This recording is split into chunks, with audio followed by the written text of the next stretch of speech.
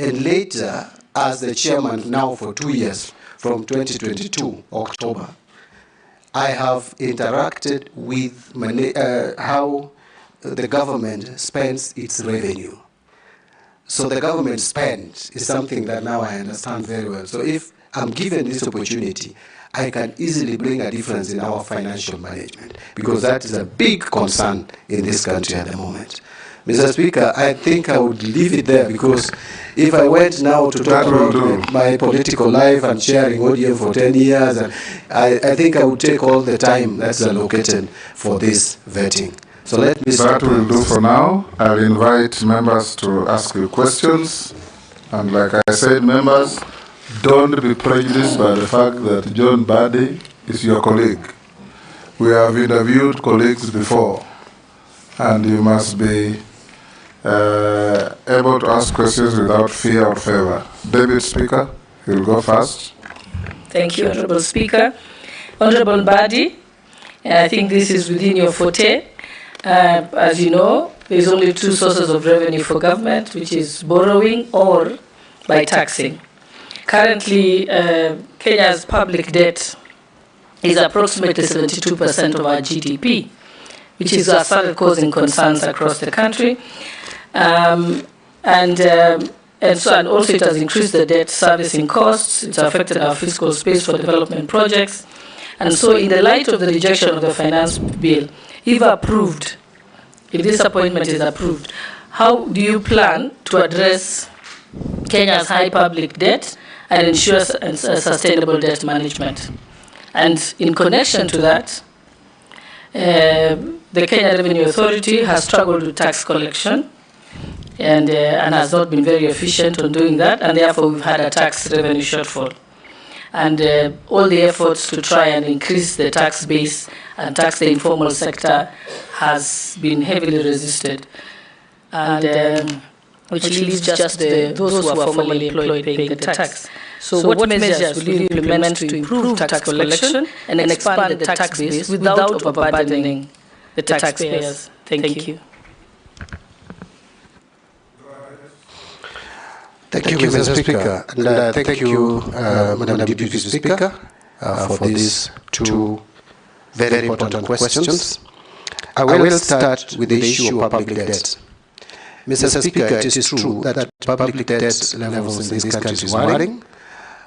In terms of percentage, it could be 72, but I think it's still in the region of 67-68% of our GDP, which is very high. Public debt, if you look at it in terms of split between external debt and domestic debt, is almost 50-50. We are at about 10.5 trillion at the moment, split almost 50-50. I would go into the details of the breakdown, but I think that would be too much information for now. But I want to just mention that in terms of managing public debt, number one priority for me is debt accountability. If you listen to Kenyans at the moment in the discussions around debts, Kenyans seem to be asking, what is our actual level of debts? Is it really true that we have a debt level of 10.5 trillion? The answer could be yes, but Kenyans want proof and evidence. So debt accountability is number one priority for me. As a matter of fact, I've asked myself, if Kenyans owe people money, why can't Kenyans know the people they owe money, how much they owe them, and what is the rate, the level of interest for each loan? You will hear excuses that there are certain agreements which probably discourage disclosure. But the question is, can't you come out transparently and explain to Kenyans which are these agreements stopping us from knowing who we owe money? One of the things that I think we need to do is to make a debt register a statutory document, which should be published every year, like we publish all the other documents. Kenyans should know it is not the government that owes money to Chinese. It is to China government or to World Bank or to IMF. We know World Bank is the single leading lender to Kenya in terms of amounts, followed by African Development Bank. Number 3 is China. Number 4 is Eurobond. These people don't It is not the government which owes the money. It is not the treasury. It is the people of Kenya, the taxpayers, who owe these people money. You cannot owe someone money without knowing how much you owe. So I want to put it that debt accountability is important. Two, we must work on linking projects to loans. We cannot borrow loans for general budgetary support.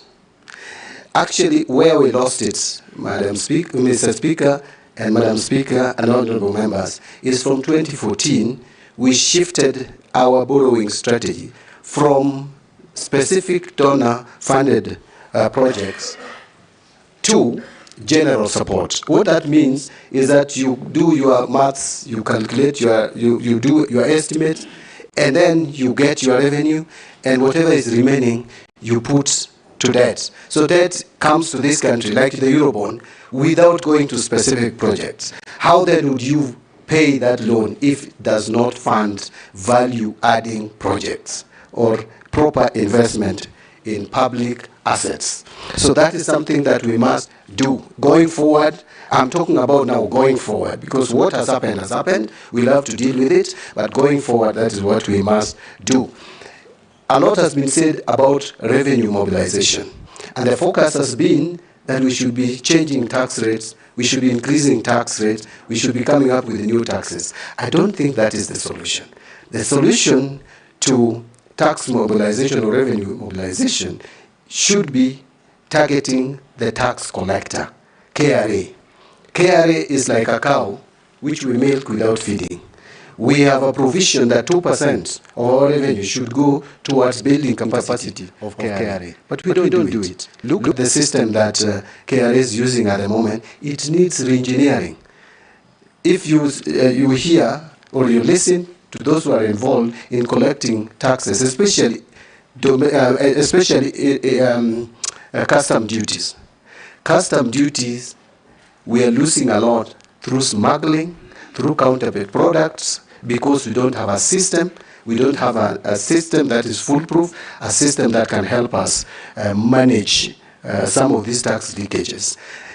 Remember, there was a time, and I'm sure many of us, almost all of us here are old enough, you'll remember, that there was a time when KRA had a very good policy of graduate recruitment into KRA, and they were properly trained, like even for 2 years. You must have properly trained tax experts. The way we are recruiting staff at KRA at the moment and deploying them needs to be relooked into. You cannot have people who are not properly trained to collect taxes from people who hire properly trained accountants to calculate their taxes. I also want to say that you need to look at the leadership and management of KRA in general. So one of my first tasks will be to make sure that I have a sitting with KRA to look at how we can reform that institution. Because there was a time in this country, not long ago, when we were collecting 18% of our GDP as taxes. Today it is 14%.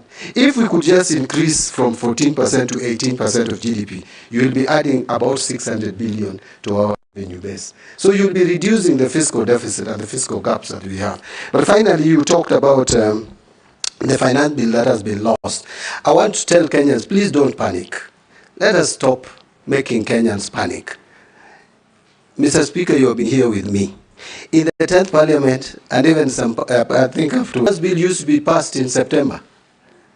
We used to have 3 months into the financial year to pass finance bill.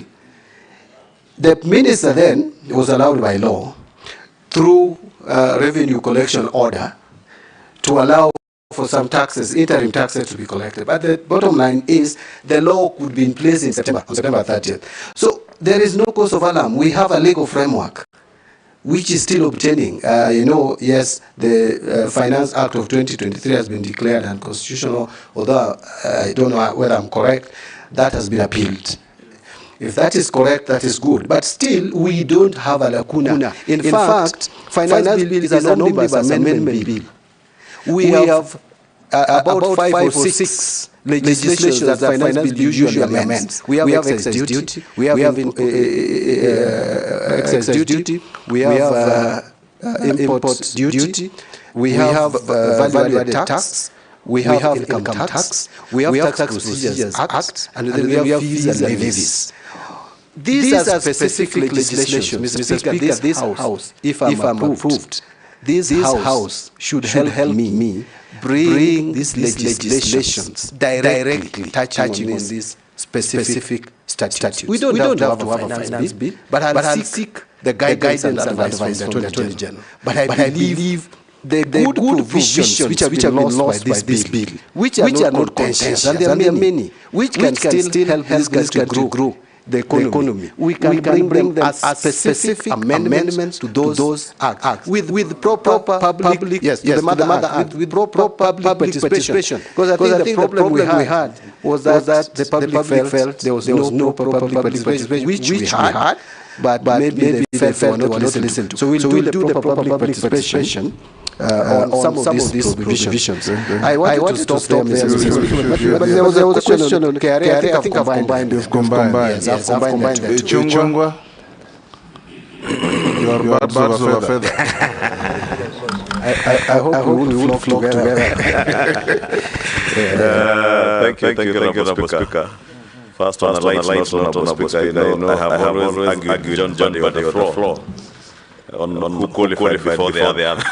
now that we are birds of a feather, I can now confirm his certificate that I actually qualified 6 months ahead of him. But Honorable Speaker, besides being birds of a feather in the profession, amid decline interest, because John Badi was also an accountant at the university when I was a student there. And having served with him in this house for almost 12 years, and I chaired the Budget and Appropriations Committee, where he has been a member since he joined Parliament, if I'm right. That's correct. So, John Badi now CS Nomimee Finance in the National Treasury, and you've put it very well, and you know there are many things that we agree on, especially regarding the budget-making process. And having been a member of the Budget and Appropriations Committee and also chaired the Public Accounts Committee, you have said you have had a very good oversight of the expenditure side of government. And I must agree also with you on the revenue side in terms of the finance bill being an omnibus bill and things that we can secure from the finance bill that seem to have been lost. But you've also touched on issues touching on KRA, and there are systemic problems in KRA, and you and me know that our revenue projections, we have always not agreed with them. I would now want to hear what you intend to do now that the shoe is on the other foot, to make sure that our revenue projections are as realistic as possible. Because, you know, part of the problem that we had with our fiscal deficit is unrealistic revenue projections coming from the National Treasury and, of course, having emanated from KRA.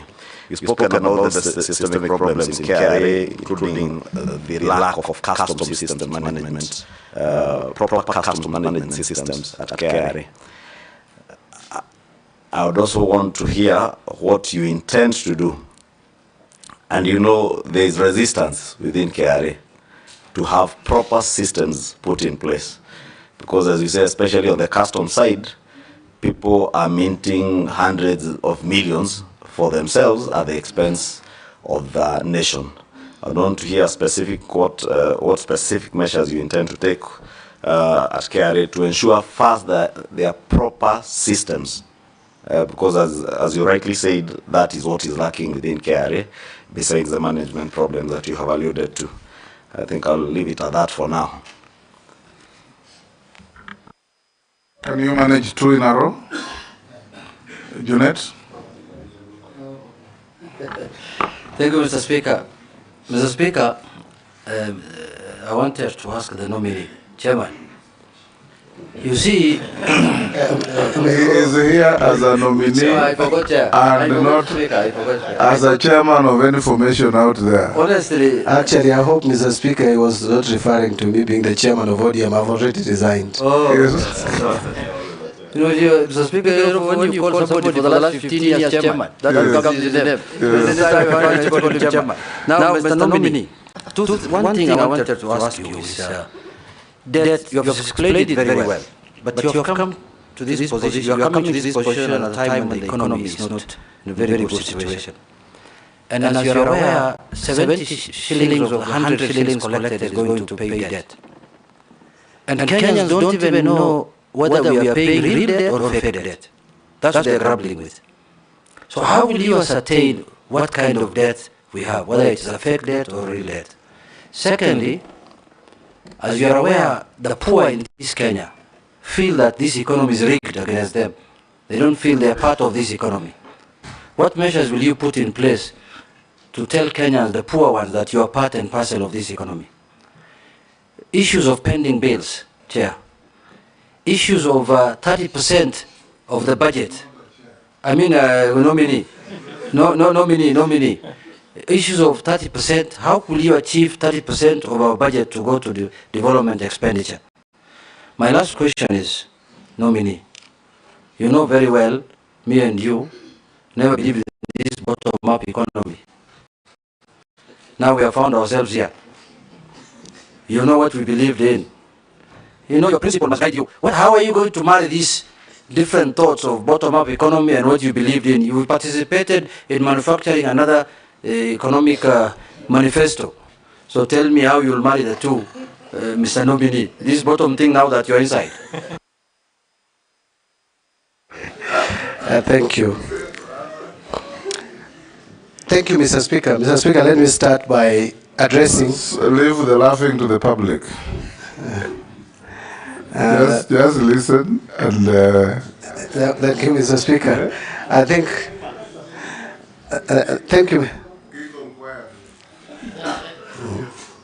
Thank you, Mr. Speaker. Mr. Speaker, allow me to start by responding to the questions raised by the Leader of Majority, my friend Kimani Chungwa. Yes, I agree. We have complained, Mr. Speaker, previously that our budget estimates, especially on the revenue side, are not realistic. In fact, I'm persuaded that we have been using revenue as a balancing figure. Revenue projection as a balancing figure. It's like what we do as a country is we look at our expenditure level, where we want to spend, how much we want to spend. Then once we get that total, then we ask ourselves how much can we raise from the loan or debt market, external and domestic. Then the remaining amount we put as revenue projection. That to me is very wrong. We must reform the economic policy department of National Treasury. Reforming does not mean you lay off staff. I want to be very clear there. Just focus our economic projections so that they are realistic, they are based on evidence of economic growth. If previously you have not been able to collect so much, why do you then pretend that you can collect so much in the subsequent year? Like Mr. Speaker, we have collected only 2.2 trillion this year from ordinary revenue. Yet we are projecting to collect, we are projected initially before the challenges we faced with the finance bill to collect 2.9. That is a whooping 700 billion increase. That was not realistic. Right now it has come down to 2.6. So we must be realistic in our revenue projection. But even be that as it may, we must also still enhance revenue collection by reforming KRA because we are still under-collecting. But in terms of budget and projections, I agree with the Honorable Chungwa that we are going forward, we are going to be more realistic so that we don't have big budget deficits and budget revisions in the course of the year as we have had it previously.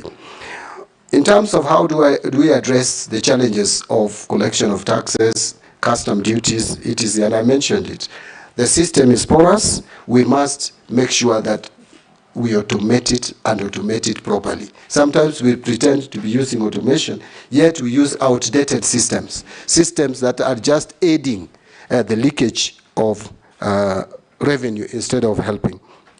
We must carry out proper review and evaluation of KRA.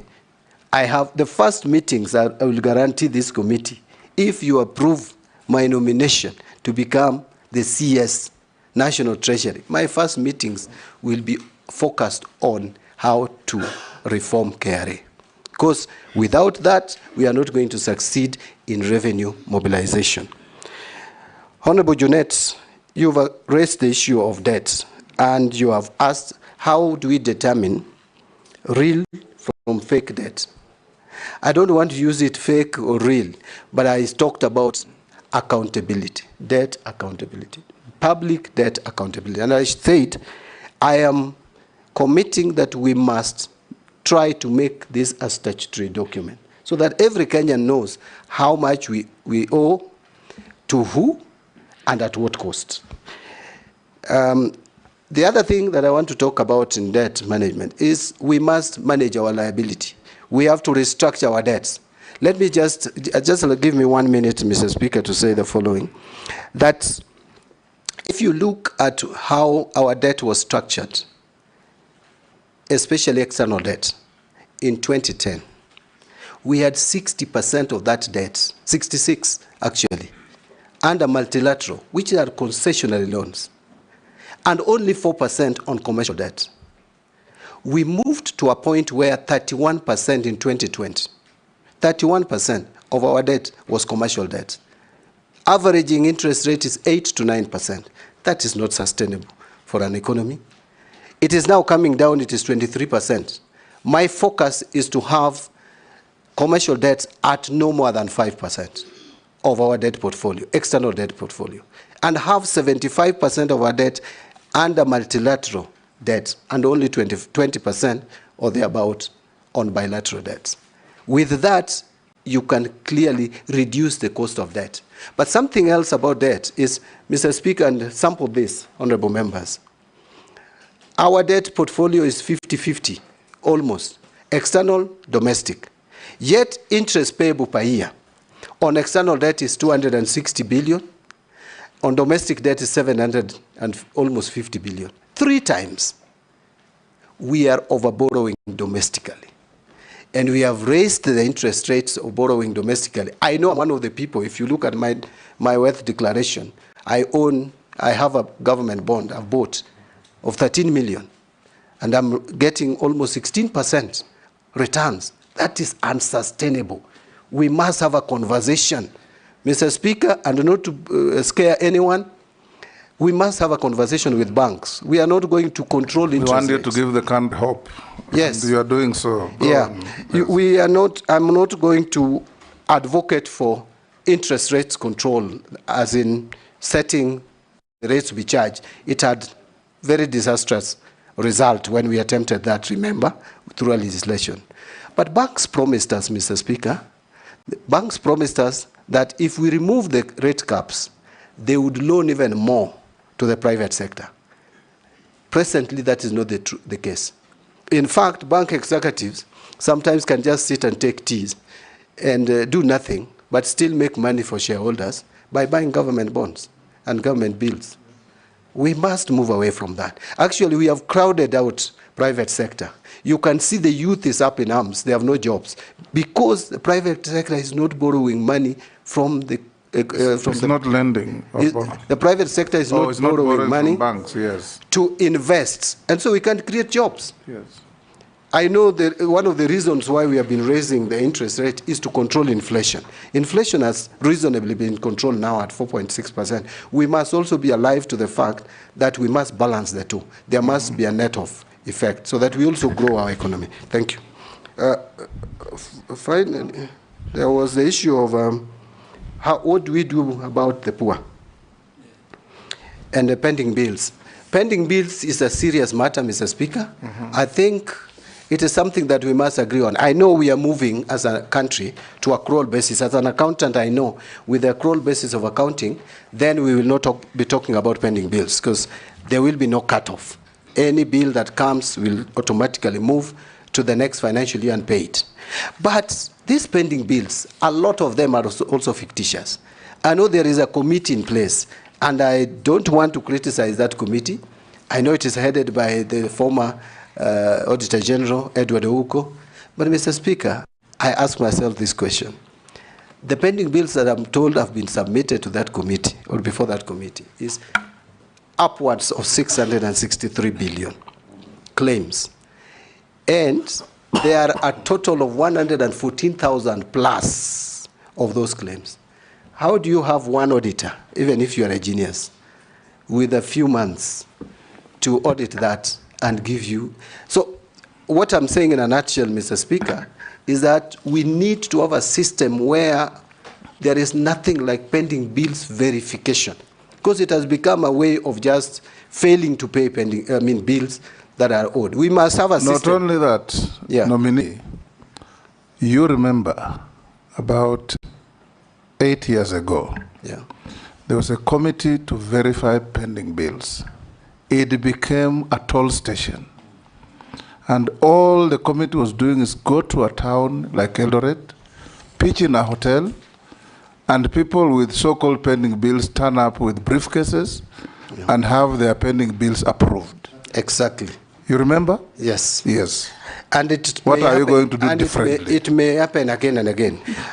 What my proposal would be is that we may have to have a system, and it can even be through a legislation, where a legislation we have in the PFM Act that pending bills form first charge.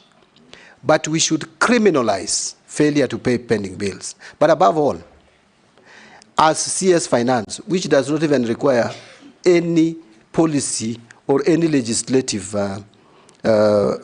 intervention, I will make sure that we have a system in place which locks anyone who attempts to pay a new bill and ignoring an old one. The system can lock you out. So that first in, first out. If a bill is supposed to be payable, let it be paid. This idea, I remember I've been an accountant at the University of Nairobi, and during our time, Mr. Speaker, what used to happen is you'd prepare checks. You know, there was cash flow problems. You'd prepare checks and put them in a drawer, many of them, a bundle. And so people come, and there was a big black book which was called check register. So the suppliers come, and checks are issued through that register. So depending on how nice you talk to the accounts department, then your check is released. Yet the one for Honorable Speaker even goes stale after 6 months. Those are things that we can cure through a system where you have an accounting system which allows payments to be made on first come, first served basis. Thank you. Finally, Honorable Junet asked me a question I didn't expect to come from him, but I expected to come.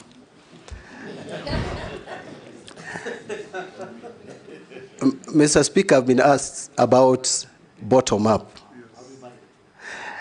Bottom-up economic transformation agenda. That is how it is called.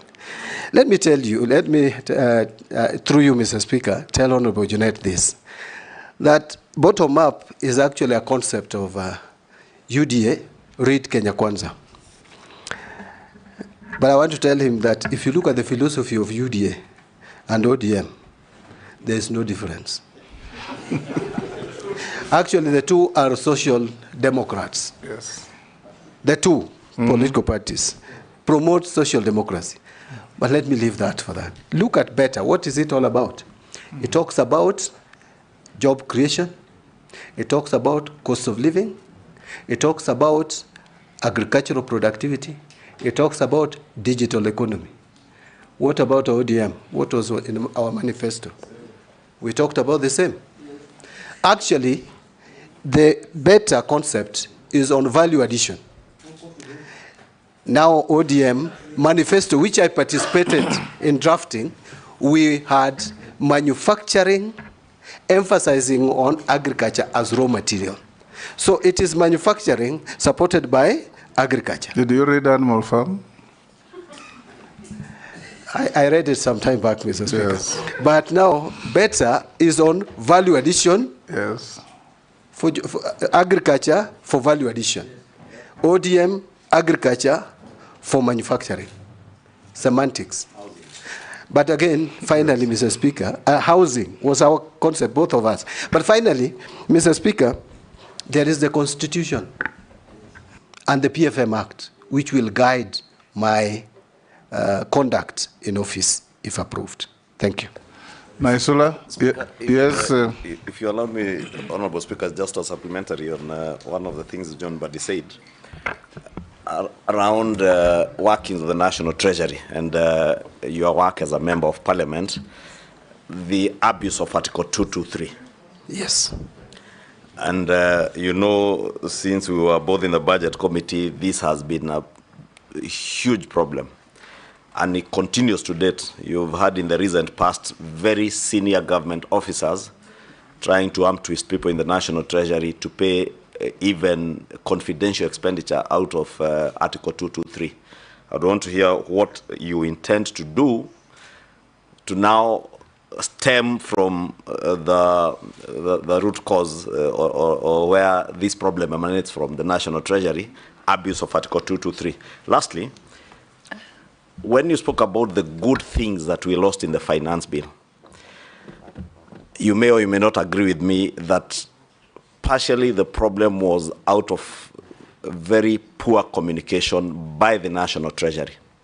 Kenyans out there were left to just listen to what was being said by members of Parliament during debate on the finance bill to know what were the good things in that finance bill.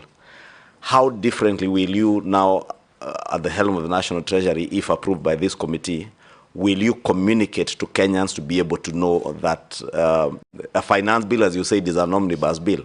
It has very many good things for the benefit of the country, which get lost in the misinformation and disinformation campaign that was there with the last one. So my question is, how will you shift the communication from the National Treasury?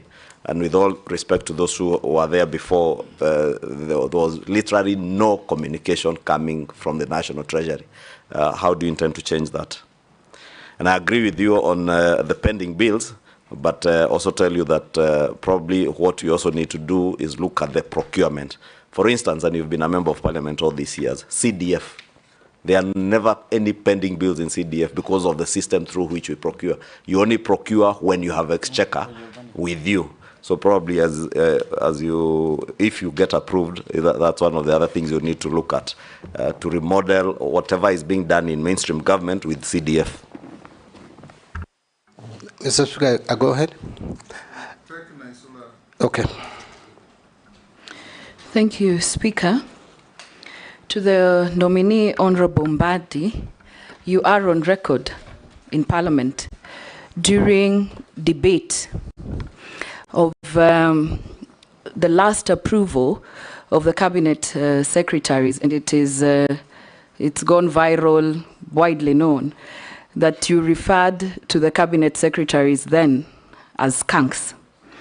Now you find yourself as one of the nominees. Are you a skunk or are you not? The second question is that we have advisors who, I'm reliably informed, sit at State House, who advise the President on matters economy. You will be seated at Treasury. I would like to know, between if this committee and the National Assembly approves you, you will have your opinion, they will have their opinion. How do you marry the two to make sure that you're talking the same? Because we have seen in the public some of the advisors talking like they're not in the same government, like the way how they work. So I would like to know whether which supersedes the other, and how will you make sure that you work together on matters economy and as you advise the President.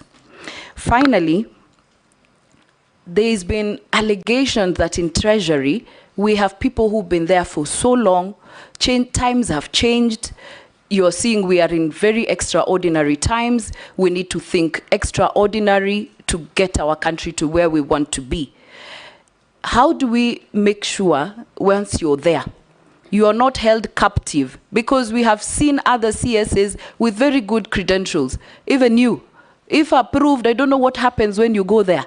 I don't know whether it is the system. You become captives of IMF, you become captives of what is going on. What will you do differently? Because we are in very extraordinary times, Mr. Nominee. Thank you. Go ahead. Thank you. Mr. Speaker, allow me to, in response to the questions by the majority, to start with the pending bills on. In fact, Mr. Speaker had a lot to say, but because of limitation of time, I left out something on the issue of pricing and general procurement and supply chain management. That is an area that we must address. It is what we would call addressing corruption.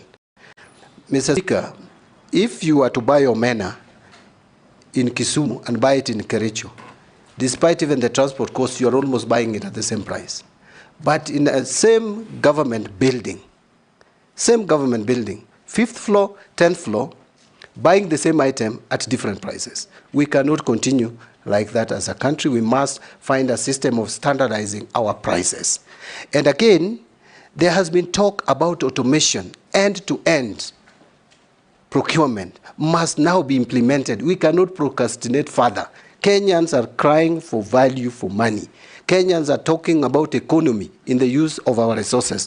That must be realized by deliberately ensuring that we automate procurement from the budgeting to procurement, to receipt of goods, to payment. It must be end-to-end. This idea of saying we will implement it in July, now it has been moved to January. The moment I become a CS, I want to make sure that that is implemented so that there is value for money. We can save. The former president talked about us losing 2 billion shillings a day. The current president has also talked about us wastage. In fact, Mr. Speaker, you'll remember there was a time we used to talk about 10%. Now it is 30% and counting. If you listen to those who are involved in procurement, we cannot continue in that trajectory, especially now that resources are becoming more and more scarce. We must make sure that the little resources that we'll collect, and that is the responsibility of CS Finance, by the way, to ensure that there is proper accountability and transparency in the use of public resources. On the issue... Are you saying that we, apart from the IFMI system, the IFMI system is not working? It is not end-to-end. IFMI system is, the procurement is broken. It is not end-to-end. They will tell you we have automated procurement. It's not true. So we must make sure that from budgeting all the way to payment and even use of goods, it is seamlessly integrated. We must do that. Mr. Speaker, and they have pushed that to January. They have been pushing that automation. Every time they push it, the time comes, they push it. If procurement is pushed, another date is given. So there must be a stop to that, and that stop, hopefully, will be under my leadership at the Treasury. On the issue of... if we approve you, in how many days will you achieve this? I want to work with the new set deadline of January, so that we don't pass January again. Okay. Yes. The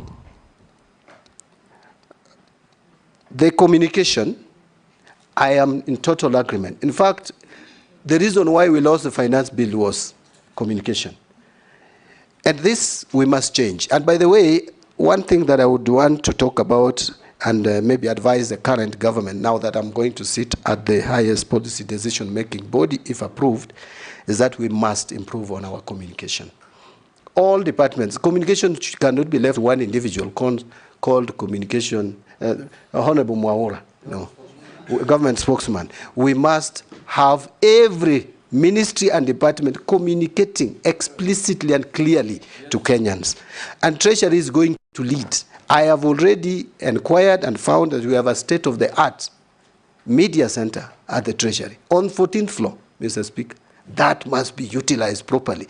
But again, we must understand that the current generation would not be very comfortable with the conventional, the traditional ways of communicating. We must be innovative. We must use the current system of communication.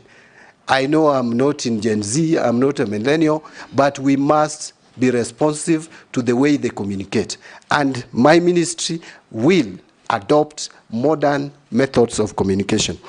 The final one was from Honorable Shungwe, and it was the first one. What did you ask about the Finance Bill 2024? That Finance Bill was on what you have actually What I've just just- answered. now, Article 2 to 3. Article 2 to 3 abuse. Now, Honorable Shungu and I have complained over the years about this Article 2 to 3 being misused and abused. Remember, Mr. Speaker, Ruaraka land was bought through Article 2 to 3, which, if you look at the Constitution and PFM Act, is very clear on how we should apply or use Article 2 to 3. It was for a good intention, that before that the government may find that there is something that should be addressed urgently, but there are not enough funds. Yet now we abuse it. We spend it on anything. Fortunately, it requires approval of the CS Treasury. And so if that abuse is to continue, it is John Badi, if you approve my nomination, who will continue with that bad habit.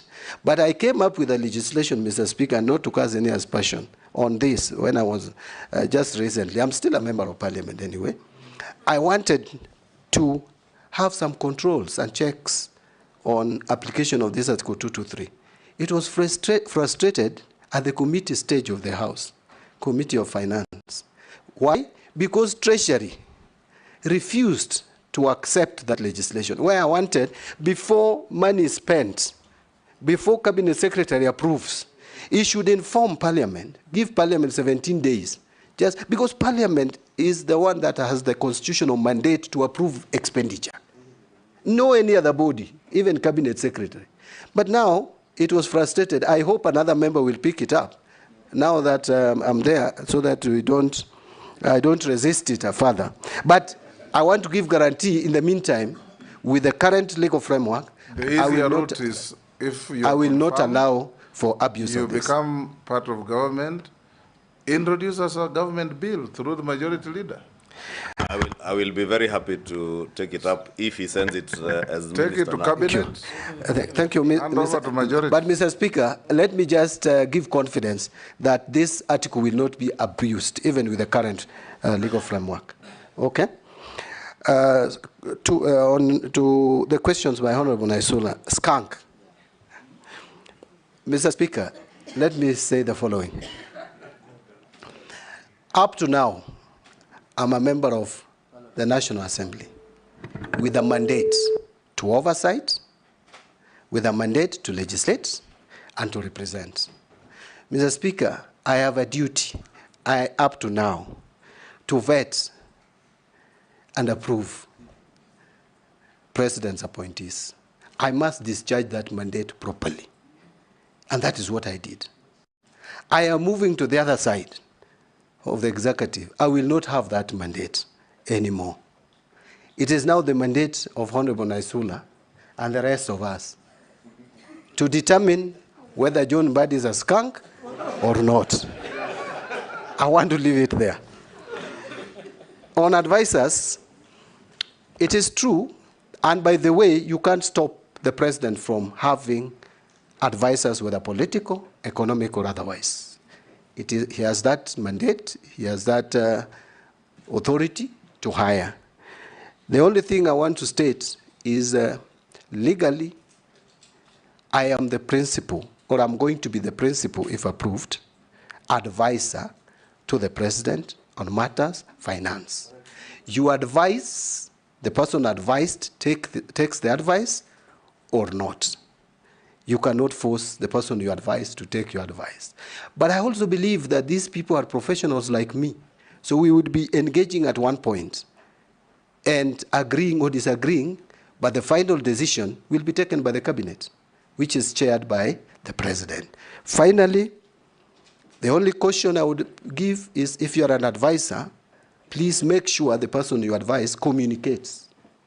Don't communicate on behalf of the person you advise. So if I have advisors today, what I would do is to tell my advisors, please make sure when you advise me, I communicate the advice. The rule of thumb, advisors are never known. Thank you. They are backroom operators. Yes. Yes. Thank you. Finally, it's about, you are very polite. They call them treasury mandarins. The people who frustrate the efforts, the good efforts of the treasury. I don't want to call them treasury mandarins. Some of these gentlemen, ladies and gentlemen, are actually very experienced. Almost all of them by the way, very experienced economists, accountants, finance experts, etc. It is just about leadership. I'll provide leadership at the Treasury so that we make sure that we work for the interest of this country. If there are gaps, I want to call them gaps. If there are gaps in resource capacity or human resource capacity at the Treasury, I will liaise with the relevant authorities to make sure that those gaps are filled. Thank you. Yes, Nelson. Maybe even one question. Yes, yes. Honorable Mbadi, maybe even hijacked and asked 3. Ask one question each so that others can also ask. Maybe even consider further shuffling some of those senior Treasury officials. I'm told that the mafia and the cartel there is so strong that they decide on when to send an exchequer, to release an exchequer where. So that you find agencies, some of the agencies are 60, 70% or 90% on consumption of the exchequer, yet you have others that are still lagging at 40, 50% way towards the closure of the financial year. So they are very powerful, and I think it is just not about, leadership. It's about also trying to shuffle those senior cartels that are there in the Ministry of Finance. And please do it if this committee approves you. Mine that was a comment. And a question, is the exchequer, not exchequer release, on shareable revenue to the counties? The law says the 15th of every month, the shareable revenue should be released to the devolved units. It has never been done in the last 10 years. What will you do different to make sure that our counties receive their shareable revenue on time? Thank you, Honorable Speaker. Honorable Mbadi, should you be approved? This country is in ICU. In my look, it's in ICU. Number 2, the success of all other cabinet secretaries that Parliament might approve, which now seems to be an alumni of Nairobi University, the success or failure of cabinet secretaries will be University of Nairobi. University of Nairobi is now the cabinet is alumni of Nairobi University, but the success, Honorable Mbadi, should you be approved, is actually you. The success or failure of all of them will actually be you. So my question is this: what took us where we are from the public is opulence. It is the behavior of public servants and government servants vis-a-vis the performance of our economy. The talk of a performance of our economy is that it is very bad. The behavior and the look of the people who work in government is that it is very good. And I will give you an example. A minister driving a Prado, and then he has a chase car, which is a Prado. And actually 2 of them, I have seen this on the road. Since this problem, I have not seen any government or minister's car. I don't know if they have hidden them or not. But the truth of the matter is, the behavior of the government servants and the performance of economy is not actually commensurate. So my thinking, Honorable Mbadi, if you look at what you are saying, these are long-term, medium-term. I would propose, should you get this opportunity, let the minister drive a maximum car of 2,000 cc.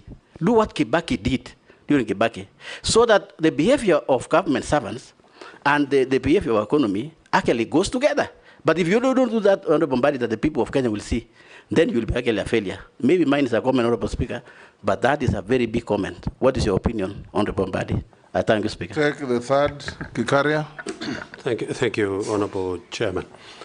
Mine, first of all, is for the public out there.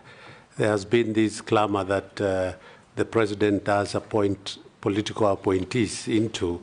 I think John Mbadi is answering them. They are out there. John Mbadi is making a good account to answer that question to the public. My question is to the nominee is this. Currently, you're the chairman of PAC, and the auditing financial statement usually are 2 years or 3 years in delay. The Auditor General's report, which is a very important report for purposes of oversight, usually come late. Maybe 2 or 3 years behind. What steps will you take to expedite the conclusion and consideration of the audit report in Parliament. Thank you, Honourable Chairman. John, I'm reading what the public is sending to us. Thank you. Put to you later. Go on now. Answer Nelson. Yeah, I will start from Honorable Nelson, the Chair, Defense and Foreign Relations. On the issue of transfers or shuffling at the Treasury, what I would say is I'm going to look at the Treasury in its totality and see if there are gaps and if there are areas where we can change people, move one person from one place to the other. But to me, the most important thing to do is to have a system that functions. Because if you don't have a system that functions, whoever you bring may just mess you up. So we need a system that is functioning, a system that even if I'm away, would still ensure that what should be done is done. The issue of favoritism, where some MDAs get funded and others are not, that to me is a failure of the system. We must correct that and ensure that there is equity, that there is fairness, that the system serves all Kenyans equally. So it is about system. Once you put the system in place, the officers you will put will do what is required. On the issue of shareable revenue going to counties, you are addressing, Honorable Nelson, you are addressing a converted person. I am a supporter of devolution, and I know that we need to support our counties. Counties are struggling at times, and a lot of times. In fact, we are incurring a lot as a country by failing to send monies to counties within the required time. Why? Because counties end up borrowing money from commercial banks and pay huge interests on borrowed funds just to pay salaries. We must make sure that we reverse that. I know there are revenue constraints, but we must balance. We must manage our cash flow. That will be my responsibility. One of the most important and critical departments at the Treasury is that Department of Accounting, the department that deals with managing the cash flow. Honorable Kosing, I hear you.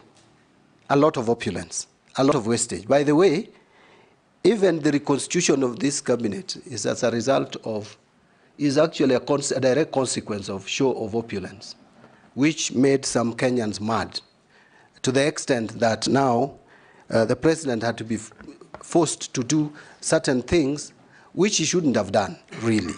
So we must contain wastage.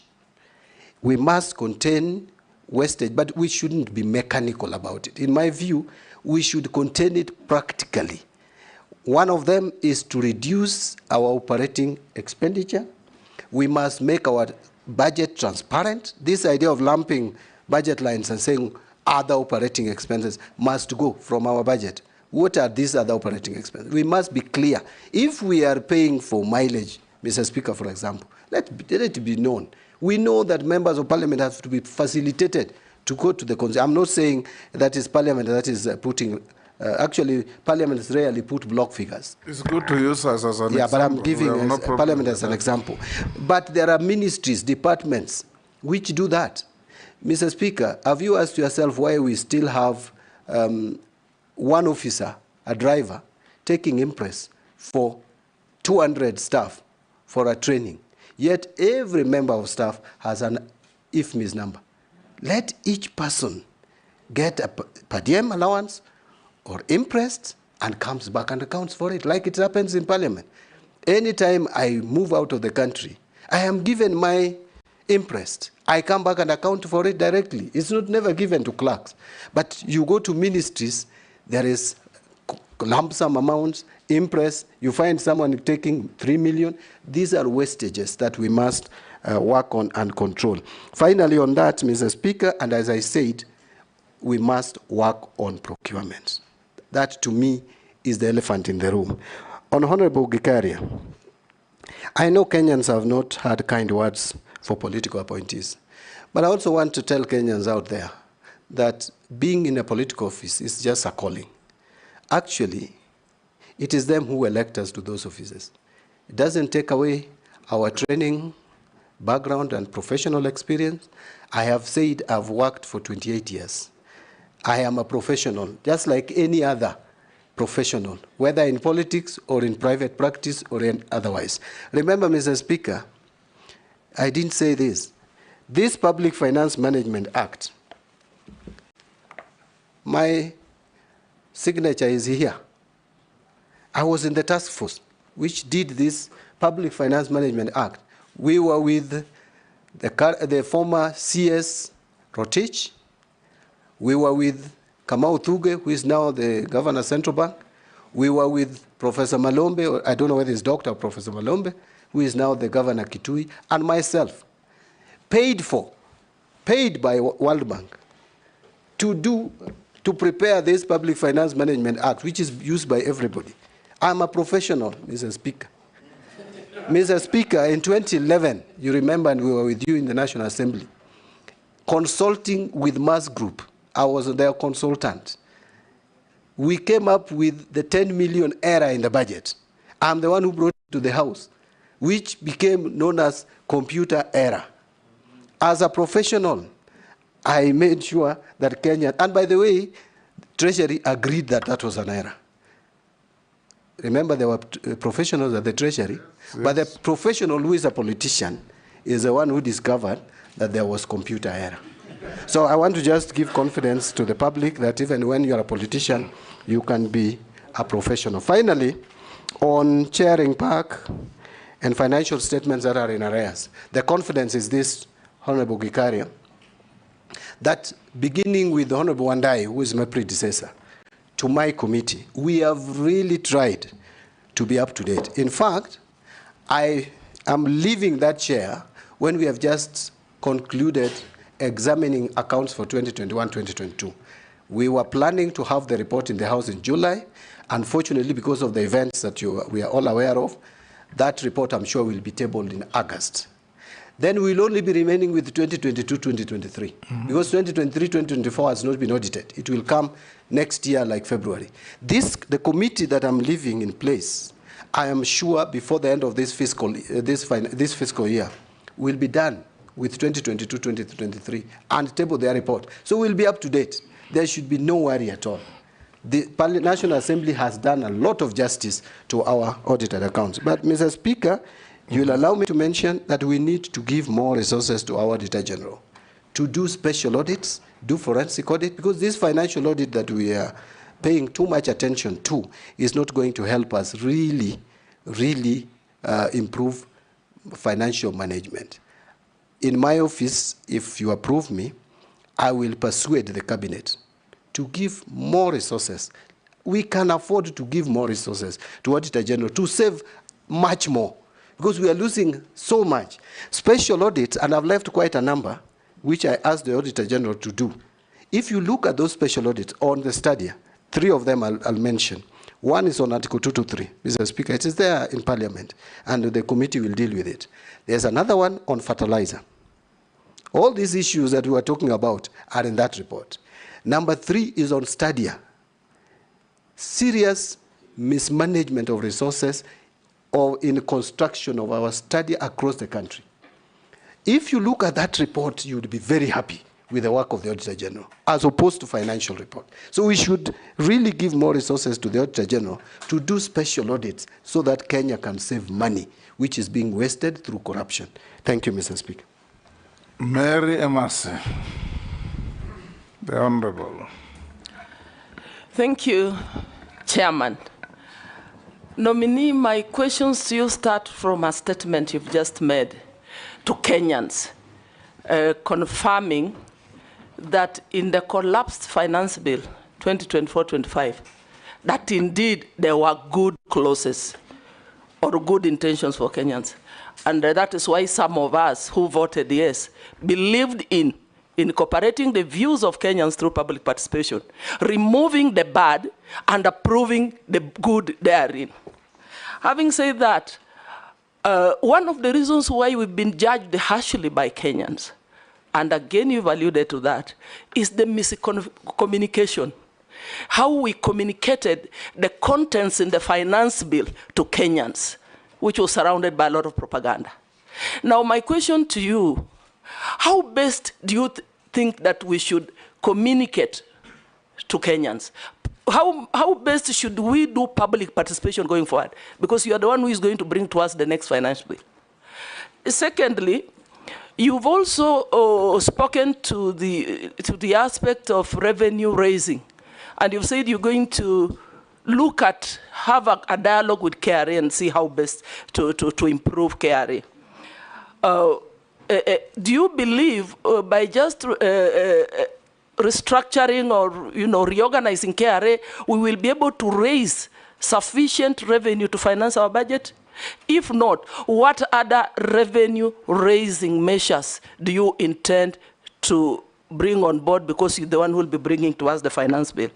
Last but not least, we have interns in KRA. Some of them have been serving for the last 3 years and just getting stipends. They have not been confirmed. Yet I'm also aware that KRA is understaffed. For them to realize the objective, they need to be staffed properly. What are your thoughts? What are you going to do about it? And finally, the last one. One at a time. The last one, Honorable You've Speaker. hit 2 already. Just the last one. Again, a nominee in the supplementary estimates one for 24-25. We have rationalized expenditure for all sectors in pursuit of fiscal consolidation. And this is adversely affecting some of the social safety nets that are likely to affect the most vulnerable members of the society. How do you intend to turn around the economy so that you cushion Kenyans to prevent negative impact on their welfare? Thank you. Members, at least be conscious of your colleagues also queuing to ask questions. Chair, my apologies. You know, we've worked with the nominee in the budget and appropriations, and we're also in the same line. So I had a number of questions. Thank you. Divorce and due familiarity with the nominee, and interview them in the manner we have been interviewing others. Dawood. Thank you, Mr. Speaker. One question. Thank you, Mr. Speaker. The nominee, Honorable Badi, the division of revenue for the county governments was reduced because of the failure of the 2024-2025 finance bill falling. And now, subsequently, the finance bill 2023 has been declared unconstitutional. Do you, in your opinion, think that again you will ask for the division of revenue from 380 billion going to the counties going down again? Secondly, is the tax policy, being an accountant of long standing, you know, there has to be, tax has to be simple and not be changing each and every other day. You have to give businesses time to recover, because I mean, if you change tax policy every other year, how do people plan on what they are going to do? Because that is the other issue. You talked about pending bills as well. You said they should not be paid, or you will have a system. What kind of system are you talking about? You're saying they will not be paid, or you will pay them, but in what manner will you pay them? Thank you. Murugara as well. Thank you, Mr. Speaker. Nominee, the Honorable John Bandi. To the eyes of Kenyans, you are actually the treasurer of the country. You are the one who is going to be responsible for everything that we treasure, especially our money. The first limit is, would you be able to take a stand and keep that stand firm? Will your yes be a yes and your no be a no? And if so, Kenyans know very well that the reason why we are where we are grossly is because of pilferage of public resources. And everybody knows what the Auditor General, whom you propose to be funded, has been reporting year in, year out. But not one, not two have been taken to court or any form of action taken where it is glaring that public resources are actually being wasted. If this committee affirms you to be the CS Treasury, can you tell Kenyans whether you would actually stand with them to have all thieves, corrupt people, everybody who has pilfered being brought to book to take responsibility for that crime? Now answer those, Honorable Mbadi. Thank you, Mr. Speaker. Through you to address the questions raised by Honorable Massey. Honorable Massey, I can't overemphasize the value of communication, and I would repeat again that one of the weaknesses of the Finance Bill 2024 is that it was not explained properly. And remember, there was this tax on motor vehicle. No one could explain why it was necessary. The people, some of the people or speakers the government sent or Treasury sent to explain it even made a mess of the explanation by saying that this is to increase or enlarge the tax base. Yet almost every one of us who owns vehicles, we pay taxes in one way or the other. So communication is key. Public participation, I think National Assembly, Senate, we need to come up with a clear legislation on public participation. Given the recent events at the courts, we must. This is a priority, and I am looking straight at the majority leader and the minority leader. Then the Speaker, Mr. Speaker, kindly help the government get a legislation in place if the government has not prepared one already. AG is working on one. The AG is working on one, I hear. That is very good. So, yes, I don't want to say that there was propaganda or otherwise. You know, if the animal had become bad, Mr. Speaker, in the eyes of Kenyans, the Public Finance Management Bill 2024. So reasoning was thrown off the window, and everybody believed it should be defeated. So I think that is what, but that is because of the communication. On the issue of, so you see, at the beginning, for us to communicate effectively on any matter that comes from government, first there should be believability. I think trust level has gone down. We must build it. We must rebuild trust level. The government must rebuild that trust level. On revenue collection, there are many other measures, but the most important is we must clearly have a state-of-the-art system to collect our taxes. Other revenue-raising measures, I want to mention that we must now think through methods that would generate revenue off balance sheet. One of them is climate change financing. Climate change has a lot of money out there, 1.3 trillion US dollars. We must tap into that money to reduce pressure on the budget. My colleague and friend Honorable Duale's budget should heavily be funded from the climate change financing. Kenya has already applied and has succeeded in securing 259 million US dollars, which will go to 47 counties. It should also help us generate or create jobs for our youth. Another one is PPPs. And Mr. Speaker, allow me to say something about this. You know, we must adopt public-private partnership as a country. But this is going to be very difficult because already the public don't understand PPPs. You can see the issue of JKIA, Mr. Speaker. It's because the public does not understand PPPs. But PPPs is the route to go. We just need to be clear.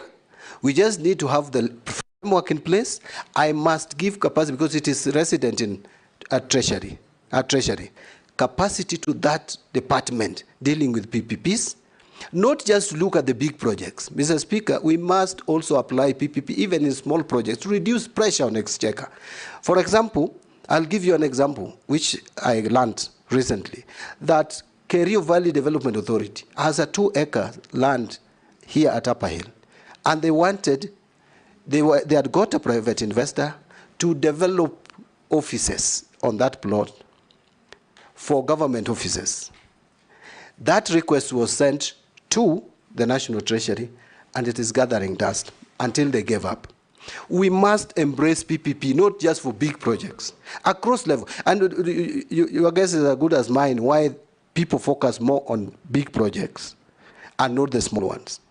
Road sector, in terms of even maintenance of the roads, in terms of even developing new ones, but we must clearly do evaluation and see if they can work.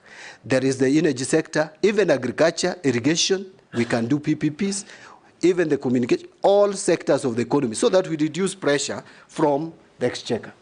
On staff at KRA, I think I dealt with this before, that we need to look at the staffing staffing of KRA and give them capacity and fill in the gaps. If there are people who have been serving on contracts for a very long time, it's not even, that is not even permissible in terms of human resource management. There is a period through which you can work as a temporary staff.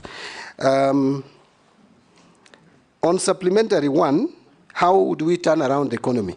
This one, I have a lot to say, but I don't want to say so much that I have, because it may take the whole day. Let me just, in 1 minute, summarize. Why is it that our economy grows at 5.6%, but it's not felt? You need to look, Mr. Speaker, and assess where we have the economic growth in this country. It's mostly agriculture and social and services sector. Agriculture is known not to be very good in raising revenue for the economy. Not very good in raising revenue, world over. Why? Because it's largely informal. Now, we must treat agriculture not as an end in itself. We must invest in agriculture, but with a different mindset. We invest in agriculture to support manufacturing, because manufacturing creates more jobs, manufacturing grows economy much more.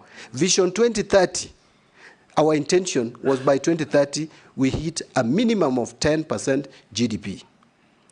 We must do that by working on manufacturing. I want to leave it at that. On Honorable Dayu's question, division of revenue, my view is we shouldn't cut any further the monies that we allocate to counties. Otherwise, we will kill devolution. This was a masterstroke with this constitution. We must, and we owe it to future generations to protect devolution at whatever cost. And that is why in the PFM Act, the moment we approve money to counties, you cannot reduce money that goes to counties, even if there is a shortfall in revenue collection. That was meant to protect the counties. One of the functions given to Treasury is to protect the county governments. And I would not fail in my constitutional obligation to protect the counties. Taxation, I cannot agree with you more. Our tax laws are sometimes too complicated, making it very hard for taxpayers. In fact, it is causing taxpayer apathy. One of the principles of taxation is simplicity, fairness, equity. Our tax system is not simple. In fact, I just forgot to carry. I wanted to read to this committee, Mr. Speaker, a provision in the, do I call it defeated or withdrawn finance bill of 2024. Clause 12, calculating minimum top-up tax. You need to be a very smart accountant to calculate that. Lot of formula, different jargons. You cannot have such kind of legislations and expect to collect revenue. So we need to simplify our tax laws and tax system. If there are, I'm going to work around and check the tax laws that are complicated, that are causing us to lose money. Because when taxpayers realize that it is very difficult and complicated and costly to comply, they will not comply. So we must lower the cost of compliance to taxation. Pending bills, will I pay or not? It is not even me to pay. Authentic bills must be paid. Bills that can be confirmed. And my comment is we must put a stop. Going forward, there should be no discussion anymore on pending bills. Let us deal with the historical bills and pay them. But going forward, let us not allow MDAs to accumulate more pending bills. And by the way, you'll remember, I have a constitutional mandate. Actually, it is in the statutes. If accounting officer fails to do what should be done, we can withdraw that power from accounting officer. And that power is with the Cabinet Secretary for Finance. So I am not scaring anyone, but let them be on notice that if you are not going to do what is provided for in the PFM Act, please, you will not be an accounting officer of the government of Kenya. On Mrugara's questions, will I be firm? This one I think Honorable Mrugara has an answer. Because, you see, those who know me... He wants to hear from the horse's mouth. Yeah, those who know me know my level of firmness. That does not mean I'm disrespectful. You must know who your boss is. You must know where your loyalty lies. But loyalty does not mean that you must be a yes person. I have, in a number of occasions, disagreed with my party leader, who was my boss in the party. You wouldn't know about it out there. Honorable Junet would know. Family, but I don't talk about it, because then that would be disrespectful. So if I am told to do what I should not do, I will not do it, if it is not provided in law. Because my duty number one is to protect, safeguard the Constitution. I hope that answers. Owen? On the last one. Yes. On pilferage of public resources, I think this... it has been in the streak that of I have answers. Addressed even previously. It has Thank been you. in the streak of your answers. Owen? Thank you very much, Honorable Chair, Honorable John Mbadi. Two quick questions. One, VAT refunds and tax refunds is actually one of the loopholes that people use to pilferage funds in this in the government. And you're an accountant, you understand this. I've heard you talk about it. Now that you're in that seat, how are you going to ensure that we don't continue to lose funds through tax refunds, especially VAT refunds? What mechanism will you put? And courts have been used as a means to sabotage government, that people, if you must give back money to taxes, they rush to court, and a lot of money actually is held.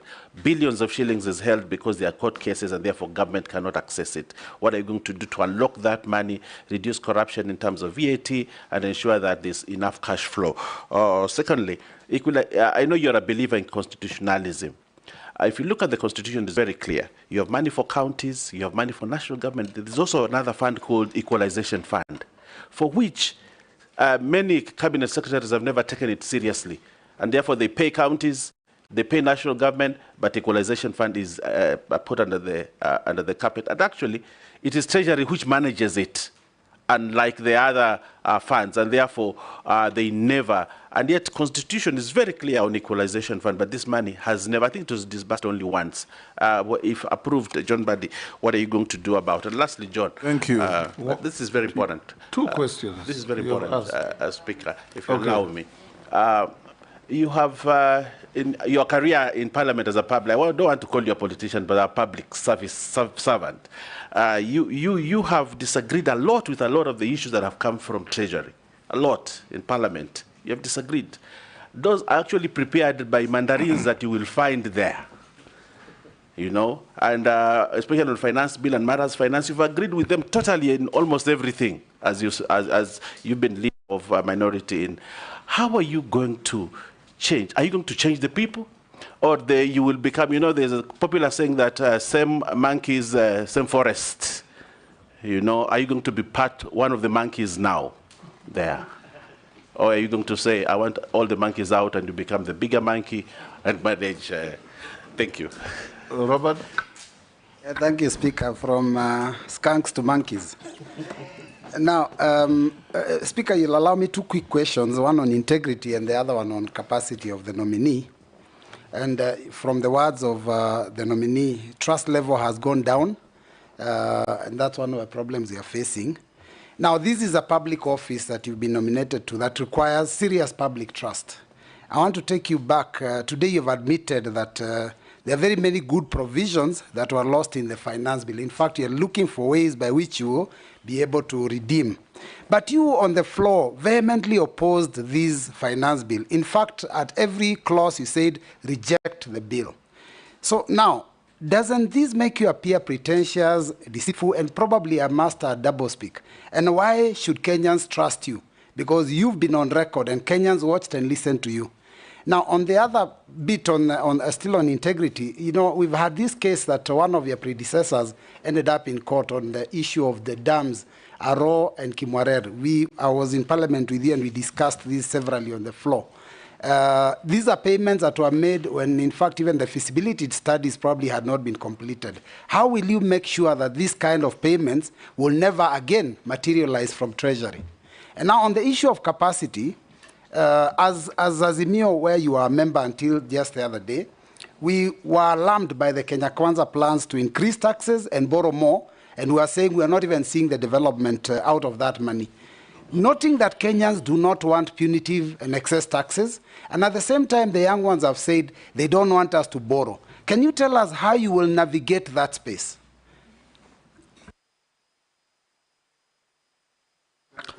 Thank you, Mr. Speaker, and thank you, nominee, Honorable Badi.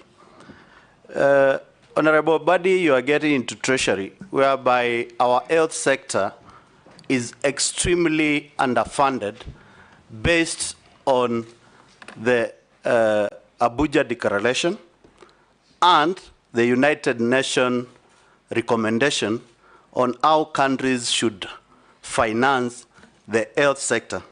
In Kenya, the health sector highly depends on donors, and the donor basket is shrinking, and United Nations is requesting countries to increase domestic financing. The challenge comes whereby the resources within the country are also shrinking. How do you tell Kenyans that they will enjoy universal health care and quality healthcare with the kind of scenarios I've explained, and how will you navigate to make sure that money sent from national government to county government, in preview that health sector is devolved, are ring-fenced for Kenyans to get health quality service at the county government as the minister for, as a nominee, and if you are approved by this government, this committee, how will you make sure that the finances meant for health sector really goes to the health sector in this country? You can answer those. Thank you. Let me start with, Mr. Speaker, let me start with the questions directed to me from Honorable Owen Bayer, the Deputy Leader of Majority. On VAT refunds, Mr. Speaker, we have the tax, this is what we call the tax expenditure. It is costing us quite a bit, in fact, almost $500 million every year to refund taxes, a lot of which are fictitious. It means there is a problem with the system, and that system must be corrected. But again, I think we need to, as a tax expert, and Mr. Speaker, I think I'm one of the people who can explain clearly the difference between zero rating and exempt commodities in this country. But I don't want to bore you with those explanations. I just want to mention that I think we need to have a conversation whether those items which we need to subsidize through VAT so that we don't expose Kenyans to untold sufferings as a result of high cost of living, we may think of most of them go to exempt categories so that we avoid the zero rating of commodities which result in tax refunds. Because tax refunds is largely, especially on VAT, as a result of zero rated commodities. Yes, the prices will slightly increase because zero rated commodities become cheaper in the long run if it is properly administered. And I want to be very careful there because the zero rated commodity, sometimes the benefit is not passed to the consumers. So we need to emphasize and have almost every item that we want to still subsidize under VAT, under exempt commodity. Then you will eliminate the issue of tax expenditure in that line. The other issue is also on the advance taxes that we pay. We must have a system that captures these advance taxes properly so that when finally the taxpayer files returns, they don't claim tax refunds which they don't merit. Then we will minimize the issue of tax expenditure. On equalization fund, I can't agree with you more. This fund must be operationalized. I know there are some challenges. When I get to the Treasury, if you approve my nomination, Mr. Speaker, I will find out what are these challenges. I'm told there are issues about whether to use counties or areas. The Constitution actually talks about areas. It doesn't talk about counties. But we should also not spread it too thin, because we know it is stemming from Article 201, Mr. Speaker, where there should be inclusivity, there should be equity in developing our country, using our public resources to develop the country uniformly. So we should not spread it too thin. There are certain regions in this country which have been marginalized over the years, from Sessional Paper number 10 of 1965. Those regions deserve attention, and we had only 20 years to do this. I know Parliament can change that, but why don't we utilize that properly? So when I get to the Treasury, I will make sure that this fund is properly operational. Every year the money is released. It's not even a lot of money to attend to issues of health, roads, electricity, and water. It's only targeting 4 areas. Finally, on that matter, Mr. Speaker, I speak with passion because I know what marginalization is all about. Mr. Speaker, I recognize myself both as a Luo and as a Suba. My mother is a Luo, or the late mother was a Luo. My late father was a Suba. So because in our society, you take your father's ethnicity. I'm so a Suba, so I am a Suba. Subas don't even constitute 2%, so we are a minority. I know what it means to be marginalized. I have been disagreeing with the National Treasury. No, I have not actually been disagreeing. I've actually been holding just a different opinion. Yeah, a different opinion. And by the way, now those opinions, we will have difference of opinion, Mr. Speaker, at the source. So it doesn't have to come to Parliament. Those opinions, the differences will now be at the source. And they will be harmonized there. And they will be harmonized, and I will finally, Mr. Speaker, take the same to the Cabinet. I'm the one who will be defending these tax measures, or whatever it is, whether budget estimates, or it is BPS. I'm the one who will now be presenting them to the Cabinet. I must present something that I'm convinced, I understand, and I agree with. But that does not mean that only my ideas will have to be taken. No, you must accept also to be advised. These people have wealth of knowledge. Some of them know probably even more than I do in matters of economics. So I will listen to them, but I'll take the responsibility. Honorable Mbui is now not trusting me. But, Mr. Speaker, you know Honorable Mbui was actually my deputy for 5 years. And he knows that I can be trusted. On the rejection of the bill, Mr. Speaker, we understand the circumstances. Actually, we were responding to Kenyans. And I was actually, Honorable Junet is helping me by telling me the whip was applied. I am a very faithful and loyal member of it. By the way, I have been a member of the Economic Council of Azimio, advising the leader of Azimio on economic matters. And I was convinced that even though there were some good provisions in the bill, which I mentioned when I was contributing on the floor of the House, you gave me 5 minutes as the Speaker. And I said there are some good ones, but the bad ones now have made the good ones look bad. You know, and so the public made a referendum. There was a referendum, an official referendum by the public on this bill. Mr. Speaker, if you looked at the social space, everybody was saying reject.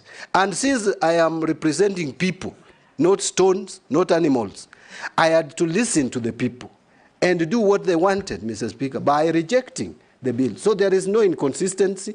My trust level is still where it was on the Bumbui. And by the way, I don't think I'm not a member of Azimio. I am, only that I'm not an official of Azimio. I mean, I'm not holding any political office. I am still a member of ODM, by the way. On Arao and Kimwarer, that, I must say, contracts in this country, Mr. Speaker, and my stint as the chair of Public Accounts Committee has taught me something, that the contracts that we sign, especially financial contracts, are lopsided. They are helping the lenders more than they help the country. Why on earth would you start paying interest on money that you have not received? I don't understand it. I don't get it. And this is why I'm saying when I get to the Treasury, if you approve my appointment, my nomination, I will have to get the opinion of the Attorney General. Because you find a lot of money, Mr. Speaker. It will come in the report of Public Accounts Committee.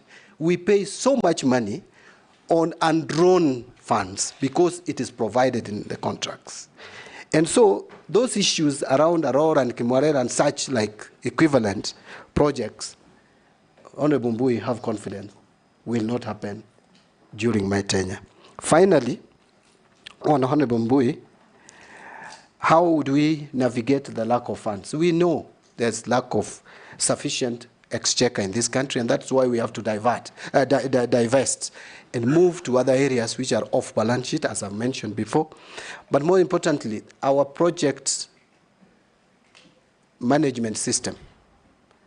We have 437, Mr. Speaker, that is the latest data that I have, of stalled projects. This is where we have invested money, but they have become white elephants.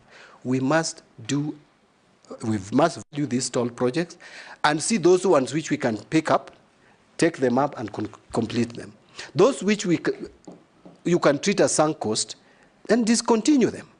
But Mr. Speaker, there should be coordination between national and county governments. You find a huge government project, national government project, which was developed even from 10 years ago in a county lying there, yet a county government is constructing another state-of-the-art block of offices. Why can't we have a system where national government can surrender to county government some of these bills so that they can complete and use them?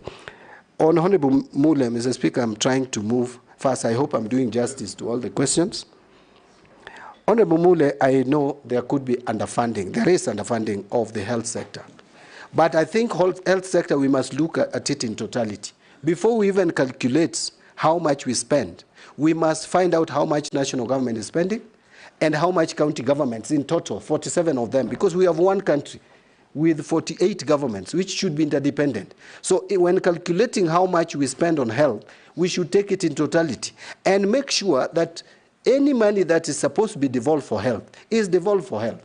We should not keep money at the national level here, implementing things on projects which should have actually been implemented by the counties, and have a coordination on how this is done.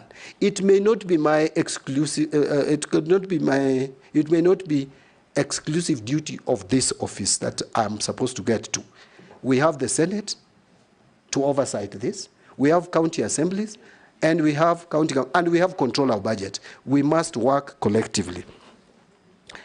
So that would address the issue of ring-fencing the money. We must allocate more resources to that department. Finally, Mr. Speaker, all this would only bear fruits if all agencies work together, including the EACC and other DCI and other agencies which help us in fighting wastage of public resources. Good. Russell. Honorable Dida Russell. Thank you very much, Honorable Speaker. Honorable John Buddy, I think my entry is about the Treasury. Reform in Treasury is really important. As it were, Treasury is being manned by, I think, 2 or 3 tribes. Kenya has 42 different communities. All of them should be represented where the national cake is being shared. Having said that, my question is on financial inequalities in this country, where most of the rural constituencies, communities, or areas are actually totally marginalized. and they are not part of the mainstream economy. The question is, if the House will give you the job, what are some of the initiatives you are likely to undertake so that places like Suba, Moyale, Mandera, Lamu are part of the mainstream economy of this country? Finally, is on what we call funds. People are keeping money in their homes because you are told, don't bank more than 1 million shillings a day. These are prescriptions, we are told, from the World Bank, the IMF, and the money is not in circulation in Kenya. And even in counties, where we are told people actually steal a lot of money there than in the national government, people are not banking money. What are some of the initiatives you are likely to undertake to make sure that actually Kenyans are confident that they'll be taking money to the banks, and it is more safer in the banks than when they are in their homes? Thank you, Honorable Speaker.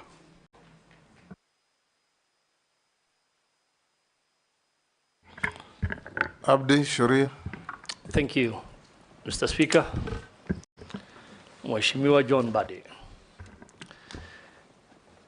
And for me, there's a team called the pensioners. You can imagine they've been working for maybe over 40 years, doing a lot of good work, contributing to nation building.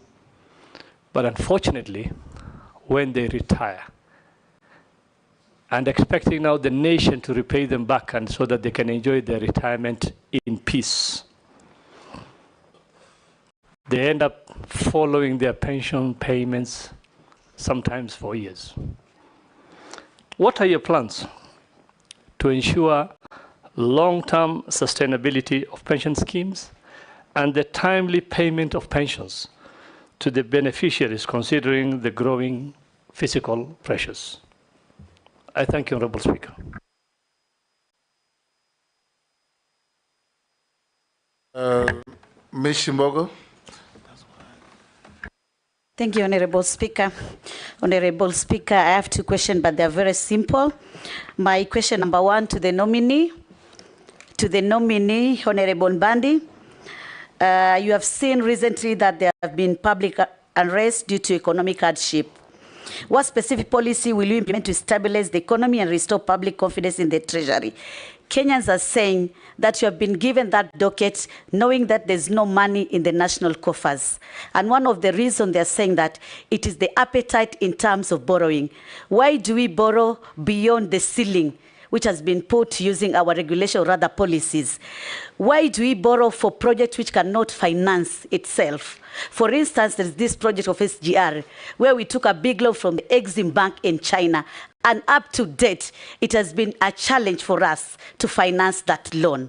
Why do we sometimes just borrow using foreign currency, and when our shilling goes down, it becomes a big challenge to us? Why can't we just know that, are we taking non-concessional loans or are we taking concessional loans? And why are we taking conditional loans which are not favorable to our country? My second question, it is on economic inequalities, which remains very high in this country, with significant disparity between urban and rural areas. And that is why we had the narrative of hustlers versus royal, or rather versus bourgeoisie. To me, inclusive growth strategies are needed to ensure that marginalized groups benefit from economic advancement. How will you ensure that economic growth will benefit the women and persons with disability? I thank you, Honorable Chairman. Can we take Mukami as well? Thank you, Honorable Speaker. My question is that there are many unclaimed financial assets that have not been claimed by rightful owners. What strategies will you employ to raise public awareness of the existence of these agencies to the public? The other thing, I really wanted to support you regarding KRA. There were very good system in KLA when they were recruiting the university graduates. And the government had invested a lot of money. In fact, they used to have even an intelligence department. And even those graduates were taken for training. Later on, I don't know what happened because all those graduates were fired. So what I would like to ask you, if you happen to get this chance, are you going to instate those people? Because they are trained, they know what they are supposed to do, instead of recruiting other. You can answer those, John? Thank you, Mr. Speaker. And honorable members, I'll start with the questions from Honorable Raso. On reforming Treasury, I think I talked about it, and I am committed to reforms at the Treasury. About 2 or 3 tribes manning the Treasury. Well, as a matter of fact, there has been discussion around this, and we are Kenyans. And if there are people who get positions just by virtue of being from specific communities, that should not be the case, and that should end. But the context within which the question was asked was that then it also skews sharing of revenue. But sharing of revenue is not done at the Treasury. It's done in Parliament, isn't it? That's correct, Mr. Speaker. Yes. Yeah, so, but... where everybody is represented. Yeah, but I think also on the issue of inclusivity, we need to be inclusive in all government ministries. Let's not just look at Treasury as alone. Yes. And by the way, Mr. Speaker, there was a talk that I'm most likely going to be the first cabinet secretary from my community. So that in itself, both, Mr. Speaker. I can't remember any other Luo who has ever been in that ministry. The only closest we came to is twice, when Tom Boyer was the Minister for Economic Planning, and when Anyang' Nyong'o was also Minister for Economic Planning. And Adua yeah, and Adua thrice. But National Treasury, no. But then that shows there's inclusivity, in my view. But yes, all ministries, there must be inclusivity. And in budgeting, Parliament does budgeting, and we are all represented in National Assembly. So there shouldn't be that discrimination. On financial inequality, I cannot agree with Honorable Raso more. We must find a system, and I'm going to ensure that is done, of equitable development of this country with the little resources that we have. Mr. Speaker, you've come to my constituency. Since independence, I will tell you, we have hardly. Now, in fact, the first time we saw a black surface in my constituency in terms of tarmac road was in 2017, when we had a small stretch, and then the work stopped. It's about 4 kilometers. What would you say if you go to North Hor? No, and I'm just giving you the example of my constituency. Yes. And I know it's worse even in other places. Yes. Where even having a Maram road that is usable is a challenge. So we must apply the resources of this country equitably. And that was the sense of devolution, but we must also make sure that the national government funds, which is still holding about 85%, is actually applied equitably. On the issue of keeping money at homes, we must strike a balance here, Honorable Raso. Yes, I know sometimes banks, because of the regulations and the policy that has been put in place by central bank, yes, that sometimes you go to the bank and your money, you know, sometimes I'm asked when my money comes from my SACCO, for example, Mr. Speaker, to my account, then I'm asked before I transfer it even to my wife. I'm told I must explain the source. And yet they could easily see this is from Parliament, this is from... So sometimes it can be discomforting. But we must balance that with international requirements, best practice. We are not operating in isolation, Mr. Speaker. Right now, through the Financial Action Plan Task Force, which is accepted internationally, and Kenya is a member of East and South African, anti-money laundering group, where we have 22 countries. And actually, in this August, Mr. Speaker, I am likely, if you approve my appointment, to chair a council meeting of ministers on this matter. We have set rules that we have agreed on, that we have signed to, so that we are accepted. Our financial system is accepted globally. If we fail to comply to some of what we have signed for, Honorable Russell, we stand at the risk of being blacklisted from the international market, and that has attendant consequences, which we would not want to get. Nomimee, you know, the issue yes. on Russell's question is actually not banks making it difficult for people to deposit money over $1 million. I think it has been revised to 2. It's still 1 million. I think it's still 1 million. The issue is that the banks have completely misunderstood the concept and the philosophy. Because what the concept was is that if it is suspicious, you don't stop anybody from banking the money. But if it's suspicious, then you make a report to the Financial Reporting Center or any other authority. So people should not be prevented from banking money simply because it's over $1 million. But the moment the bank manager finds or feels that this money may be from a suspicious source, receive the money, hold it in abeyance, then report.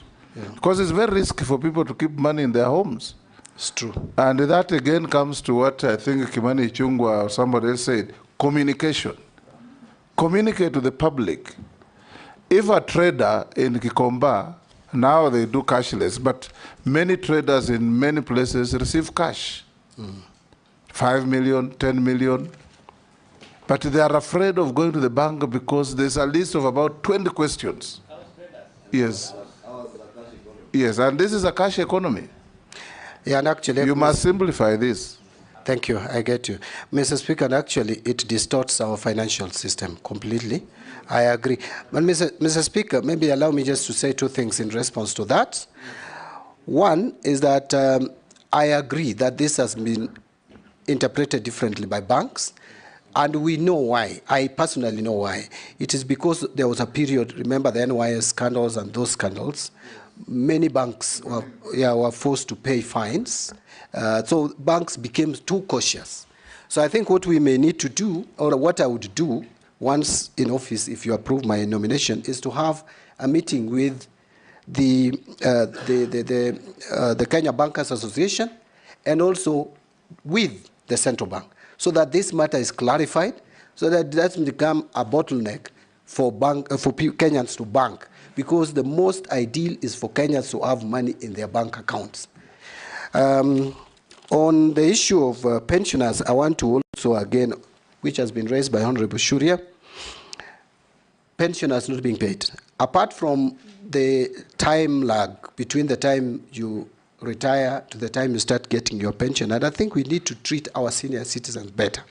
You know, you have offered a service to the public. Now that you are supposed to enjoy some of the benefits of the money that was saved, or you saved, or was saved on your behalf, you need to. Mr. Speaker, in the year ending 30th June 2024, we failed as a country to pay pension to the tune of 26 billion shillings. These are Kenyans who have retired and did not get their pension. This is a matter that I want to agree, and it is something that I'd already picked up, that we will make sure that we pay pensioners as and when immediately they retire.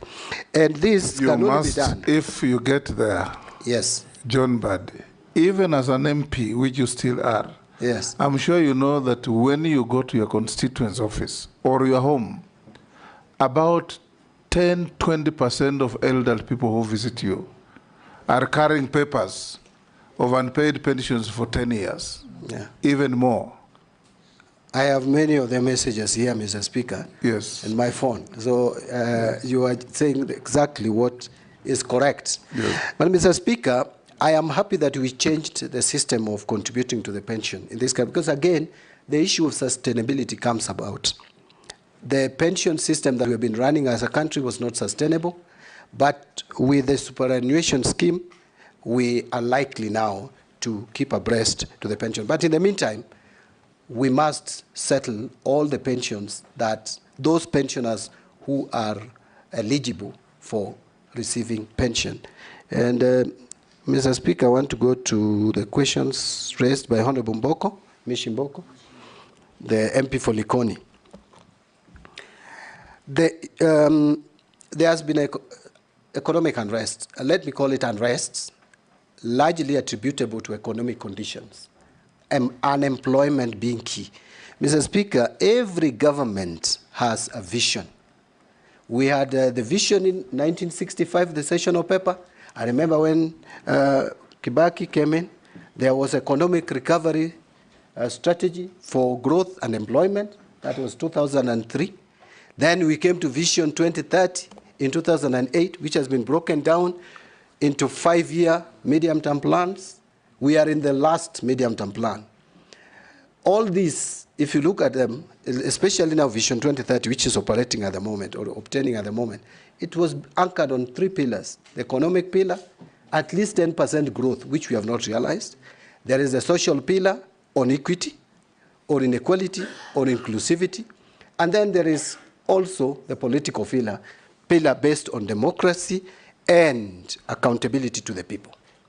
If we follow this vision and model our philosophy to actualize that, then we will address the problem of unemployment, which is the single most important challenge that we have as a country today. In 2019, our population census was at 47 million plus.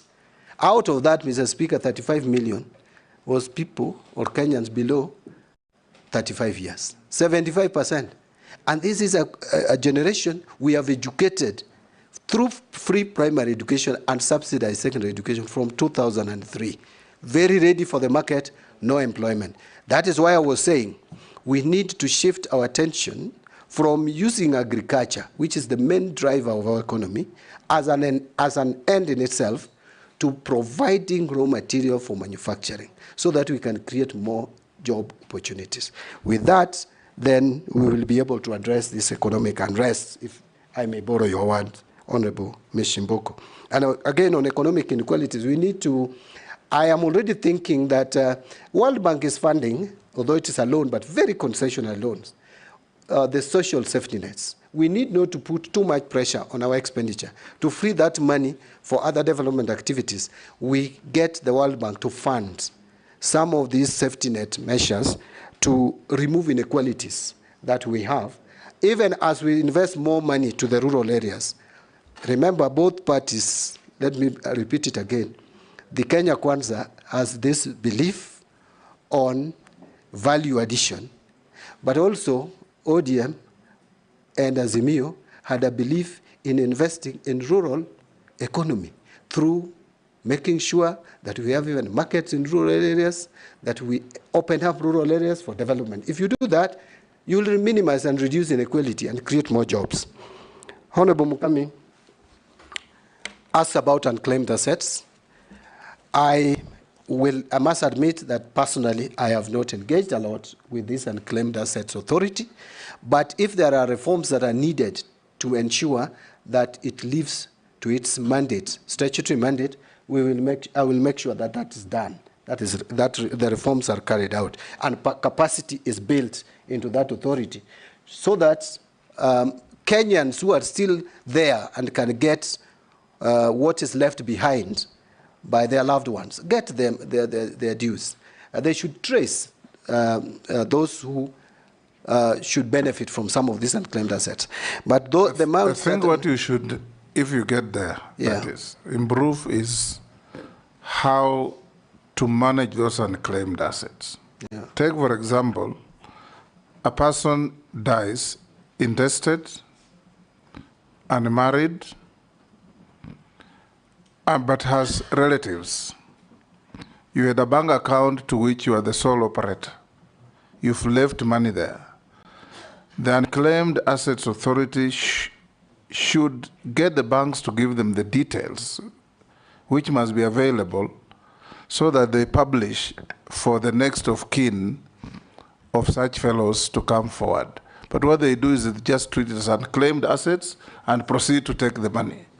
And that is not right. There is nobody in this country who has no relatives. Not in Africa. And Mr. Speaker, since this is a state enterprise or state corporation under my ministry, I will make sure that that is done. Actually, recently, I saw what one bank did. I will not give more details, but one bank reached out to beneficiaries of someone who died about 8 years ago, and they were still holding the money, and the beneficiaries came forth and got their money back. So that is what we should do with this authority. Finally, Mr. Speaker. Yeah, on Mukami. Yes. No, the other one, she actually agreed with me on the recruitment of staff. Yeah, the other one is about the graduates who were trained. Yes. And they were fired. KRA. Yeah, in KRA. Yeah. And regarding the system, because now you know what is happening. You can imagine the KRA officers are going loud, correcting taxes from hairdressers, mama mboga, and yet there were systems. So that is why I was asking whether you reinstate those people, because the government had taken them for training. Yeah, I actually said that there was a system in place of training graduates, and I think it was a very good system. Honorable Mukami agreed. Yes. As to reinstating those who probably should have remained on the payroll, that I cannot give a promise until I understand. Yes. You know, there are human HR issues and the legal issues. Unless I get to understand the technical issues, I may be talking about something that may not be tenable. Chairman, I'm sorry, but part of my question was not answered. Chairman, I had asked in the issue of the ceiling on borrowing, and also I quoted one example of a borrowing which we did on the SGR project, where we borrowed a lot of money from Exim Bank from China. I have raised this issue because I don't want to see you repeating the same mistake which was done during the last regime, and that is why we are having a lot of challenges now financing that loan to China Exim Bank.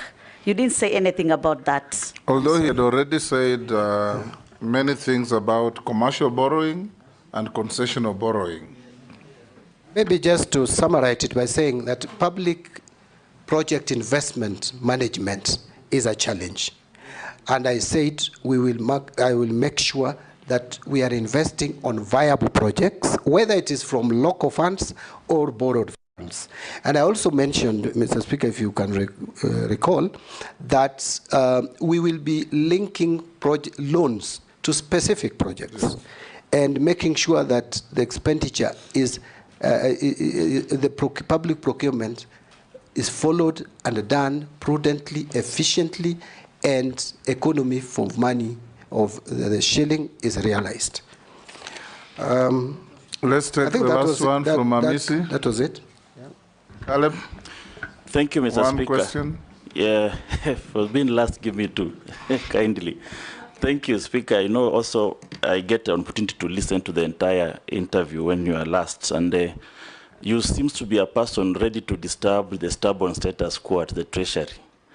But, you know, the former president of US, I think it's Harry Truman, once said that he actually had a plate like this one at his desk and written there, the buck stops here.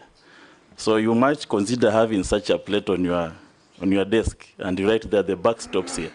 Because, Mr. Speaker, the reason why you are in this job is actually from the reject the finance bill. So you are going to be at the center of budgeting and the financing for that budget. One of the ways of raising, we've said the revenue from the loans, borrow either domestically, externally, or grants. There is the aspect of domestic borrowing from the diaspora. I've studied 3 countries, Tajikistan, Nicaragua, and the Philippines, and even India. They have one of the highest diaspora remittance.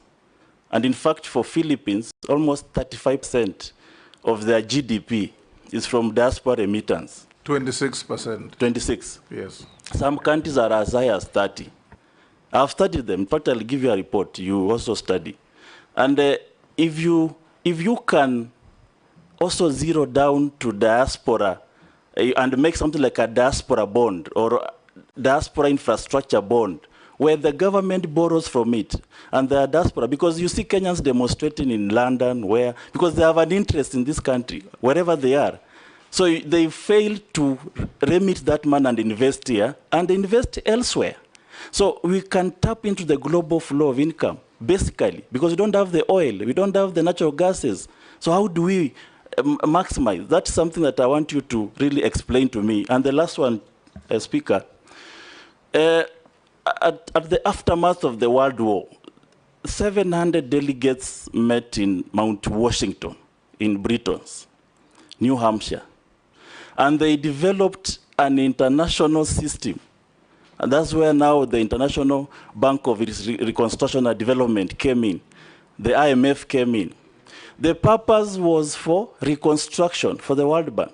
On this other hand, the IMF, the purpose was to stabilize currencies of various countries, stabilization, and to balance of payment. But this system has saturated our domestic policies. They have saturated our physical and monetary policies. So much so that a minister sitting at Treasury has World Bank in his head. He knows that in absence of this, I rush to World Bank. It's no longer a port of last call. It's now a port of first call. How do we dislink our development path from the continuous dependence on the brutal institutions that were there to reconstruct Europe and Japan after the World War II? Nomimee, answer those quickly. We are running out of time. Thank you, Mr. Speaker. Go ahead. Do I proceed? Thank you, Mr. Speaker. Mr. Speaker, Honorable Caleb Mitzi, the MP for Saboti, has actually noticed that I'm going to, and very ready to disturb the stubborn status quo at the Treasury. You could not be more right. Mr. Speaker, I am sure that His Excellency the President did not appoint me just to continue the business as usual at the Treasury, because then there would be no need to make changes. He would have just continued with the person who was there. So I have an assignment to do. I will discuss with His Excellency the President on how to help reform the Treasury and to do it properly, and together with the Cabinet. On domestic borrowing and diaspora, I had a lot on how we can borrow more funds, whether green bonds, blue bonds, and floating diaspora bond. It's only that the time limitation, I could not mention all of them. But I want to agree with Honorable Caleb Mitzi that that is an area that we can tap on. And even look at ways of reducing transaction costs for diaspora remittances, because that's one of the reasons that you hear them complain a lot about. On IMF, by the way, I want to be very clear on IMF. IMF will never invite themselves to a country. We do invite them and agree with them on a program. There was a period we were not under IMF, but because of challenges occasioned largely by COVID-19 and the drought in the region, and also the global disturbance of the supply chain and all that, we then went back to IMF in 2020, 2021. But I have looked at what are these conditionalities. You know, sometimes we may blame IMF for nothing. We have agreed with them on a program, Mr. Speaker, that for us to tap onto that loan, what we must do, in fact, is one key thing: revenue mobilization. So we just need to agree on how we can convince IMF for the period that we are going to be under their program, which I don't think should be long. We must move to a system where we divorce ourselves from IMF and start depending on ourselves as we were before. But that we can only do by allowing, by doing what can be done in the interest of the country.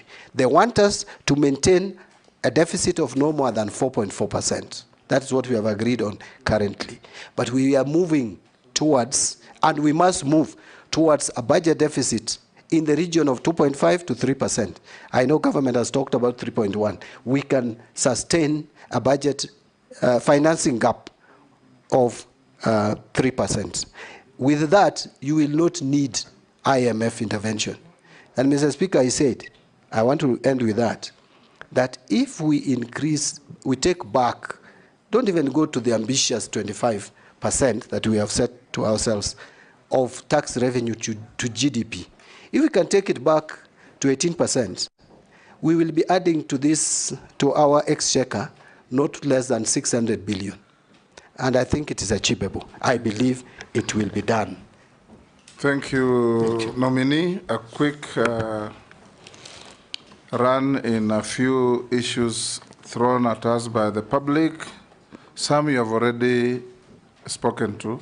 Are you aware that interest rates on loans are all-time high? What will you do to save Kenyans from exploitation by banks? Does Mbandi believe in single portal for tax revenue collection? How do you plan to position internal audit department to deal with zero-fault audit? Confirm or deny allegations of corruption at the University of Nairobi? I don't know whether when you are there or now, they're not saying. What are you going to do on unpaid refund from KRA for insurance agents? How will you expand tax base on how will you reduce tax evasion and increase compliance? Prioritize payment to UHC and JSS staff. Will you do that when you get in? How will you deal with late capitation to schools? Whether you will make public contracts like SGR with public with Kenyans, because Kenyans have been asking for that, just as you have said that you will make public debt public. Housing levy, will you tell Kenyans where this fund is domiciled? Is it in consolidated fund or is it in treasury bonds? Those are from the public. There is also, how will you promote the informal sector in Kenya? For instance, would you propose that all government offices procure locally manufactured furniture? Do you think that certain parts of the 2010 Constitution have contributed to a high public wage bill compared to GDP due to an excessively large administration? For instance, there are over 450 MPs, 1,500 MCAs, 47 county governments. If this is the case, what are your thoughts? Would you recommend that the president proposes a referendum to reduce the constitutional overload of the administration? Those are members of the public listening into this conversation. If you can deal quickly with those, I have only one question for you of my Chairman, own. there is another one regarding money laundering. What are you going to do about it? So if you can run through all those. Some you have already talked about. You can. Yeah. Actually, even the question by Honorable Mukame, I think I talked about that. You did. We are even hosting a regional body. Kenya is trying to comply. Yes. By the way, I would have talked. Mr. Speaker, I'll just pick on a few. Interest rate, I think we talked about. Of the public watching these proceedings, and I think that's very good. Interest rate is high. It's now at 13.3%. It has moved up. But part of the reason why monetary policy, CBK came up with this monetary policy was to reduce inflation. You know, it was at a point when inflation was very high. Our inflation had reached 9.6, 9.7% in 2022 October. So it had to come down. We had to cool the economy. Yes, Junet? The Speaker, Nomimee. Interest rate is not at 13%. 13% is the CBK monetary policy rate. But the interest rates now banks are charging us 20%, 21%. 20 plus. 20 plus. Not 13, Chairman. Thank you, Honorable Junet, for helping. By the way, you know when accountants... You know Junet is a trader, so he knows. Yeah. When accountants talk about interest rate, we only talk about the the CBK rates, the interbank lending rates and all. So the rate, the base lending rate is at 13.3%. Let me make it clear. And that gives rise to even 20% charged by banks based on risk assessment. So this was done to cool the economy, but I think when I made my initial contributions, I said it has reached a point where we have to now balance between controlling inflation and making money available to the private sector. Mr. Speaker, you remember there was a time banks were chasing us all over the place to take money using pay slips. It's not there anymore. Why? Because government has become the single most important customer to banks. So it is between chicken and egg. Which one comes first? Do we cut on our expenditure? Do we reduce money that we borrow domestically first? Or do we reduce the rates first? So those are the issues that we need balance. So I'll have a meeting with the Central Bank and Kenya Bankers Association to address this matter. If I am confirmed. Mr. Speaker, on internal audits, I can't agree more. Again, we must use our internal audit to improve efficiency in financial management. And internal audit is resident at the Treasury. This issue of corruption at the UN, I saw it on some email that was sent to me. And the allegation was that I used... The same person. I suspect that while working at the University of Nairobi, that I used the university funds to campaign. Probably the person who has sent that message is not alive to the fact that I left university and went elsewhere, worked for 3.5 years before I became a member of parliament. You said so. Yeah. So I left university in 2004. And actually, I resigned and got my pension back. It was 218,000. If I stole their money, they would have not paid me my pension. I think that's, to me, someone who probably is wondering how I made it to Parliament. And I didn't have, I didn't have money. Your competitors, just go on. Yeah, but I want to tell him that I was or her, that I was the least endowed in 2007. Actually, they used to make a joke that I was campaigning with a bicycle and made it to Parliament because of trust that the people had in me. Late capitation to schools, this is all about availability of revenue. We must make money available and pay capitation, pay pension, pay CDF. Remember, we have rolled over 13 billion from last year's NGCDF. I personally, Mr. Speaker, am a proponent of National Government Constituency Development Fund. I support it fully because this is money that has revolutionized education in rural areas. You go to my constituency, the constituency I've represented for 15 years. Before CDF, we didn't even have primary schools. They were there by name, but there were no classrooms. Right now, you can see what it has done, and many others. Contracting, making public the contracts, that I started by saying we must be transparent and communicate what we do as a country. Housing levy, I don't want to really talk a lot about this housing levy because I still need to understand how it is operationalized, where the money is resident, and all the challenges around it we must deal with because it is my duty if I'm confirmed. It is my duty to make sure that this money is properly accounted for. Promoting informal sector, I think I talked about that. Yes, in terms of wage bill, contributed by the Constitution, that is true. Mr. Speaker, this Constitution is too expensive. I know the counties had been given, but Mr. Speaker, truth be told, we should have had these counties as agents of devolution for development, but not government. We should have had bigger governments. Where you have now, you go to Vihiga, Mr. Speaker, it's a county with governor, deputy governor, you have CCs, 10 of them. You have county assembly. You go to Busia. Chief officers. It's the same. Chief officer, all that. You go to sub-county administrators. Yeah. And ward administrators, village administrators. You name it. Yes. Mr. Speaker, there is even a clamor, very outrageous, for more counties. My Suba community want a county. I'm even asking, is it viable? Mary wants a county. Mary is calling for the Teso county. Let us face it.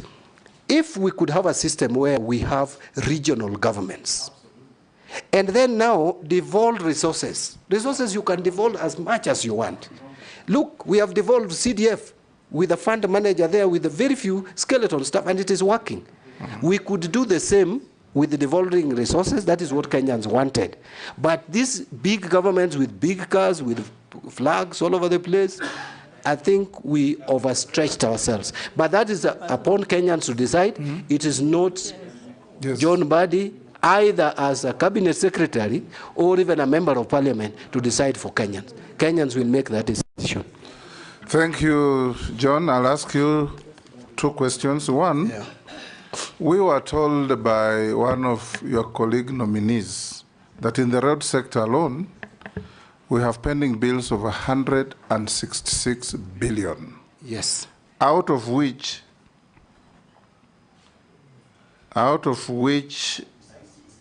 92 is actual debt or bills, and the rest is interest and penalties. Yeah. Now, in the event you get this position you are looking for, would you take time to negotiate with the people you owed the money to compromise on interest and penalties so that you reduce the weight on the exchequer? Number two, the PFM Act is very clear, and we passed it in this parliament, that no procuring agent can procure goods and services unless there's an attendant budget and funds. How are you going to ensure that this is enforced so that we don't run into these problems of pending bills? Because if you have an attendant budget, you procure goods and services, on delivery or completion, you pay. What are you going to do? Thank you, Mr. Speaker. Mr. Speaker, I want to agree that we will have to negotiate the interests and penalties that have been charged on various contracts. I am aware of that bill by the ministry. That is actually State Department for Roads. If you go to our records in Parliament, Public Accounts Committee had requested the Ministry of Roads to provide information on pending bills, analyzed, categorized in terms of principal sum, interest, and penalties. And we have that information in Parliament. I'm sure my colleagues will submit a report to the effect. We actually were recommending that the government negotiates with these contractors on the interest and penalties. But that you can only do if you show willingness and you show intention to pay. So I will work with the Cabinet Secretary for Roads and Infrastructure to make sure that we clearly demonstrate an intention to settle these bills. Road construction has stalled across the country as a result of this. And I will tell you, my constituency, where I come from, is one of them, as one project which has just stalled because of this. So we need to do this across the country so that the road construction resumes. Because we have already invested money in these roads. We can't continue keeping them. But we have constraints. Look at the budget of roads, Minister. In fact, I was saying that that budget, at the rate of 50 billion, the pending bills alone, you may require not less than 3-4 years. But then if you have to finance all committed. Churchill told us committed road projects. That's actually where I was heading. Are 1 trillion. Yes. If you have to commit to, for all commitments, you need 20 years. Committed roads, that is roads that have been started, their value, if you sum all of them across the country. So it's terrible. There are some initiatives which I think we should promote, where we get some of this road infrastructure done through PPPs, but there is also an initiative to negotiate, if the terms would be favorable, with some of the contractors that are coming from specific countries to take up this if it is within our budget ceiling, loan ceiling or debt ceiling, to take them up. Like the Chinese government has so many contractors around here who are doing roads using GOK funds. Currently, there are very few road projects done by loans from China. They are all working on roads funded by GOK funds. So we need to explore that. Finally, on procurement without budget, Mr. Speaker, this is again another problem. And the problem is not entirely that there is no budget. The budget is not there, but there is no money. The exchequer releases come late. Why? Because we are not able to collect. We don't have money. So we must just cut our clothes according to our sizes. That is the starting point. The planning we must have, and someone asked about the planning in one single portal. There is a disconnect between planning and budgeting. We need to synchronize. And this is the same ministry. We must ensure that we link planning to budgeting, to cash management, so that we don't commit ourselves into purchasing or contracting when we don't have the capacity to pay. We have grossly overshot the time. There are some people watching from US who have sent these 2 questions. What is your view on the potential of blockchain technology within the financial sector, particularly in light of the blockchain technology report to 2020? Would you support the adoption of this technology? The next one, in light of the increasing global uncertainties and economic volatility, gold reserves have become more crucial in safeguarding national wealth and ensuring economic stability. Elaborate on how you would propose leveraging gold reserves as a reliable store of value in the current and future economic landscape. Additionally, would you explain any strategic measures that can be considered to enhance the role of gold in Kenya's financial system? Take at maximum 2 minutes. These are Kenyans watching these proceedings from the US. Pardon? The first one of the blockchain, Mr. Speaker, I must admit that I need to understand it better. And that is an honest answer. We understand. We need to get what it is. If it is something that can also help know it. the country, I also don't know it. The better. On leveraging on gold reserves. We'll need somebody to teach us about it. Do we have an ICT person around? But don't you worry, Mr. Speaker. Now that's been brought. There's a nexus between finance and ICT. We will. CBK, maybe when you get, if you get approved, CBK should be able to sort you. Yes. Okay. That's why I was saying that don't you worry, I will get... On the gold reserves, just say yes or no. Yeah, gold reserves, that actually we need as a country to move towards even establishing health funds, and gold reserves can help us in that. Yeah. And those are areas, those are emerging areas that we need to look at. Thank you. Thank you. Lastly, John Buddy, as a nominee, I have some few mundane questions for you. Have you ever been adversely mentioned in any integrity-related report or investigations? No. Do you hold any leadership position in any political party within Kenya? No, at the moment. You said you resigned. Yes. Can you tell us your net worth? My net worth, Mr. Speaker, is 380 million. And, Mr. Speaker, my net worth, the difference between, I saw some of my colleagues have done their calculation differently, but my understanding of net worth is it's assets less liabilities. Liability, yes. So if you take all the assets that I have, and I wish I had my file I've here. I've seen your calculation. Yeah, it's 380. You are 437? Yeah, 437 less 57 million liabilities? Yes. You are 380. Yeah, and the liabilities is mortgage within Parliamentary Service Commission. SACCO loans. SACCO loans, about 20 million, about. And finally, there is the KCB Bank loan of about 12 million. Yeah. We received 43.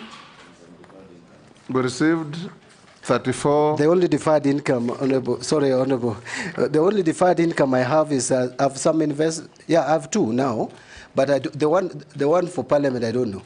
The pension, I don't know how much it will be, so I didn't. It will be calculated. But there's one which I have with ICA of about 6 million. Your pensionable now it will be calculated. Yeah. It will be just below 200. Thank you. Chair, I was mentioning that because of the challenges Kenyans have had with this matter, because like now his deferred income next year would constitute part of his net worth, or rather when it matures.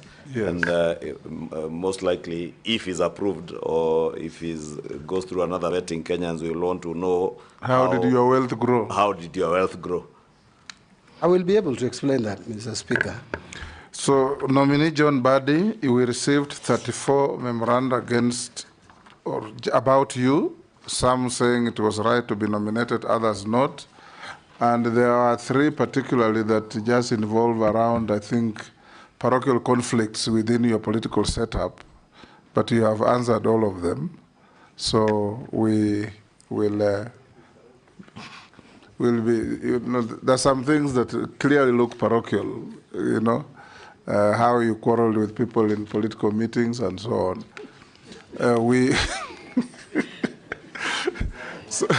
So we've also looked at your documents and cross-checked with what we have, and we found them correct. So unless you are lawfully held, you are released to go to your other duties. Thank you. Today is your sabbato. Yes. So you can go to church. Thank you, Mr. Speaker. In fact, Mr. Speaker, I requested for my date to be changed, but the only time which was available was still sabbato. Yes. Because it was 7 p.m. yesterday. Yes. And according to my faith, from 6 p.m. or thereabout, already sabbato imeingia. So, but I treated this as kama, is it donkey ama ng'ombe imeanguka kwa shimo? Yes. Lazima utoe. Yeah, but thank you, Mr. Chairman, together with the members of Parliament, members of the committee, for giving me this opportunity to appear before you and present my case. I have done my best. Thank you. Thank you. Sergeant, you can escort the nominee. Thank you.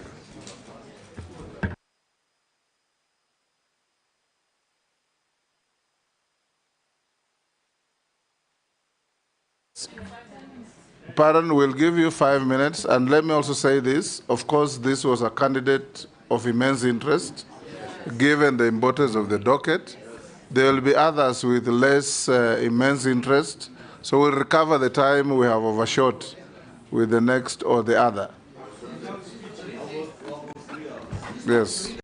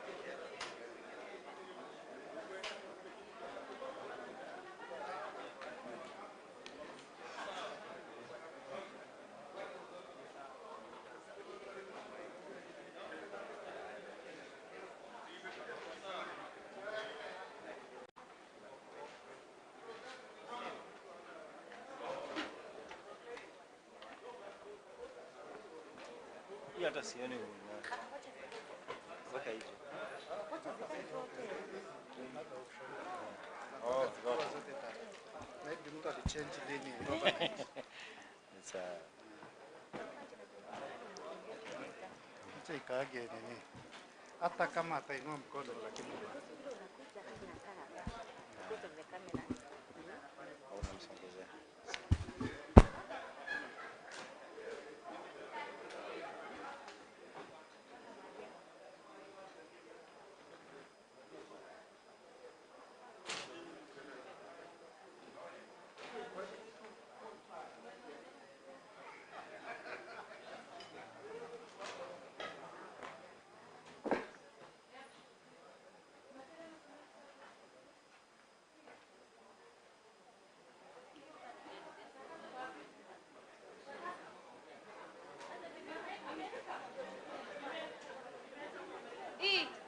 Easy questions.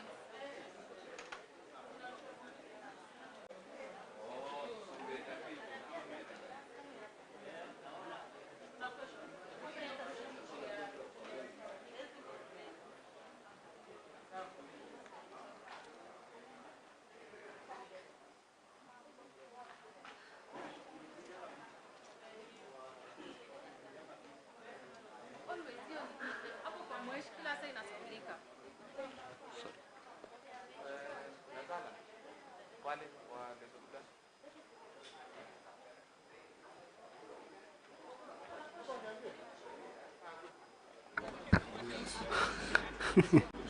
Sasa 1 2 1 2 unasikia?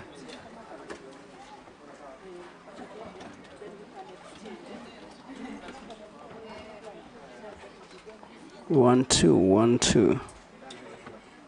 Okay. Let me check the cable. So.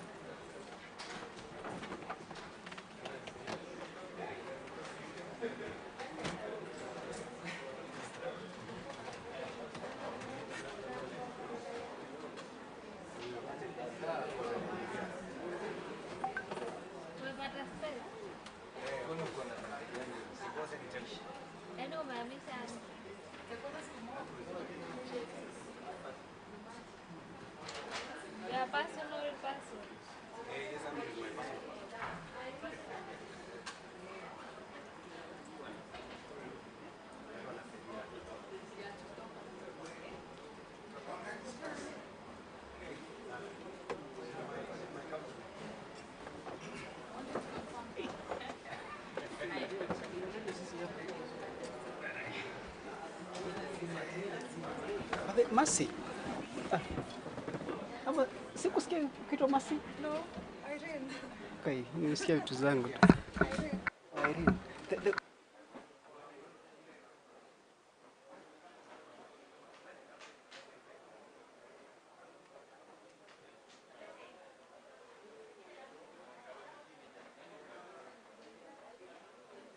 Nimeweka.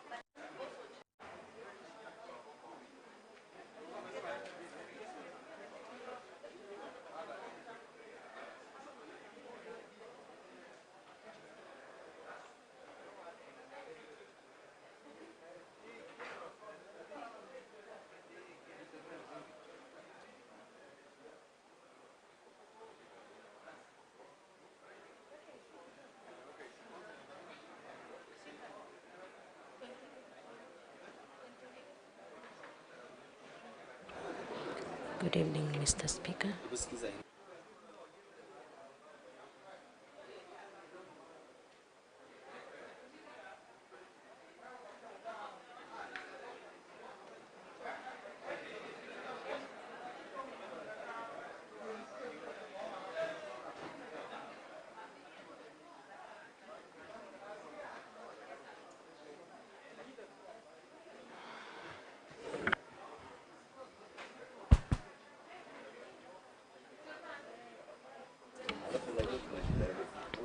Good evening, Mr. Speaker.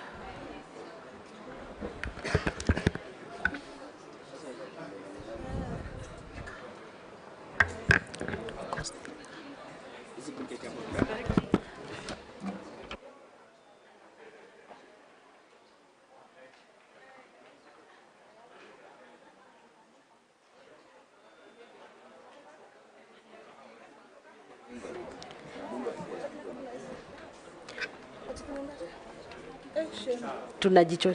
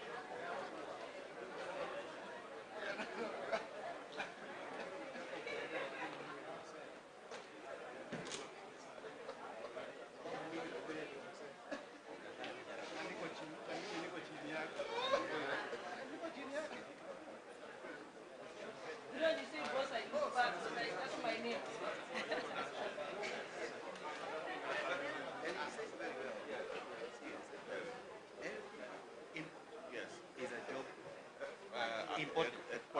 Yes. It's a job export. Actually, this guy, this guy. Nani anafuata? He follows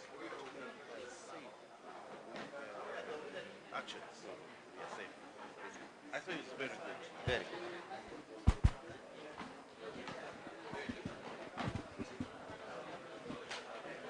Panisha juu kidogo. Iko commercial.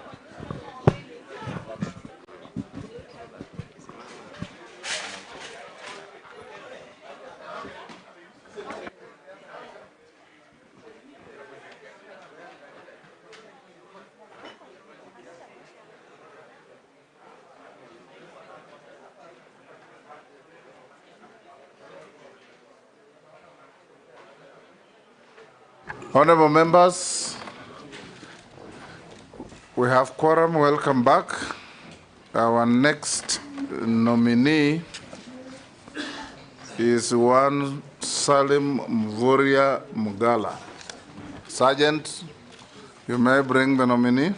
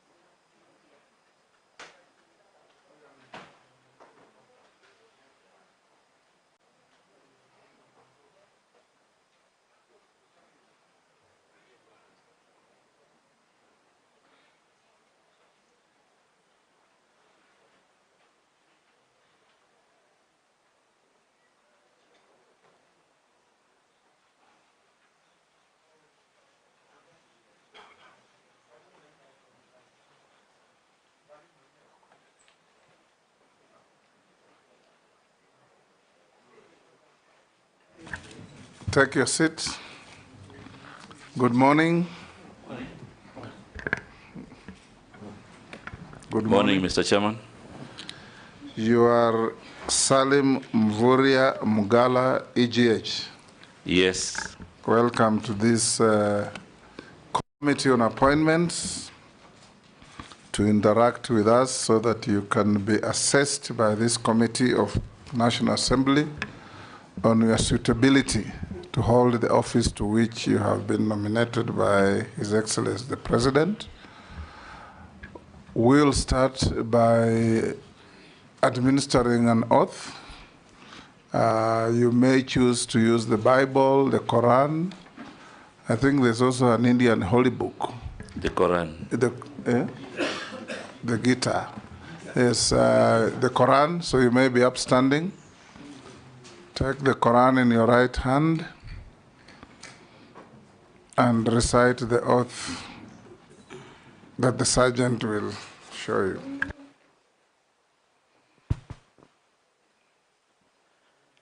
I, Salim Mvuria Mugala Mvuria, do swear that the evidence I shall give before this committee on the matter under this consideration shall be the truth, the whole truth, and nothing but the truth. So help me Allah.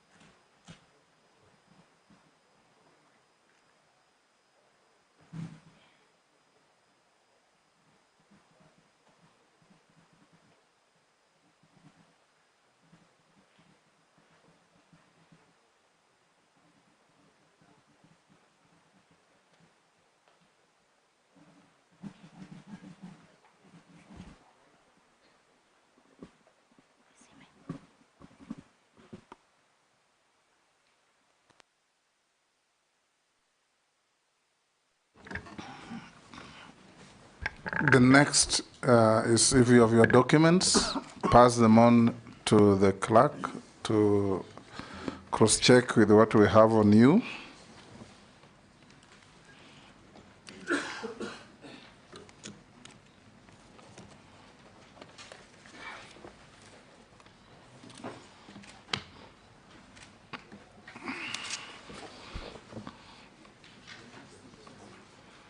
We'll start by introducing ourselves. I'm the chairman of this committee, Speaker of the National Assembly. On my right is the Deputy Speaker of the National Assembly, Honorable Gladys Boss. On my left is the Clerk of the National Assembly, Samuel Njoroge.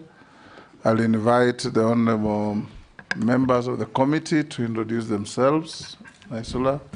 Naisula Lesuda, MP Samburu West. Nelson Koech, MP Belgut. David Kosing, MP Pokot South. Gikaria David, Nakuru Town East. Mase Mary, Teso South. Abdul Rahim Daud, MP Northimenti. George Gitonga Murugara, Tharaka. Owen Bayer, Kilifi North. Robert Mbui, Kadiani. Stephen Mule, Matungulu. Dido Raso, Saku. Abdishurie, Balabala. Mishimboko Likoni. Rehab Mukami. I'm Caleb Sabot. For the record, Kimani Shoma.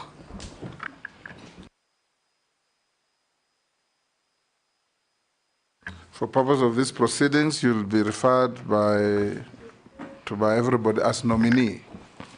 So nominee, introduce yourselves by name, educational background, work experience, and your key competences that make you believe you are suitable for the appointment to which you have been proposed in under 5 minutes. Thank you very much, Mr. Speaker and honorable members of this committee. My name is Salim Mvuria Mgala. I have a master's degree. I also have a bachelor's degree from Egerton University. I also did my KCSE at Mpeketoni Secondary School and primary school at Maveriverini Primary School. Mpeketoni in Lamu. Yes, Mpeketoni in Lamu. Mr. Speaker, I come to this vetting session also having served as the first governor of Kwale County, and I also worked different positions in international non-government organizations. I also come to this vetting committee as the immediate former cabinet secretary, mining, blue economy, and maritime affairs. I come to this committee, Mr. Speaker, having served the public for over 10 years. Mr. Speaker and members of this committee, I also have leadership, management, and administrative skills that are part of my competencies for this process. I come to this vetting committee also with a formidable track record of performance in different spheres of the public, having transformed the county of Kwale socially, politically, and economically, and also having provided leadership in key reforms in the Ministry of Mining, Blue Economy, and Maritime Affairs. There are quite a number of details, but because of time, I want to present myself before this committee and before Kenyans as a candidate, as a nominee who has the formidable requisite experience to manage the affairs of the Ministry of Investment, Trade, and Industry. Thank you very much, Mr. Chairman. Thank you. I'll invite the Deputy Speaker to ask the first question. Honorable Mvuria, I will ask you questions, one relating to where you're coming from, so we know how well you performed from your previous Ministry of Mining and Blue Economy, and then to the ministry that you're going to. First, I'll start. I would like you to take key deliverables that can be attributed to your tenure when you are the CS for Blue Economy, Maritime, and so on. Taking into account some of the issues that are raised. In 2023, there was unexplained deaths of cage farmers in Lake Victoria. What did you do about that? There was also, when you came into office, there had been a report in 2019, the performance audit report on monitoring of mining operations by the State Department of Mining. And an act of parliament, the Mining Act, had been passed when you came into office. So Kenya said that, the report said that currently only 1% of our GDP is attributable to mining, yet it should be as high as 10%. And another thing that was raised in that report is that we've had mines that have not been restored, which has become areas of criminal activity. There's also been deaths around unlicensed and properly regulated mines. So how did you work when you joined office to enhance the sector's oversight, improve licensing conditions, and to ensure that we have responsible mining practices? On where you're going, I'm reliably informed that the Ministry of Trade, where you're going, also has a Kenya Bureau of Standards. What you will do to ensure that you curb the issue of counterfeit products and substandard products and contraband products coming into our country, particularly ethanol, which has caused the big challenge of illicit brew, because people are smuggling the ethanol through Uganda and Tanzania, because I think the duty in Kenya is much higher. And lastly, also the banned pesticides that are banned and have been confirmed to cause cancer, that are coming through our borders and are being cleared by KEBS. Thank you. Nomimee, you can answer those. Thank you very much, Honorable Chair and Honorable Gladys, for the questions that you put before me. First of all, when I reported and assumed office at the Ministry of Mining, Blue Economy, and Maritime Affairs, this was a very new ministry. The three topics have been there before: mining, fisheries, blue economy, but in terms of having it as a ministry, that was the first time. So I did provide leadership in carrying out key reforms to ensure that that ministry can achieve the mandate and also can make a contribution in the economy of our country. And the first reform that we carried out was the reform around licensing. Before the reforms, licensing was very haphazard, and therefore what has happened now is that we have now an organized licensing system where investors apply through the online cadastre, and then we have structures that review and recommend licensing. I left office, the process of licensing is up to date, and it is now working according to procedure. As a result of that, the moratorium was lifted in October last year, and licenses over 1,200 are now getting processed without any challenges. The second thing that is key for reforms is the testing and sampling.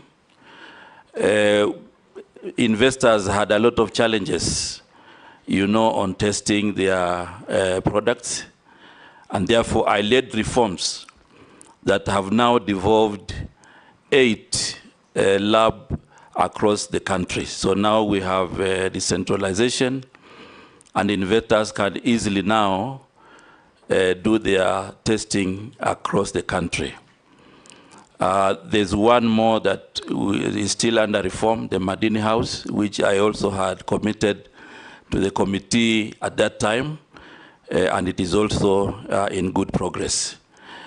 I also provided leadership in instituting reforms on value addition, and as we speak, we have quite a number of investors across the country that are doing value addition, because exporting of raw minerals denies the country a lot of revenue and jobs.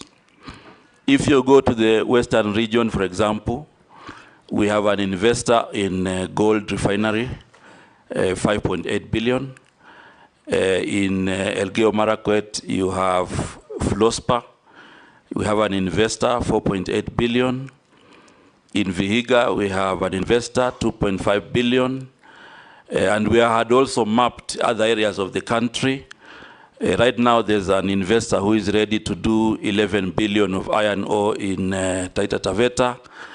That will also benefit Tharaka in an area called Kithiori and part of Kitui. So that bringing on board of investors is part of my achievement in the ministry. And we also organized the artisanal mining individuals into cooperative societies. Now we have about 300 cooperative societies that are ready for licensing across the country. I provided leadership in gazetting 29 artisanal mining committees that will be giving permits on the ground so that people do not have to travel away from where they are. We took the issue of illegal mining very seriously and safety, and proposed measures to have a mining police unit that is responsible for some of the issues. So I take note of the issues you have raised about the insecurity in some of the mines. So the mining police unit has been very critical in making sure that they work with the county security teams to ensure that some of these issues are being addressed on the ground. In terms of mine restoration, each of the applicant for a mining license, they have to attach an environmental restoration plan, which they do as they report, and they also do as they exit. And we have compliance teams to ensure that this can be observed. The other thing is that mining was understaffed, and we have quite a number of staff now who have come on the ground, and things are moving on. On blue economy, many people, many Kenyans had not understood the blue economy and fishery sector, and we instituted reforms also to ensure that we can inspire the economy of the country through blue economy. As a result, we provided mapping in the Indian Ocean and Lake Victoria so that we can allow for lower level value addition units and infrastructure that are going to help fishermen and other stakeholders in the sector. So as a result, we did mapping from all the way Lamu to Kwale, and also from Busia to Migori, and identified areas for basic value addition.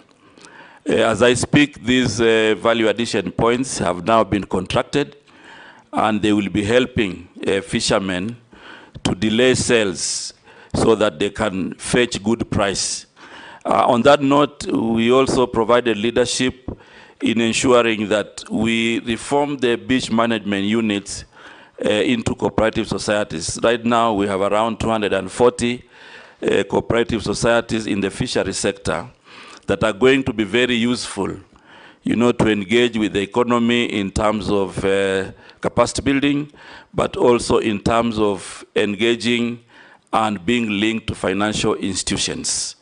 So right now, the government is now ready to invest 1.4 billion in the coast region for the landing sites, and the government is also ready to invest another 1.5 billion in the lake region, all the way from Mulukoba to Got Kochola in Migori, where those structures have been identified.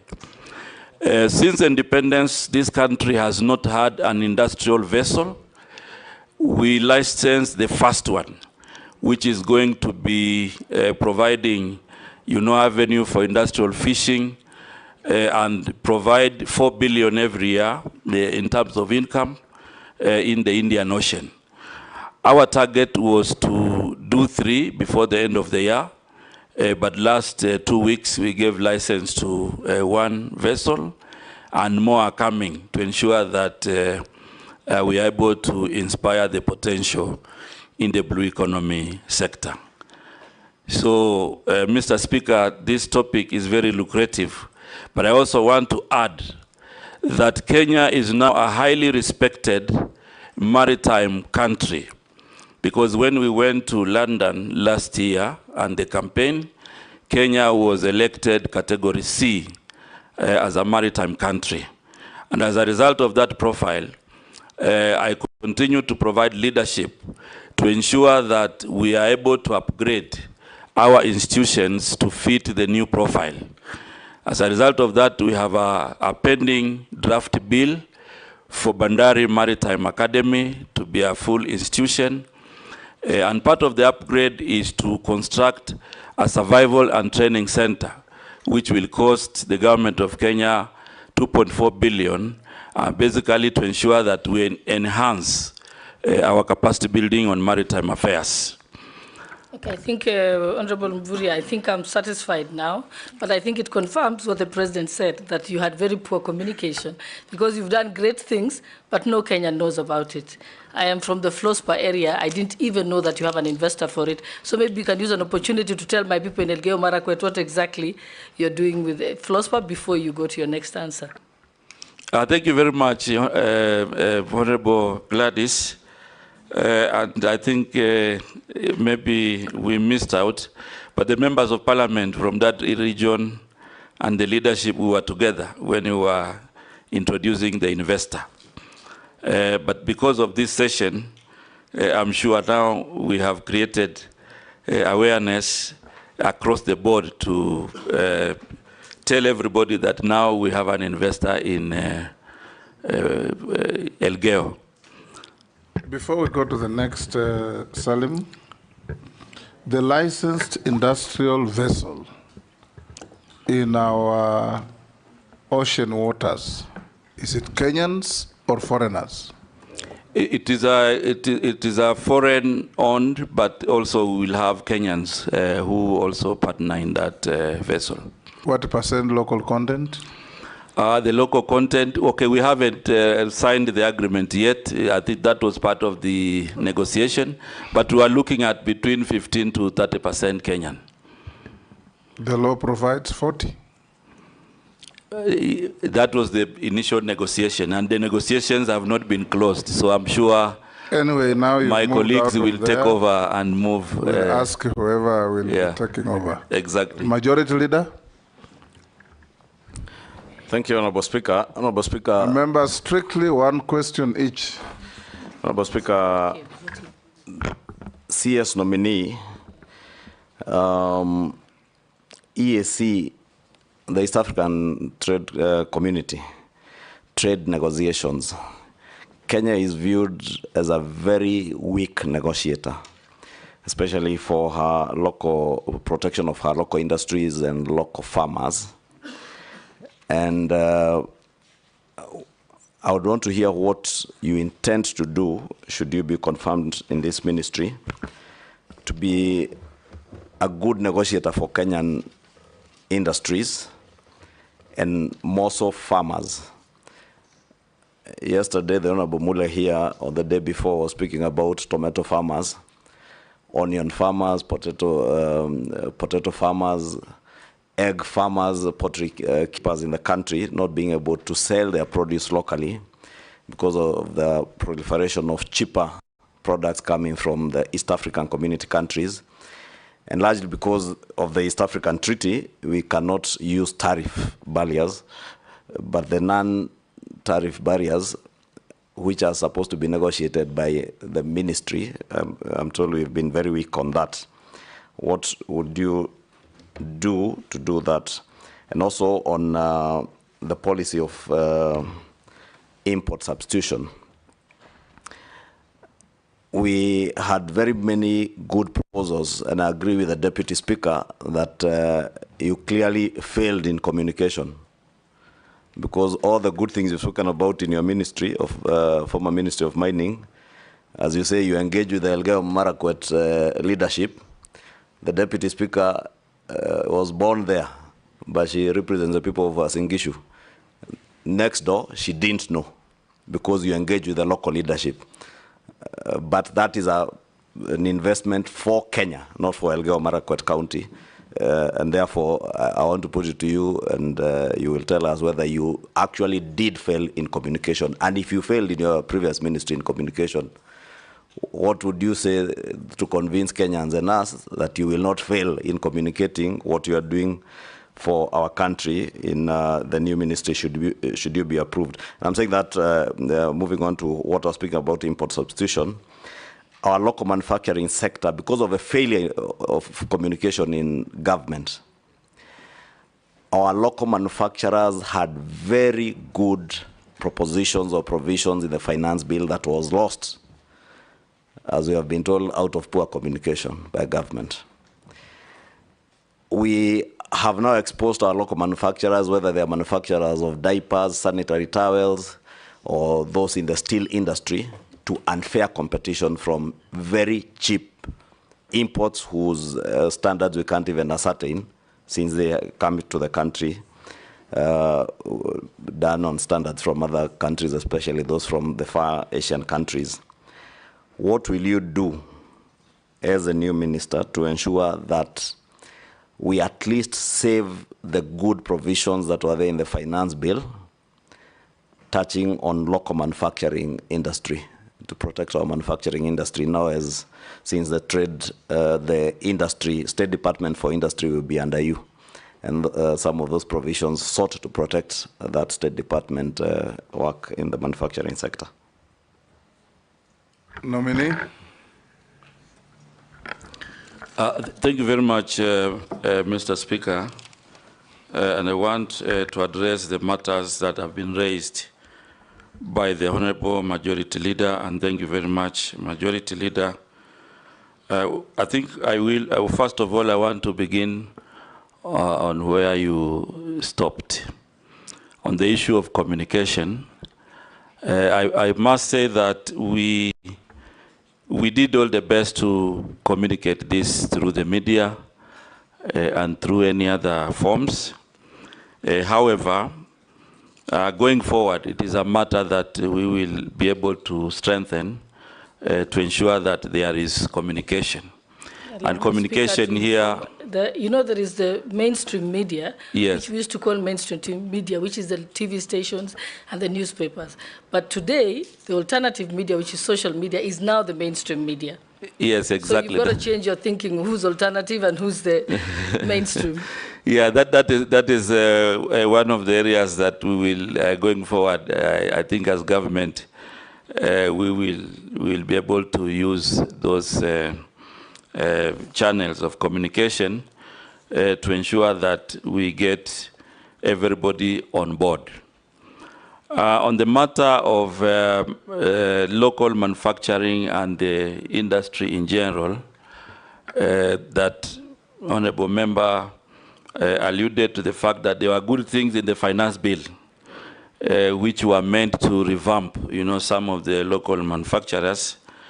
One of the key areas that we will strengthen, or I will provide leadership in strengthening, is to make sure that we bring as many stakeholders as possible.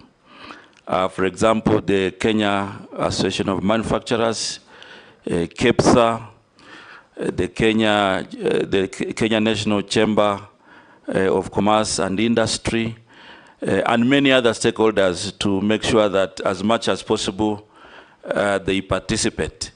And also using some of the corporations and sagas in the ministry.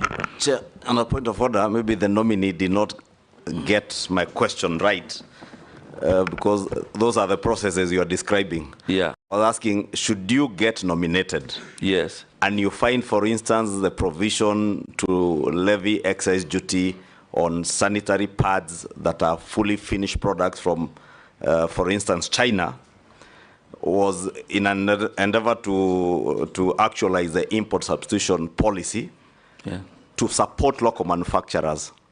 That particular provision was lost in the finance bill. Should you be approved, will you pursue, and maybe the nominee who was there before you actually did put it very well, that it is possible to break down the finance bill into various other laws. Should you then be approved, would you pursue actualizing the good provisions that sought to protect local industry? Because, as I said, they were lost because of the poor communication generally in government. So my direct question is, are you going to pursue the import substitution policy and protection of local industry, should you be approved, and bring legislative proposals to Parliament to actualize that which was lost? Oh, yes. Nominee? Yes, Mr. Speaker. I think the answer is yes. Because, you see, if we had very good proposals that inspire the economy and they were lost, what I'm committing to this committee is that we will, and I will provide leadership in the ministry to pursue them. Because if we are to inspire the local manufacturing, then as government we need to have a deliberate policy to ensure that either we impose levies or we reduce levies to ensure that these manufacturing industries can survive. So the answer is yes. I will be providing leadership in pursuing these good things. But as we pursue these good things that were lost in the finance bill, Mr. Chairman, I also want to insist that we'll have a robust engagement with stakeholders who may not have seen this before, so that the decision that is finally made is made with all stakeholders in mind. So that is a commitment and a yes, and we will use all manner of communication to ensure that we are able to paint, the positive gains of these particular good things in the finance bill. So this is something we will pursue, Mr. Speaker. The second point about a weak negotiation for Kenya, I also want to commit that we will change the tables. It has come out not just in negotiating for farmers, but even in other forums, where we have a subcommittee of the East Africa community. Kenya has been making a huge contribution in terms of budget, but in terms of benefits, you find that other countries are the ones benefiting. So this is an area I also want to commit that I will move in to ensure that we protect the national interest. And on this one, we make sure that we have parameters before negotiation, and we evaluate our negotiation so that we are able to benefit our people.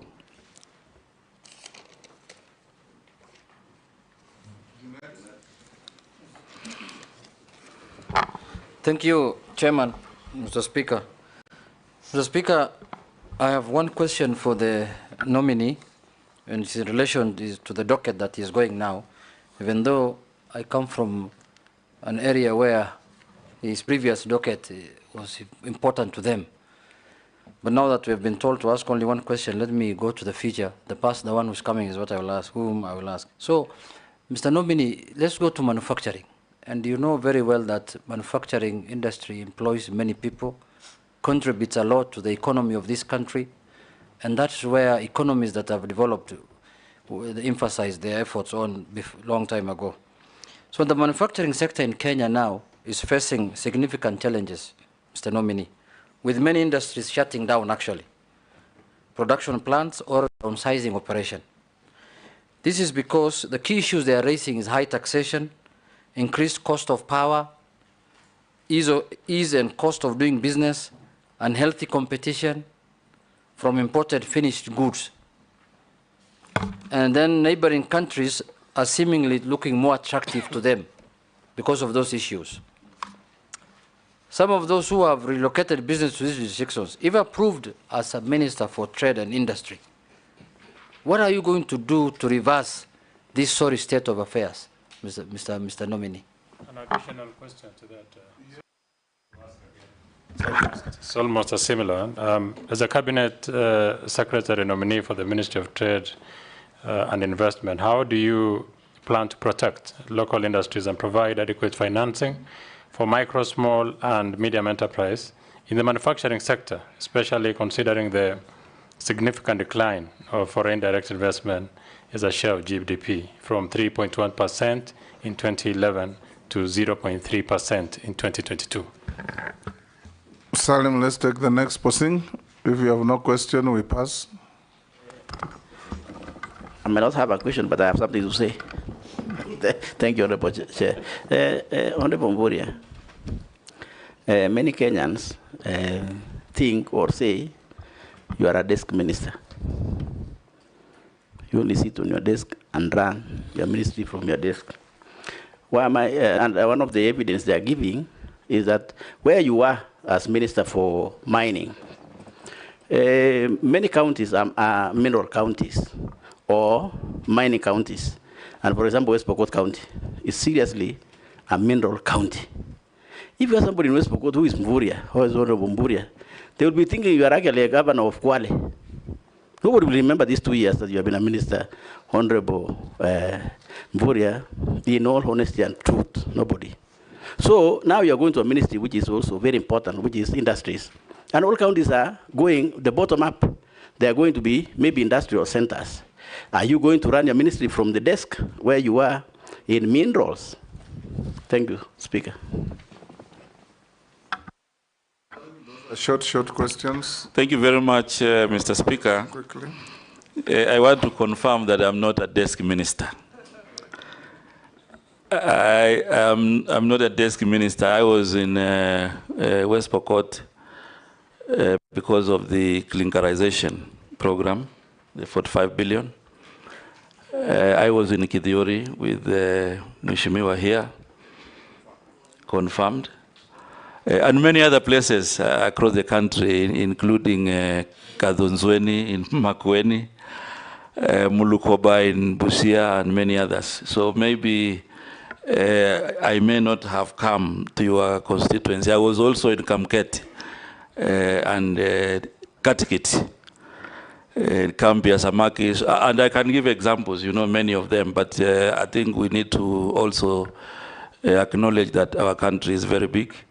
And you cannot be there at the right time. Remember also, Mheshimiwa, this ministry was fairly new, and we had also to put structures in place before we go out there. But I have a lot of field information, which I can give you here to confirm that I was not desk, including visiting Ndarawe, the first minister of the Republic of Kenya, to visit Ndarawe looking for coltan in that area, and I was with the Member of Parliament. So I think we have quite a number of visits that we have done. But again, I want to say that we will visit Kenya. I will visit Kenya as much as possible. On the matter of protecting the local small and micro enterprises against foreign investors who might have big capital. One of the things that I want to bring to Parliament, and we will work together, is that currently there's a lacuna in legislation to protect the local investors. And one of the critical things I want to commit we bring in this House is the Trade Development Bill and the Trade Development Policy that is going now to provide a clear dichotomy about the foreign and the local investors. We put it in law. I know even previously there was a case of China Square which was handled, but I want to bring it to this House that we have a lacuna in law, and the first thing we will do together is to ensure that we review the trade development bill, we review the policy to ensure that we have inclusion of this kind of protection, so that we don't just do protection as a matter of impasse, but as a matter of policy and law. The other law that we will need to revise to ensure that we anchor our actions in law is also the Investment Act 2004, to ensure that it also recognizes that kind of arrangement where we protect our local manufacturing. The other question by Mheshimiwa Junet, it is true that we have a big challenge with manufacturing now. You know, we have a target to move it to 15% in 2027 and 20% in 2030.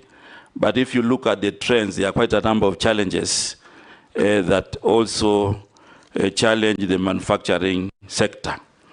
And one of it is the cost of power, which Mheshimiwa has mentioned. And the cost of power is something that we can also do negotiation with our colleagues in the Ministry of Energy, so that we see the kind of tariffs that will be encouraging manufacturing, and the kind of tariffs that do not encourage, we review them, so that we provide an enabling environment for manufacturing. That also goes with also the taxation. But more importantly on manufacturing, manufacturing also required an enabling environment. And currently what is happening is that manufacturers would want a plug and play arrangement. They come to the country, there's a shorter process for licensing, you show them where to work, and they can work. Currently we have a big challenge with the issues of land. You find that many manufacturers would want, you know, big pieces of land. It is not there.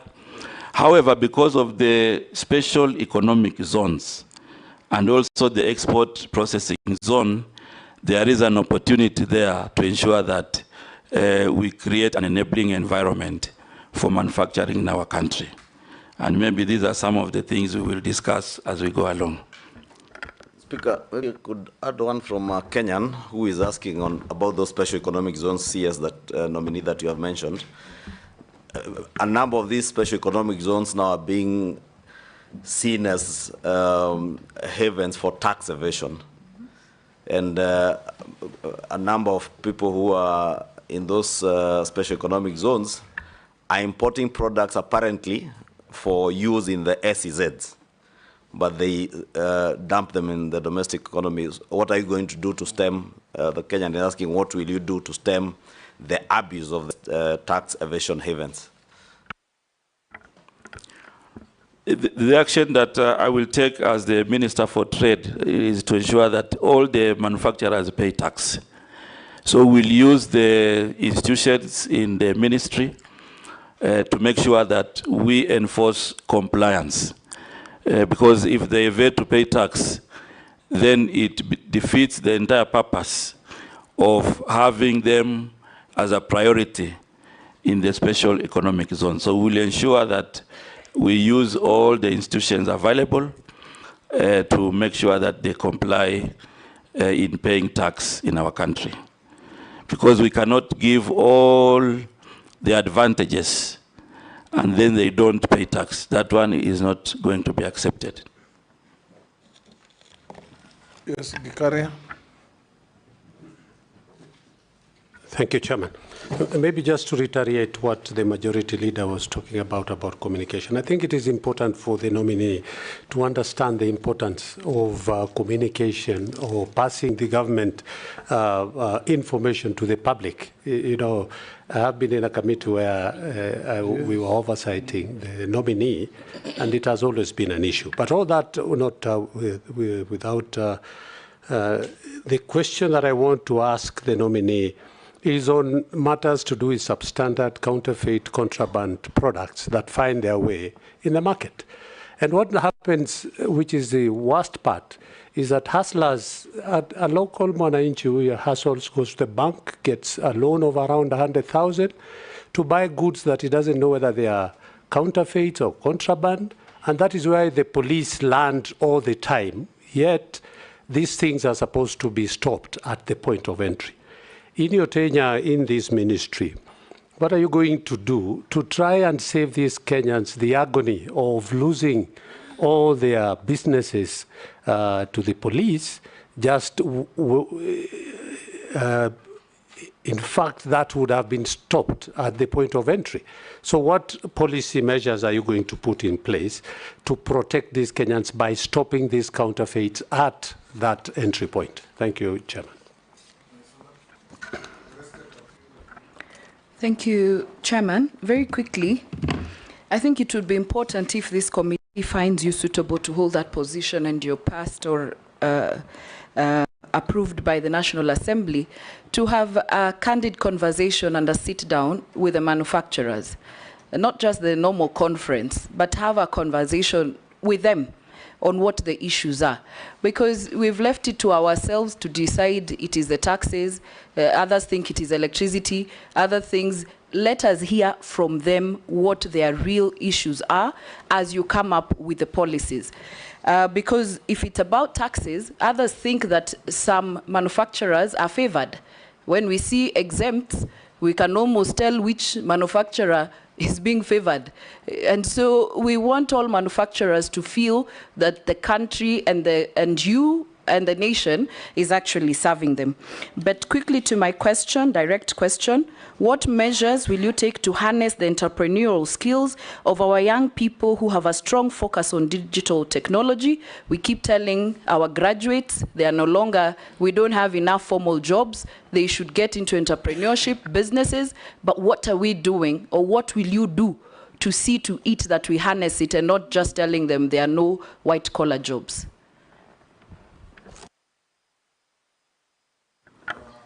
Go to Mary. Thank you. The nominee have just one short one. Short question. Yes, short question, one. To appease the previous one. Yes. I want to confirm that even Tesos South Alupe area was visited, if not by you, by your counterpart in migration department, migration. There was a mining activity, this relates to your former ministry. There was a mining activity right at the border, at Alupe area, at the neighboring countryside. Even the soil from the mining site has actually blocked the stream that is separating us and the neighboring country. The concerns of the community there are safety of the people. The houses are cracking, a lot of health issues, too much dust. And also fears that, fears regarding to the extent of the mining activity towards the Kenyan side. So my question is if you could give a comment to allay the fears of the community as to what has happened, whether they are safe, whether our minerals underground are safe. I think I leave it there. Thank you.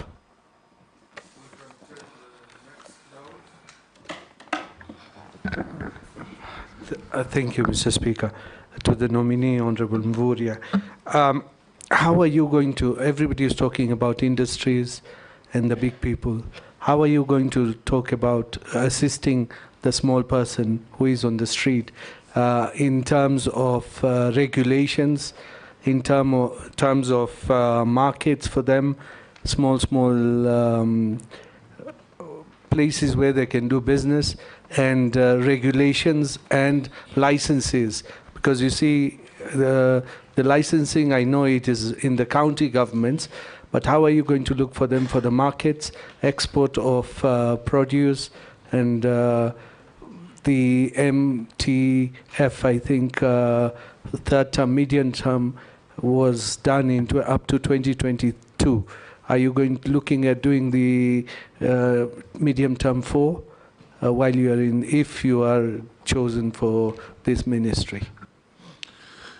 Nominee, you can answer those from Ikaria, Naisola, Mary, and Dawood. Short questions. Yeah, thank you very much, Mr. Speaker, Honorable Rahim. First of all, most of the trade issues around small and medium enterprises are devolved. And therefore, the action that I will do in the ministry is first of all to ensure that we develop a cordial relations with the county government. Right now, there are 37 county aggregation and industrial parks, and these are meant to provide an avenue for small level traders to have a place where they can aggregate, to have a place where they can have the first line of value addition. So this particular model that we are working with the county governments is meant to inspire the local economy. So we will be able to work together to ensure that these KIPes then become practical, formidable places for value addition, for businesses, and to inspire private investment. And not just the KIPes, we also have a cluster, of aggregation centers that will also be very useful to aggregate their products and they can prepare for the market. What we will also do at the national level is to support the county governments with the quality checks. So we'll be utilizing our institutions of quality checks that will work with the county governments to make sure that if it is tomatoes that are being aggregated, then we look at the issue of quality. The other issue that Honorable Mary has raised about mining in Alupe, I want to confirm that we have mining activities in our neighboring countries in Uganda, mining of gold in that region. And the investor from across the border has been mining underground, entering into Kenya. And these are issues that we took up with our colleagues in Interior. And the Interior, and together with the Minister of Mining, closed the mine, and it is monitoring those activities. We also scaled up this as a border issue that is also going to attract discussions between Kenya and Uganda to ensure that we don't infringe each other's space. The other issue that Mheshimiwa Naisula has raised about harnessing digital technology, especially for young people, the plan is basically to do incubation and mentorship of ideas. So I intend to provide leadership for Kirdi to mentor and to do business incubation for young people. In addition to that, we'll be able to develop an industrialization fund, which is going to help young entrepreneurs to be able now to advance their business ideas. On the matter of counterfeit, first of all, I want to say that the area of counterfeit is an area that we will need to work together with Parliament to make sure that the counterfeit authority, has enough regulations, has enough legislation to deal with the counterfeit in our country. In addition to that, we will introduce a counterfeit integrated management system that is going to be introducing efficiency in identifying counterfeit and contraband goods. We'll also work with KEBS to ensure that they also participate in checking the quality of goods. However, most of these counterfeit goods come across the borders, so we'll work with our colleagues in security to ensure that we also create awareness and enforce compliance so that the borders are not used to bring counterfeit goods to our country. Thank you. Yes, George, yes. Honorable George Murugano. Thank you. Thank you very much, Mr. Speaker. Nominee, I think you had started well in the Ministry of Mining, and I confirm because we went with you to Tharaka Nithi, and while there you mentioned Kitui, and West Pokot and other counties. And you mentioned that investors are actually coming to invest in the mining sector in the country. I hope you've not lost the address book, because now it does appear that they may have to pass through you as they come to invest. And then next to EPZ. The EPZs are created purely to ensure that we exploit our local raw materials for purposes of export. But we are aware that the raw materials that are used in most of these EPZ industries are actually imported. They are brought into the country, they process them, and they then export. And we are told part of that is simple jeans worn by our youngsters in the country. Can you kindly confirm how you would work with, especially the Ministry of Agriculture, to ensure that those crops that are supposed to spur investment in the country, like cotton, sunflower, canola, and others, are revived, and we are able to start producing raw materials which would go into EPZ, as a result of which we would be able to export our own produce? Owen? Thank you, Mr. Speaker. Mr. Speaker, I would like to just ask one question. You know, when I joined university to do masters, there was this professor who must have been doing some work on AGOA, the African Growth and Opportunities Act. And he made me believe, every lecture he would just talk about AGOA, AGOA, AGOA, AGOA.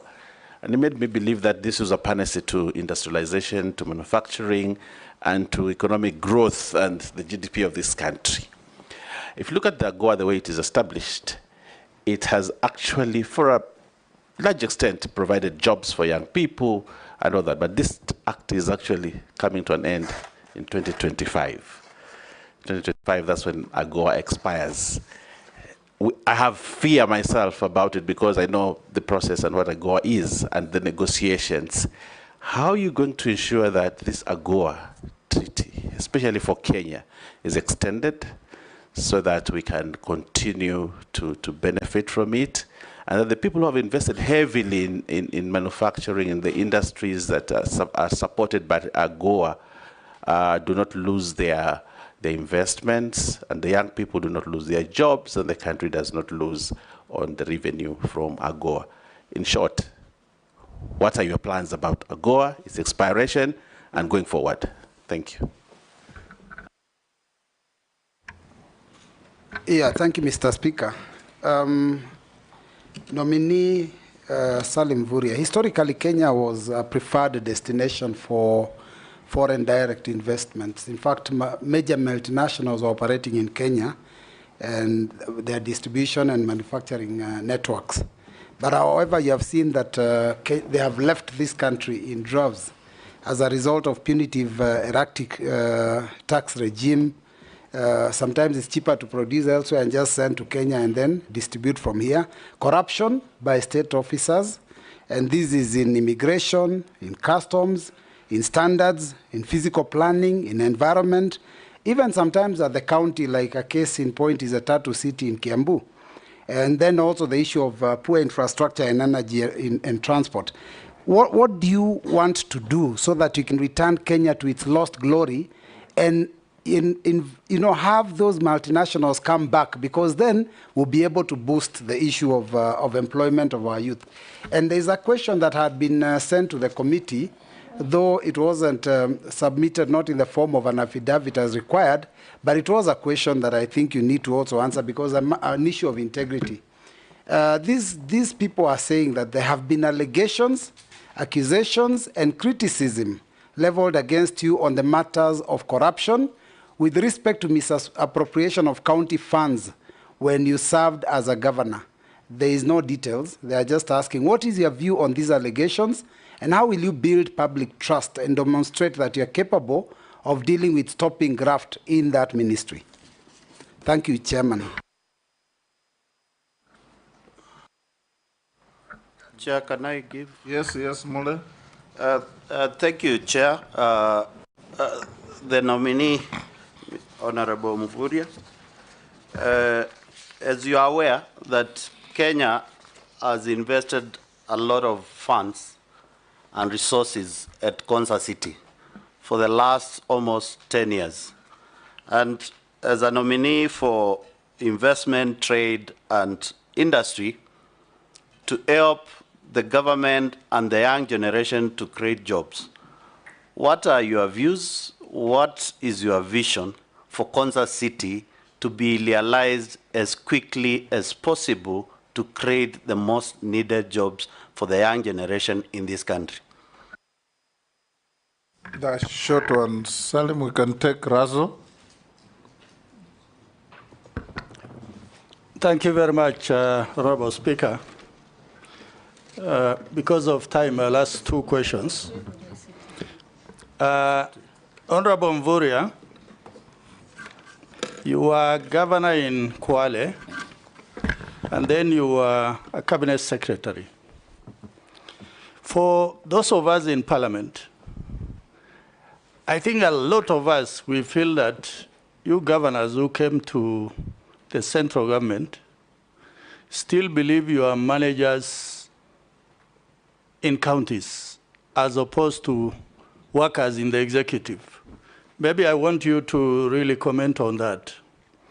My first question is on, because of time, Mr. Speaker. Okay, proceed. Okay. It is on the blue economy and mining. It is estimated that this is $1 billion industry, if properly looked at, or a lot of effort is put into it in mining, in the blue economy of fishing. But at the moment, we are only able to raise even less than 1% of the GDP. Is it that we are underinvesting, particularly in that ministry, or we do not have the necessary human resource? Or maybe because we don't know that that particular industrial resource exists, particularly in excavation of minerals, in the blue economy. Those nominee. Okay, thank you very much, Mr. Speaker. There are 5 questions. Murugara, Owen, Robert, Mole, and Razo. Thank you very much. Now, before I come to mundane questions, Mr. Speaker, we must come to an end. We must come to an end. Okay. Yes, there is only one question that has been sent asking you, nominee, that there's a command called Kenatco, which is still in GOK books as a parastatal 100% owned by ICDC. It has been under stage managed receivership for over 27 years. What measures will you put in place to simply wind it up or privatize it? Mr. Speaker, you know Kenatco? Yes. Yes. The measures upon approval, my first assignment will be to understand it, because I think the Kenyan has put some basic information, but there will be more that we will need to find out, and then appropriate action is taken. So I will take it up, Mr. Speaker, to ensure that we get to the bottom of the matter, and then we make the necessary decision. Okay. Yes, Raso? I think unlike KNTC, with Uber, Kenatco should go. Do we need it really? Yes, yes, it does. Yes, Salim, and I think we'll direct the Committee on Trade to follow up in case you are approved to account for the 27 years of receivership of this company. 27 years under receivership. That is unacceptable. It is not your fault. Yes, Mr. Speaker. In case we approve you, yes.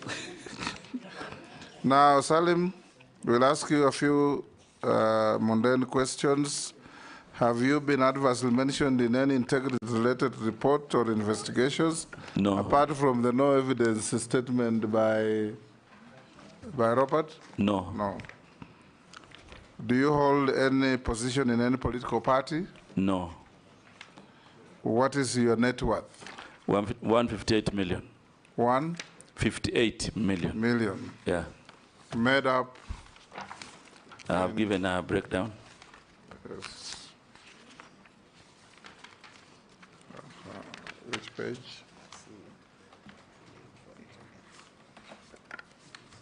Your assistant is just laughing there. He should be helping us to identify the page because you should have carried documents. Is that your assistant? Yes. I can't see because, you know, now I'm facing you, Mr. Speaker. There's a gentleman who walked in with you. I believe he's your assistant. He's sitting there looking very happy. Yes. Mr. Speaker, it's page 6. The assistant is fired. The MPs have found the page.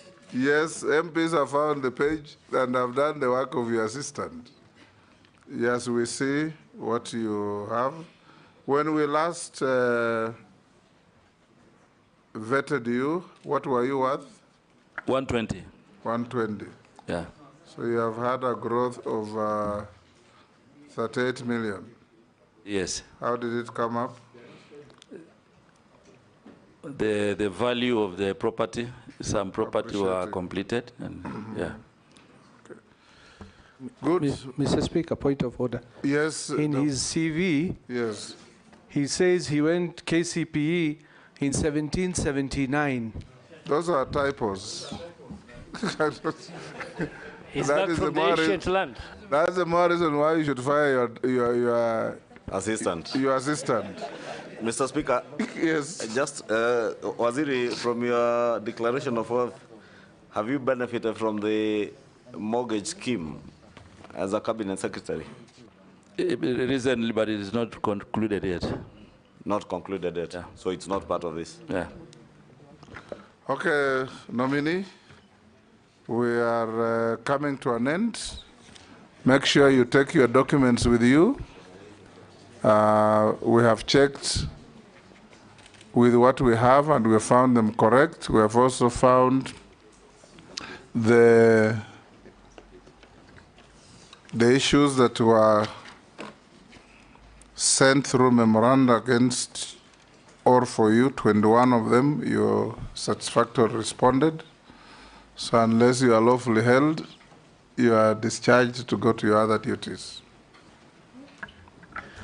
Thank you very much, Mr. Speaker, for this opportunity and members of this committee. This discussion has been very good. It's a good opportunity to engage. And my final appeal is that this committee finds me suitable to serve in the Ministry of Investment, Trade and Industry. Thank you, Mr. Speaker. Good afternoon. It has been perfect on time. Sergeant, you may escort the nominee.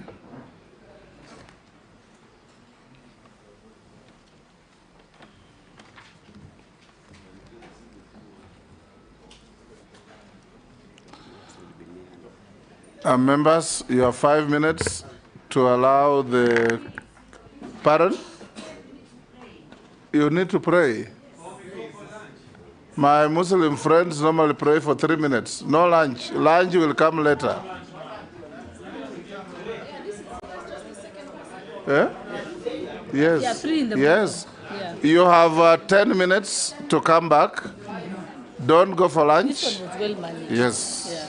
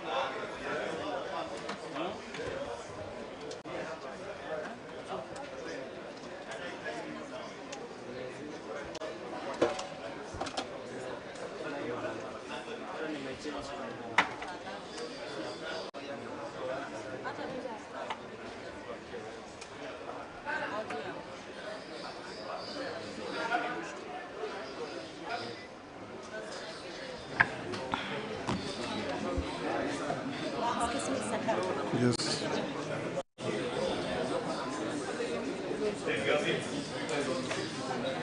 Members, take your seats. Mukami, take your seat. Gitalia, take your seat.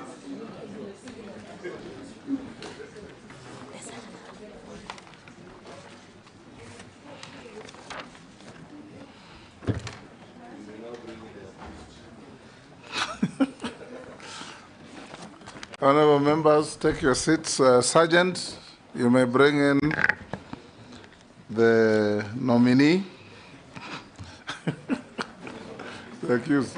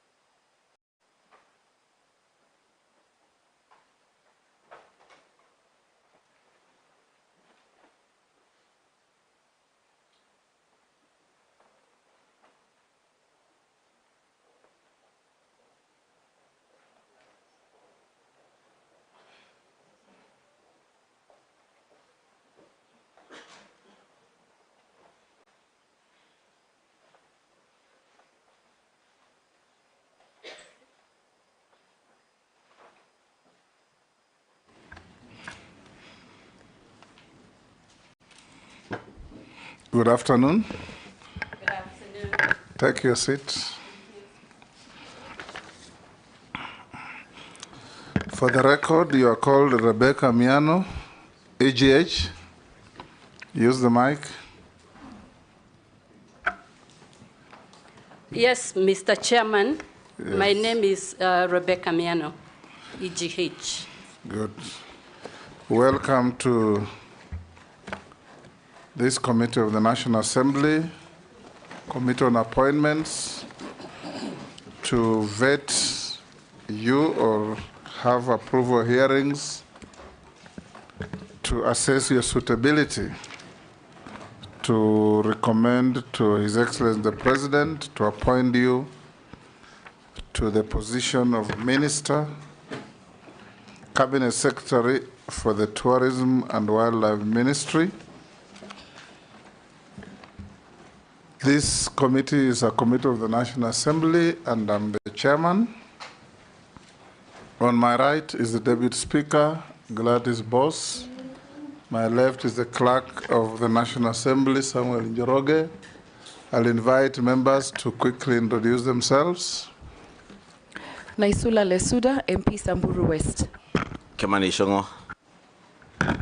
Nelson Koech. David Kosing. Gikaria David Nakuru East. Masemeri. Abdul Rahim Daud. George Gitonga Murugara. Owen Bayer. Stephen Mule. Didoraso. Mishimboko. Rehab Mukami. Caleb Amisi Saboti. Rebecca Miano, you are one of the few with the luck to be vetted twice. We did vet you just about 2 years ago, and here you are again. We'll start in earnest by inviting you to take an oath. And the oath is on the holy books, either the Quran, the Bible, or the Hindu holy book, whichever is your faith. Which one? I will take the Holy Bible. The Holy Bible. So be upstanding and take the Bible in your right hand and recite the oath. I, Rebecca Miano, do swear that the evidence I shall give before this committee on the matter under its consideration shall be the truth, the whole truth, and nothing but the truth, so help me God. Thank you. You may sit and sign to the oath.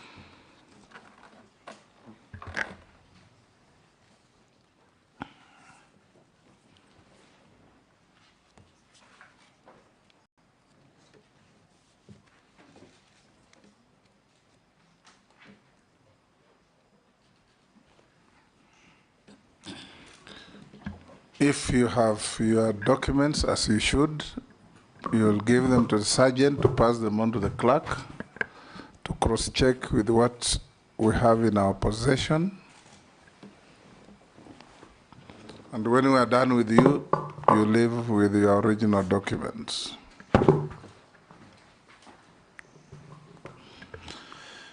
In just under 5 minutes, Rebecca, for purposes of these proceedings, members will be referring to you, including myself, as nominee. So nominee, tell the committee your name, your educational background, your work experience, and your key competences that make you suitable for being recommended to take up the appointment for which you have been proposed. Thank you very much, Mr. Chairman and honorable members. My name is Rebecca Miano, the nominee for the docket of tourism and wildlife. I am a lawyer by profession, having graduated from the University of Nairobi, and also an advocate of the High Court of Kenya of good standing. I have been able to do leadership trainings at Harvard University, at the IP3, and many others. I am an alumni of Strathmore University and Navarra University, Spain. I am also a certified PPP expert, having obtained that at the IP3 Institute. I have been trained on advanced negotiation skills and also a member of the Fast Forward Premium Leadership Group that consists of leaders in Kenya. Mr. Chairman, over time, in my workstations, I have ended up in the C-suite offices, the last one being a CEO for 5 years. And in that docket, I acquired critical skills in terms of leadership, in terms of managing organizations, their operations, finance, strategies, and I'll hasten to add that one of my strengths is strategy formulation, the discipline of execution and follow-through, and to rally teams towards work plans so that we can deliver on the mandate that we have been given as a team. I have been a legal advisor with experience of over 30 years, handling all matters legal, overseeing litigation, commercial transactions. I am very conversant with the international financing models, having negotiated financing for many infrastructure projects. Mr. Chairman, I was later then appointed or sworn in as a cabinet secretary after vetting by this committee, and I took over the docket of East Africa Community, and thereafter, after a reshuffle, I moved to the Ministry of Investments, Trade and Industry. In those dockets, I have come to get a deep understanding of the operations of government, the strategy and the manifesto that is being implemented. And Mr. Chairman, I feel that the competencies I have, which I have described, that is academic qualification, managerial and leadership, the technical skills, all those have gone a long way to hone me and prepare me for even another docket. I will now invite the Deputy Speaker to be the first to go to ask you. And your answer should be concise and precise. Thank you. Yes. Mine are really not questions, but something that issues that have been raised with the hotel industry that we'd like some assurance should you be approved that you will undertake. Hotel industry is complaining that the classification or star rating of hotels was last done 6 years ago. If we approve you, will you ensure that that is done in the quickest time possible? Because it's making it difficult to attract tourism. Also, there is the issue of Airbnb accommodation that has caused some security challenges. And this one will require an answer. What will you do, if approved, to ensure that the Tourism Regulatory Authority has the ability to do it, or the vision you have to do that, since it's an emerging market? And lastly, the two funds, the Tourism Fund and the Tourism Promotion Fund, what can they do to support the tourism parastatals so they can execute their mandate? Thank you. Go ahead and respond. Thank you very much, Mr. Chairman. On the question of classification, it is indeed very important that hotels are classified, because then they give them world-class practice. We know that world over, classification of hotels is a necessity. And besides that, it is a requirement of the East Africa Community that hotels are classified. And back here in Kenya, if we do not do that, then our guests and the occupants will be left to classify it for themselves, which will then distort the pricing, which will distort the classes. And if I am approved, I will undertake to conclude the work that is pending on classification so that we have an objective classification system that has integrity and that will enable our hotels compete globally and even maybe be included in some of the chains because of the classification.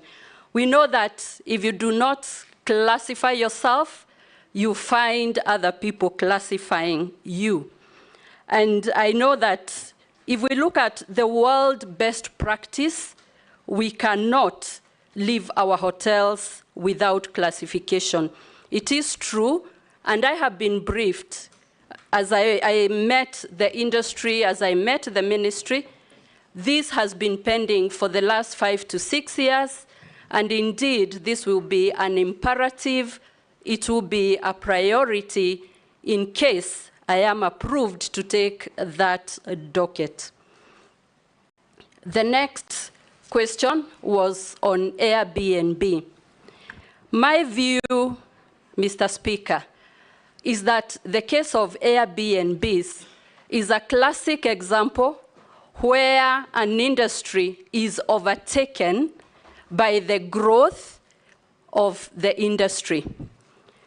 And I will not hesitate to say, because we have research institutions, research organizations dealing with tourism, they must be on top of the game with what is happening, the contemporary changes, so that as a country, we keep up, we foresee, we prepare ourselves. When I look at the Airbnbs, we are lagging behind as a country, as a region.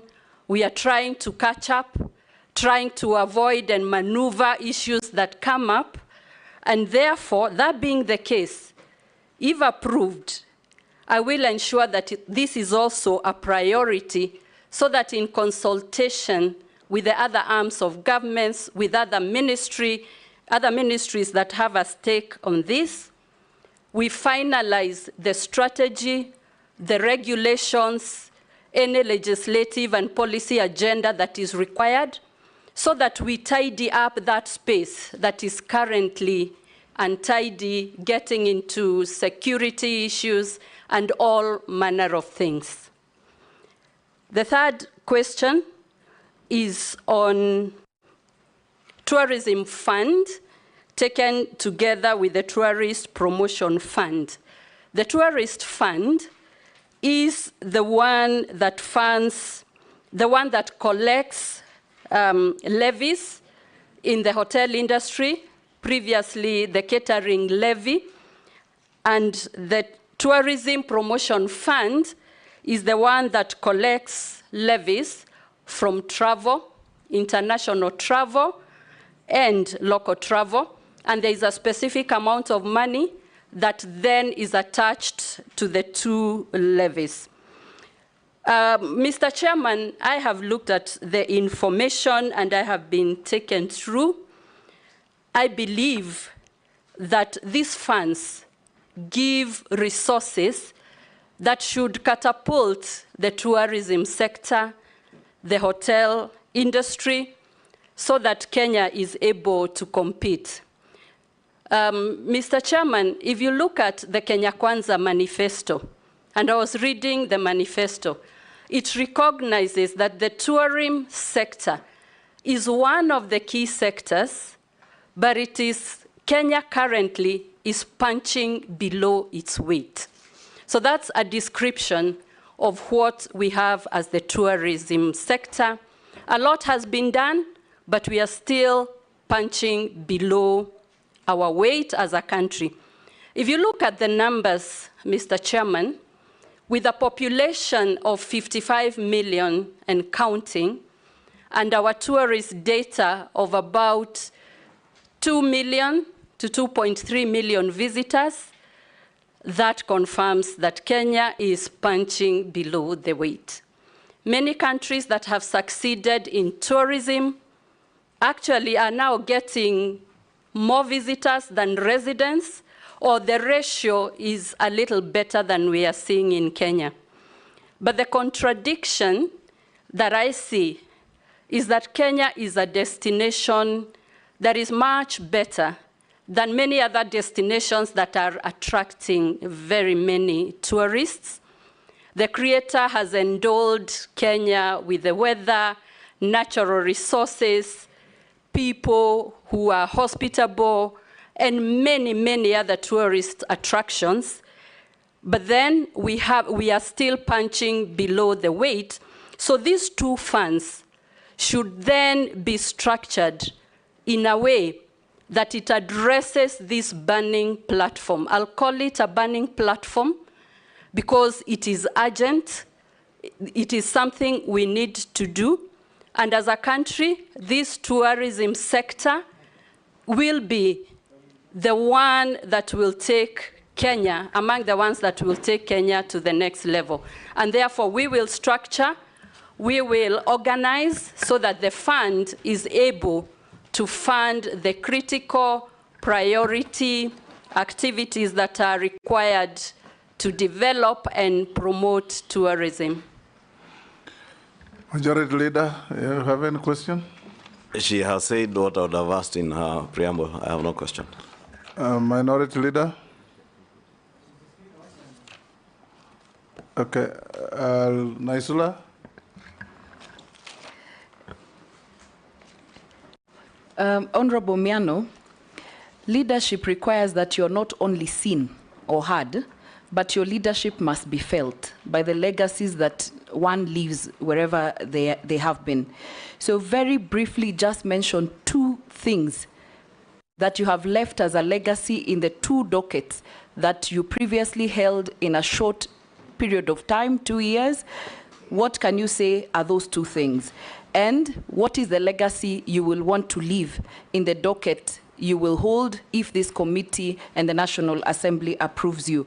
Lastly, having worked as the CS of East Africa Community, do you consider Kenya to be competitive in its tourism? There's one day I landed at JKIA. I was so happy because there were so many people from the international community who had landed at JKIA. And I was like, wow, all these people are going to Masai Mara, to the coast, or somewhere else. But then when we got to where we branch, us, the locals go, and those ones who are on transit, they all went to the transit. I don't know where they were going. So please tell us whether we're actually competitive as a country. We'll take another. Nelson? Thank you. Madam Mayor, Game Reserve. The wildebeest migration is one of the 8 wonders of the world. There's a lot of activity, human activity, that is happening in the Masai Mara Game Reserve. I'm sure you've visited, and if you've noticed, the hoteliers there have complained of a lot of human activity. The other one is the county government of Narok recently arbitrarily increased the fee, the entry fee into the park, which has sent so many of the tourists out to Tanzania, Serengeti. What will you want to do to reverse the trend? Go ahead and answer.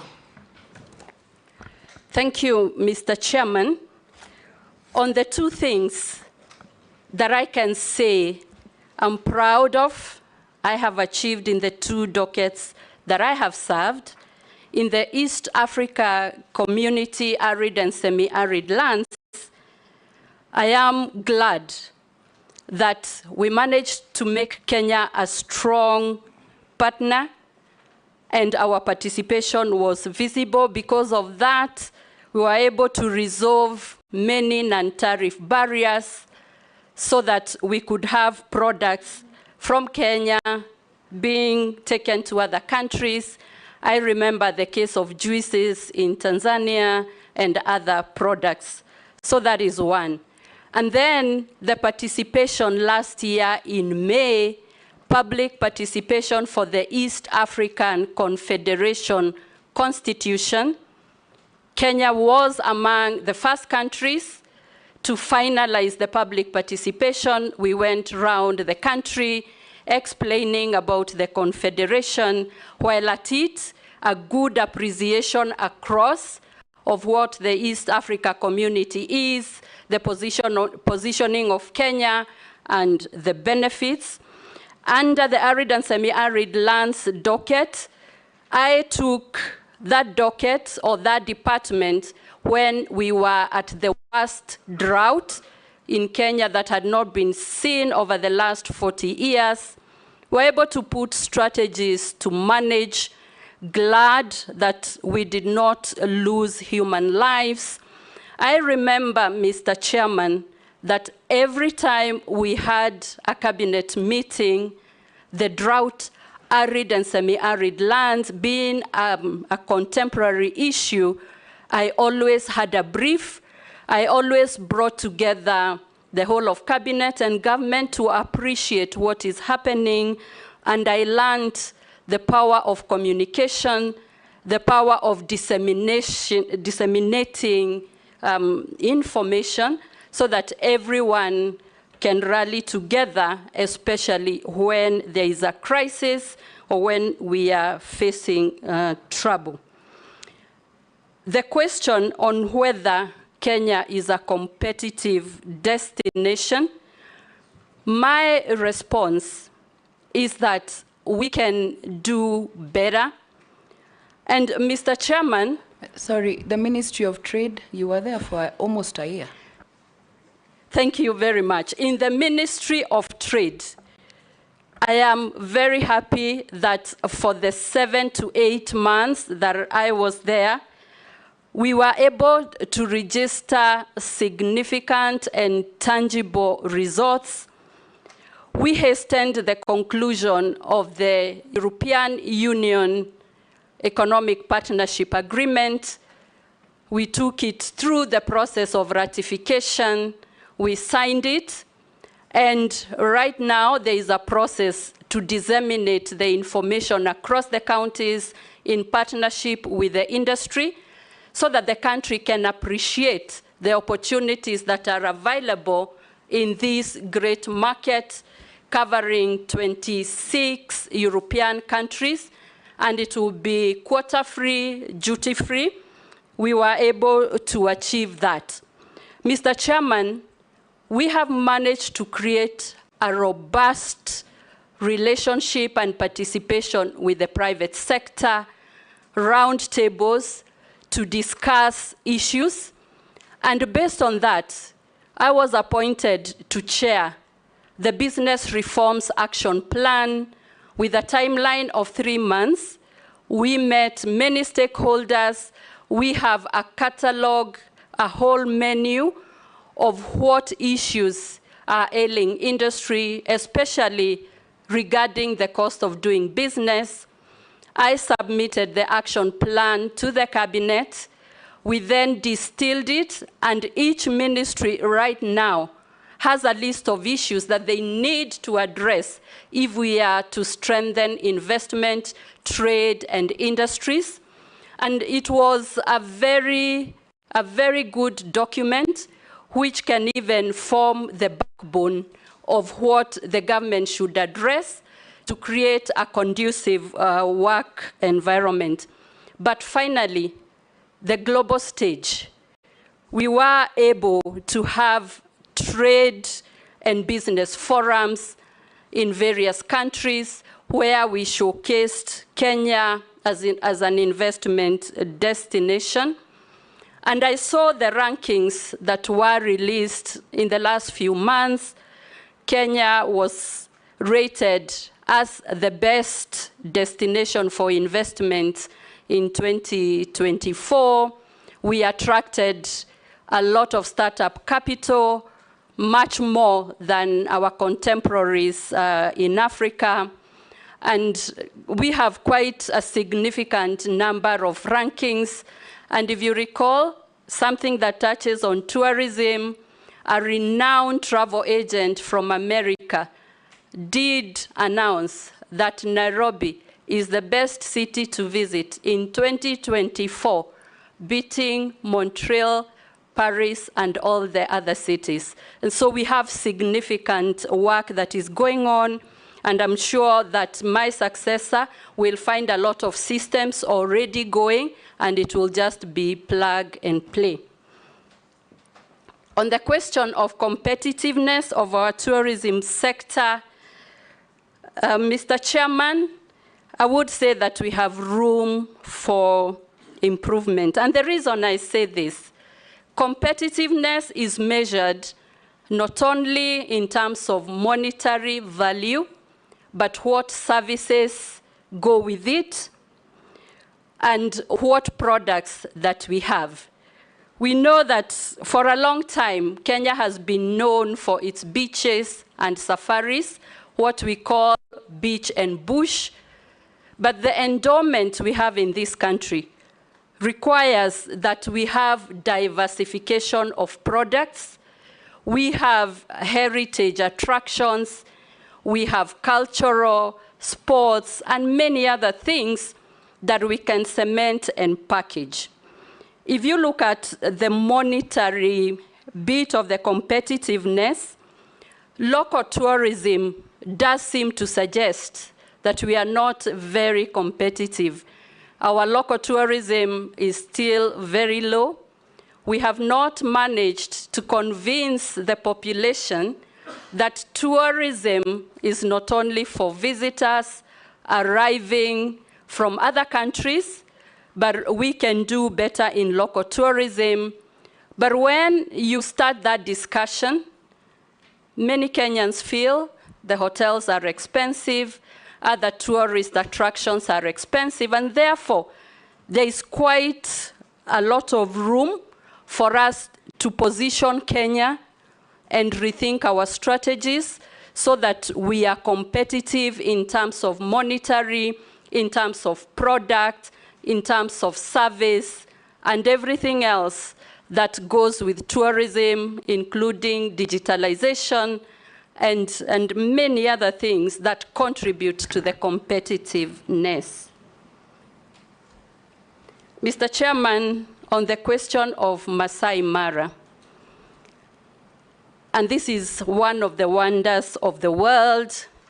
We have seen the uniqueness. I don't think there is such a park in the world. And we are glad that Kenya has that. But we have challenges in terms of the numbers, in terms of the services. As I was preparing to appear before this committee, Mr. Chairman, I did meet with the ministry officials, I did meet with the sector, and had a discussion with Narok County. And I want to share with you the information I gathered, that there was a strategy, tourism strategy 2021-2025, that was formulated with the participation of all the stakeholders. Some of the findings in that strategy and that work that was done is that there are things that needed to be done to make Masai Mara more competitive. And one of the proposals that I will discuss is that the rates for Masai Mara had not been increased for the last 15 years, despite the cost of managing the parks, despite many other costs coming up, operations and maintenance. And the stakeholders in that strategic discussions did recommend that there should be a review of the rates that are applicable so that there are enough finances to develop Masai Mara, to maintain it, to modernize it, and do all that appertains to make it more sustainable.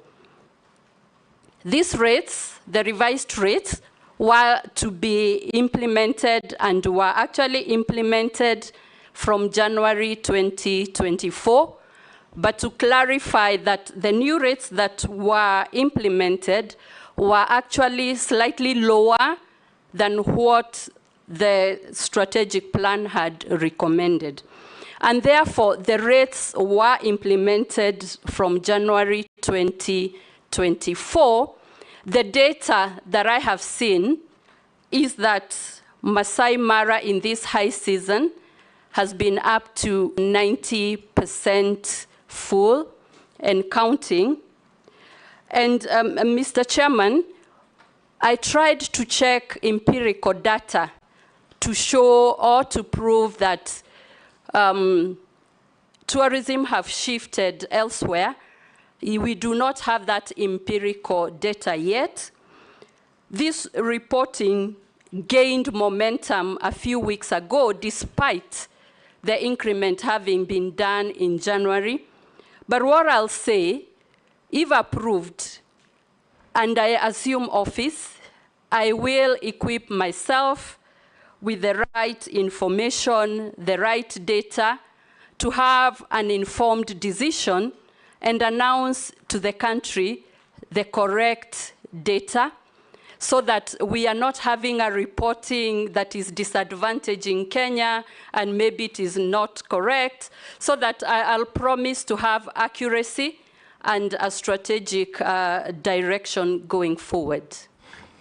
Thank you, Nomimee.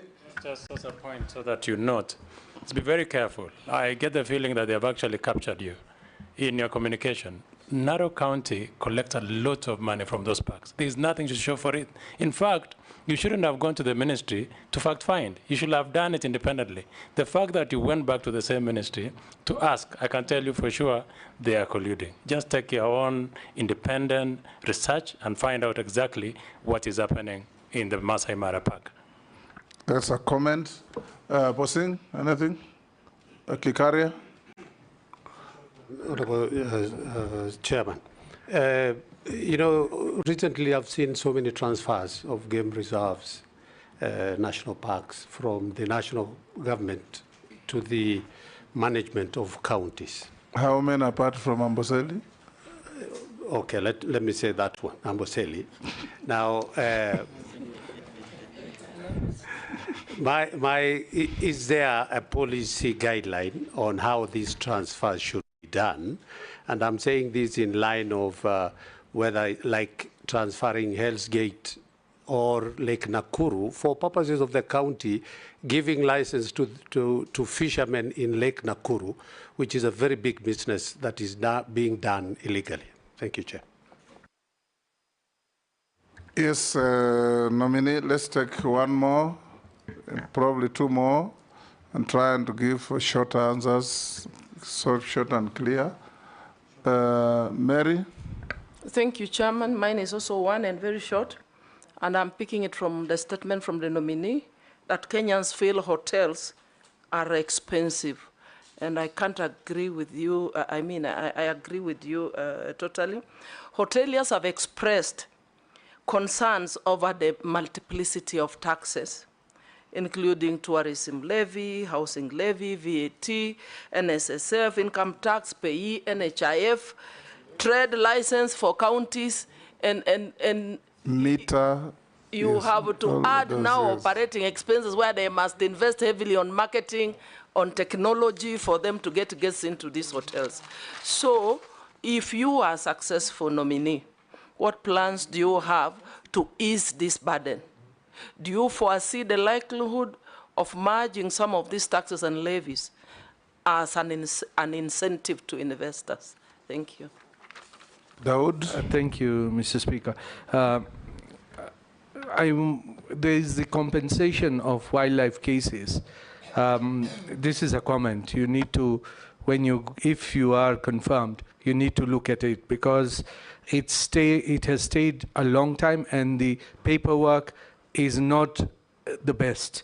But what I want you to look at, the first thing is Section 35(2) of the Wildlife Conservation and Management Act.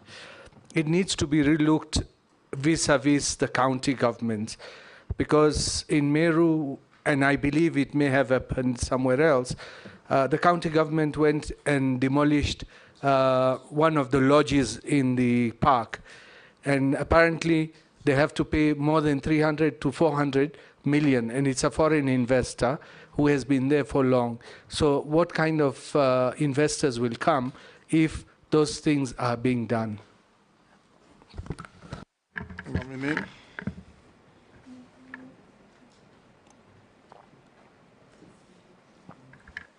Thank you, Mr. Chairman.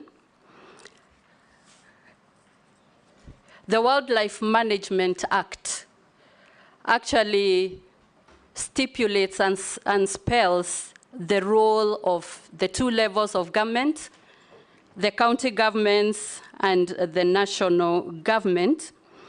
And on the issue of transfer of national parks, I am aware that there is a task force that was formed to look at these matters, the merits, the demerits, the regulations, the processes, and the procedures that will be used in case of any transfers, like Amboseli and any other that may be in that category. The task force, I am informed, has finalized its work, and in the next couple of weeks, will be presenting this report. And I will be looking out at this report for my contribution, for contribution by the whole sector, so that we are able to come up with clear guidelines, clear advantages, and clear processes of how this matter of transfer of national parks should be handled.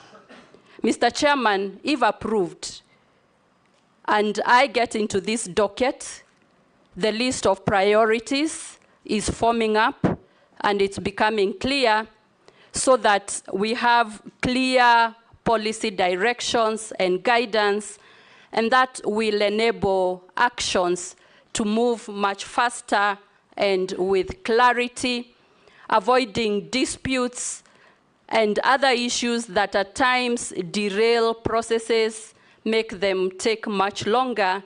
And I will promise, if approved, I will be able to look at this as a priority. On hotels, licenses, and levies, there is duplicity and multiplicity of licenses and levies. In preparing for this vetting and this hearing, I came across upwards of 16 licenses and levies that apply to the hotel industry. And Mr. Chairman, this speaks to the ease of doing business, the cost of doing business. I've also come across quite a lot of work that has been done in trying to address these issues.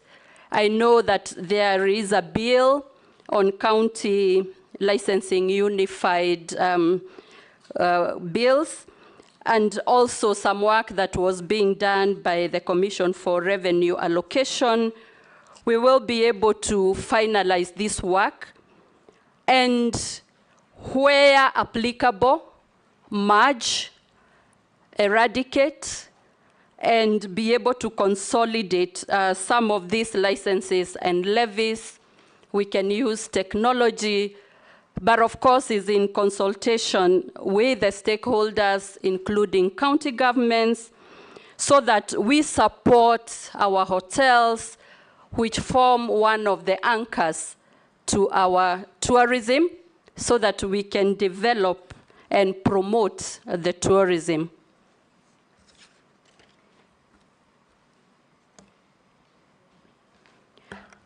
The other question on Section 35(2) of Conservation Act, we need to work very closely with the county governments. I believe that under that section, we need to come up with clear procedures that will be followed and guidelines so that we are able to attract investors that will take up the opportunities that are so much needed. We require to upgrade our infrastructure in terms of hotels and other tourist attractions, and we need a very good coexistence between the conservation areas and our tourism. The conservation areas form the backbone, and we need clarity. I have realized that many of the issues that face many industries, including the tourism industry and sector, all are due to lack of enough clarity in procedures, in regulations and processes. Mr. Chairman, if approved, just like I have done in my other assignments, I promise to bring a lot of clarity, streamline processes so that we get efficiency. Murugara, anything? Owen? Thank you, Honorable Speaker and Chair. I just want to ask one question on problem solving, another one on policy, and another one on strategy. No. Okay. Either one, or at the very most two. I will put all of them in one question. One, Nomimee, my question is, how will you solve the problem of the Ronald Ngala Utalii College, which was a legacy project by the late President Kibaki, but up to today, we are still waiting, and it is actually affecting the tourism sector in terms of training. Also, in the same breath, our nominee is to ask you, what is your take on the open sky policy in terms of promoting tourism, given that you need infrastructure, you need people to fly into the country, and probably you need to expand that space. And countries have benefited so much from having what we'd call tourism social economic zones, special economic zones. And these countries have developed special economic zones specifically for tourism to ensure that tourism moves forward. As you take, if approved, a nominee, how will you uptake this idea, develop special economic zones, just like you have handled special economic zones in the Ministry of Trade, but now transfer that into tourism and expand tourism so that we move to double-digit growth within the tourism sector? Thank you very much, Mr. Speaker, for that one question. Yes, Robert. Thank you, Mr. Speaker. Nominee Rebecca Miano, Kenya Kwanza regime have arbitrarily raised the cost of government services across all sectors in the recent past. And recently, they increased the park charges very, very significantly, making it, of course, expensive for local tourists and probably even discouraging some of the foreign tourists whom we have lost to our neighbors. Now, this was done, the local game charges were done despite the Committee of Delegated Legislation actually discouraging the ministry from doing it. Now, I have two questions on that. First and foremost, will you respect Parliament so that whenever you have any proposals, you have a discussion with Parliament before implementation? And the second one is, what will you do so that you can return the sector back to competitiveness? Might you consider reducing those charges? Because the increase is extremely high. Thank you, Chairman. Thank you very much, Mr. Speaker. CS nominee, tourism, Honorable Miano. In March 2024, the Kenya Wildlife Service launched the National Human-Wildlife Coexistence Strategy Plan 2024-2033. The strategy aims at fostering a sustainable wildlife conservation while effective mitigation mitigation on human life conflict, which has been a menace in this country for most of the parks within whereby most of the communities are living. What action plan and measures are you going to put in place to make sure that the entire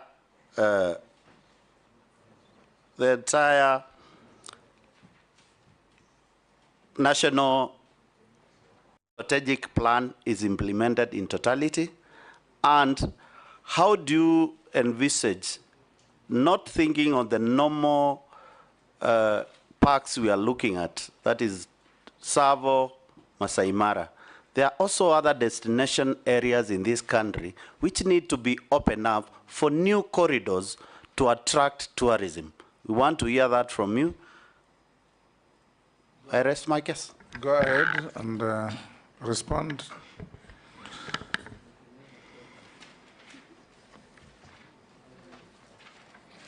Thank you, Mr. Chairman. I'll go straight to the point. The questions asked by Honorable Baya on Ronald Ngala Utalii College.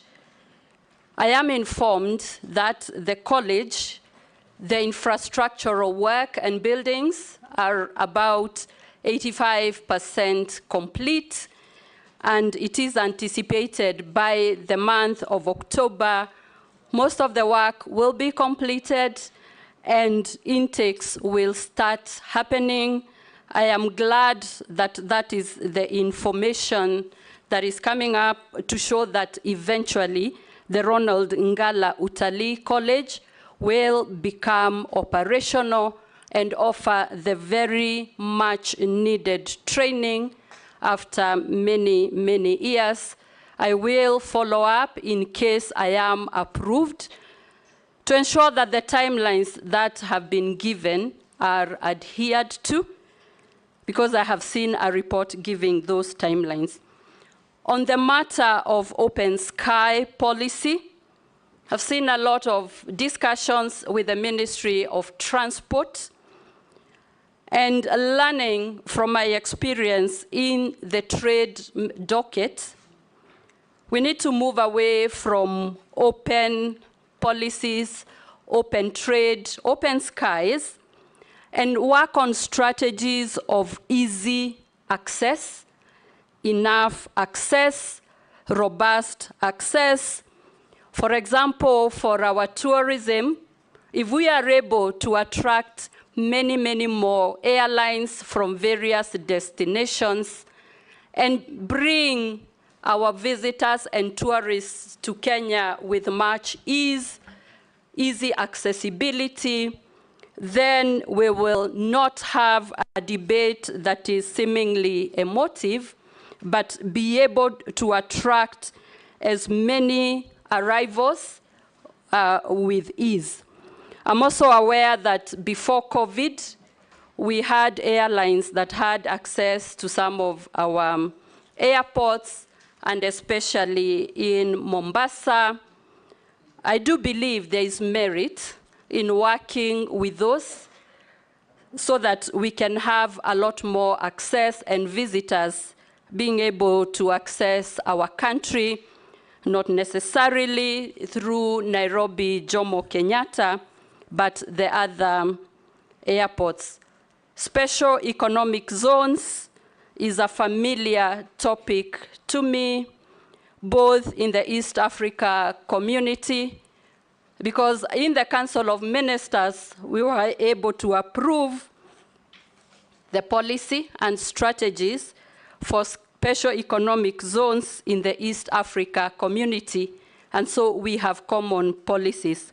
In the Ministry of Trade, I was in charge of the special economic zones. I am very well conversant with the incentives that are attached to the special economic zones.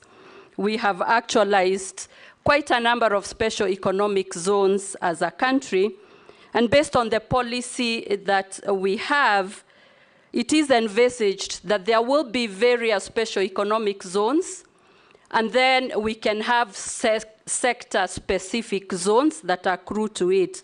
For the tourism, I am a supporter that we should have a tourism special economic zone. There is one that was gazetted in Lamu County, though not operational. To be precise, Mr. Speaker, that is the way to go. On the question of the cost of entry of the game parks and the national parks and the increase, Mr. Speaker, there was a strategy by stakeholders that recommended some of these changes. But I want to say from the word go in the affirmative, I will respect Parliament. My record speaks for itself. Whenever invited to Parliament or committees, I give it utmost priority. And if there is any compelling reason, always liaising with the committee and Parliament to be able to reschedule and get another suitable date. I have been asked whether, if approved and I take this docket, I will look at reducing these charges. My response is, I will look at all the reports so that I'm able to make an informed decision so that I do not pronounce myself today in haste, but again, it is urgent and a priority in consultation with stakeholders to put this matter to rest. Again, clarity and efficiency of policies, the robustness of them will help faster execution of the work plans and be able to move this country forward.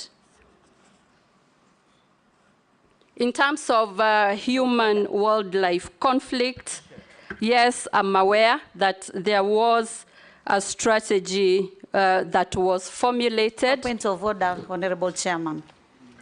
No. Honorable Chairman, my point of order, I just want to tell our nominee that when you are going to involve the stakeholders, don't forget the local communities and the tour operator, because on this issue, they were not involved. And that is why there is a lot of outcry.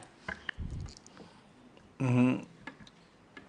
The comment, well taken. Have already mapped out the stakeholders in the tourism sector. Yes, and I want to confirm that it will be comprehensive, consultative, and leaving nobody behind. Thank you. Human-wildlife conflict, in terms of the strategy, Mr. Chairman, I have seen that the strategy promotes alternative sources of income so that there is not too much conflict between wildlife and human fighting for the resources. I have seen it is necessary to have fencing and just secluding the conservation areas. We need a lot of civic education and information on the coexistence between human and wildlife. On the matter of compensation, we need to streamline the procedures to make them more efficient, to improve governance so that the people affected are compensated on time, with integrity, correctly, because we do know that at times very delayed compensation does not even help the situation. And so this is one of that will be a focus area in case I am approved, together with the suggestion or the comment on attracting new corridors for the animals. And Mr. Chairman, this docket is starting to be very exciting, looking at what lies ahead, what as a country we can do to make it robust. And if there are any other manifestos or later manifestos are written, Kenya will not be punching below its weight. And that will help us to have increased our tourists, conserved our wildlife better, increased our foreign exchange earnings, created jobs. And if you imagine all the benefits that will accrue in streamlining and transforming and positioning this industry and this ministry to the position it should be, there is a lot of hope and a lot of promises in regard to this industry. Thank you. Russell? Thank you, Honorable Speaker. I'll just ask one question. Madam Miano, those communities that live close to wildlife sanctuaries have suffered, but this time round, what I want to hear from you is leadership in terms of what benefits is likely to accrue to them for actually preserving that wildlife and also not interfering with the sanctuary in terms of giving them water, scouts. There are many things that I'm sure those communities would want, not just the fence that will protect them. Maybe I will just want a comment from you. Thank you, Honorable Chair.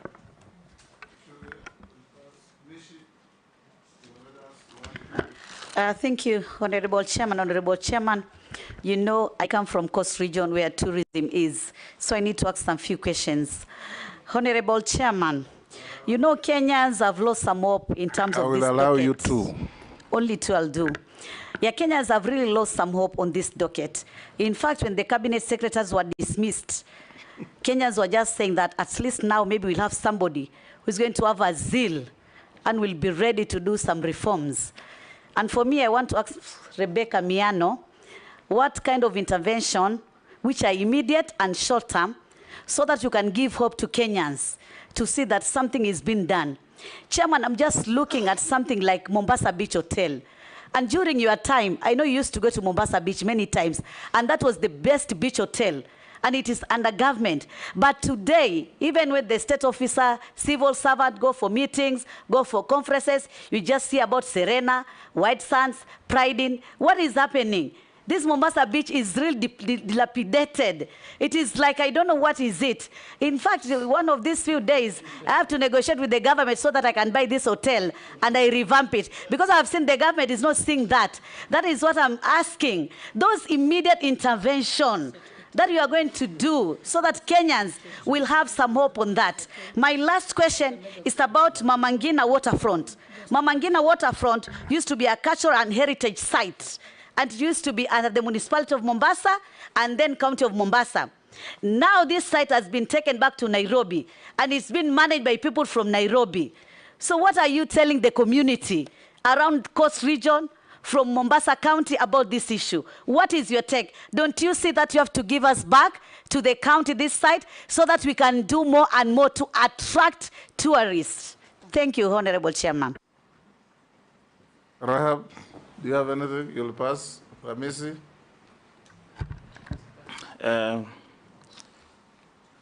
Mr. Speaker, I have some information on have been sent by a senior citizen on touching on nominees' credibility. So I'm requesting if you allow me to read, maybe she can respond or clear the air, though maybe it's not part of our records. If you don't, then I go to my question. Do you allow me to read? Okay. So, Honorable Speaker, Kenya, rich heritage. From where I sit, I don't think that is fetching from the world tourism market. When you see government officials visit on benchmarking, they'll go to Thailand, Dubai, European states from the historical sites.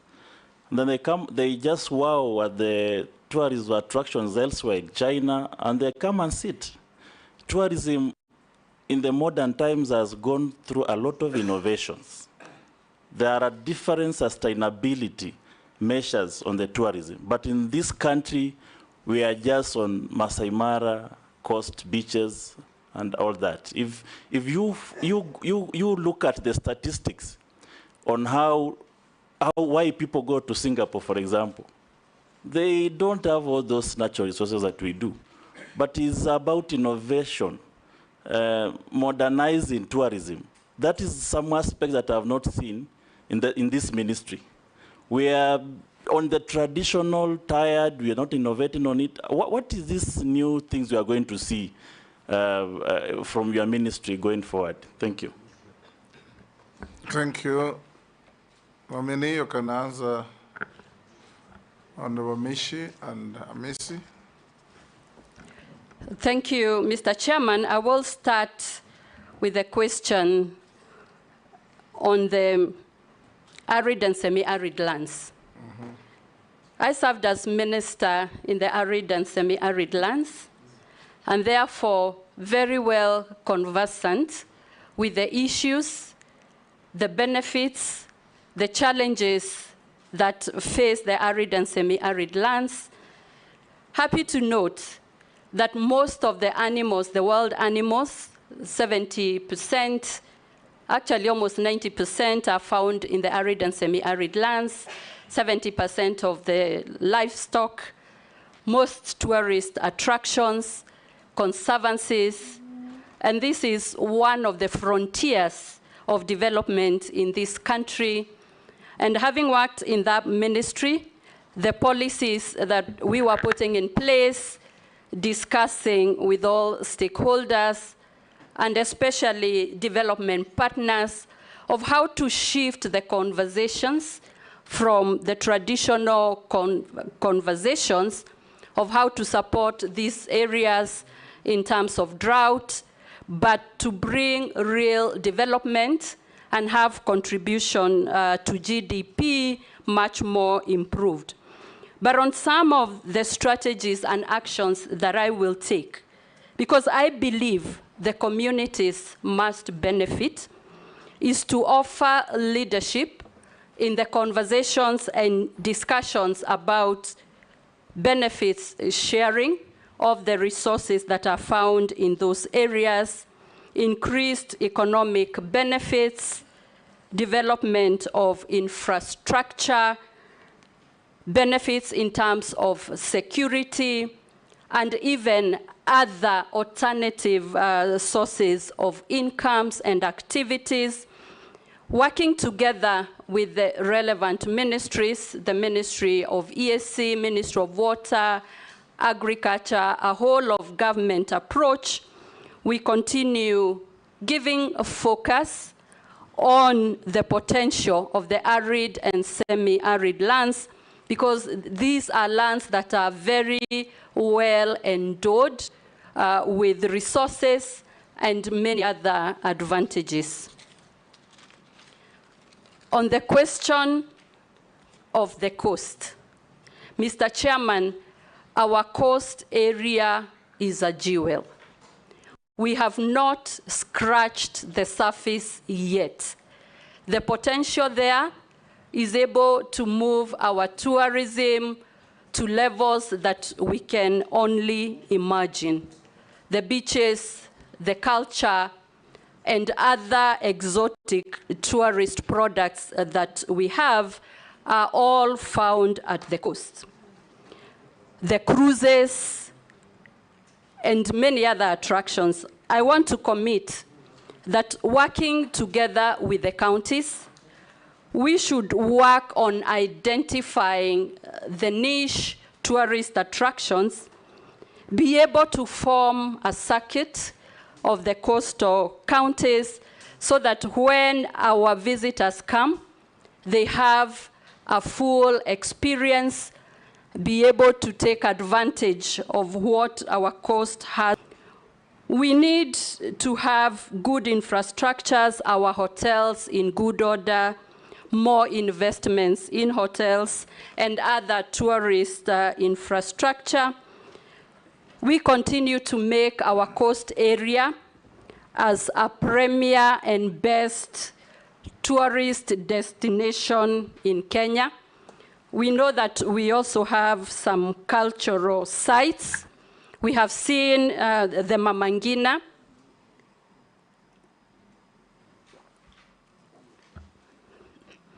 And Mr. Chairman, to respond to the honorable member on the issue of Mama Ngina.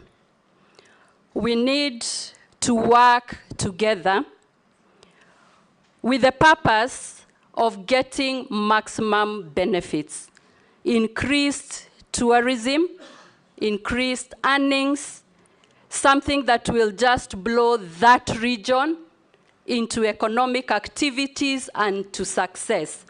And therefore, reason together, consult with the counties and see the formula and the strategy that will achieve maximum benefit for this installation.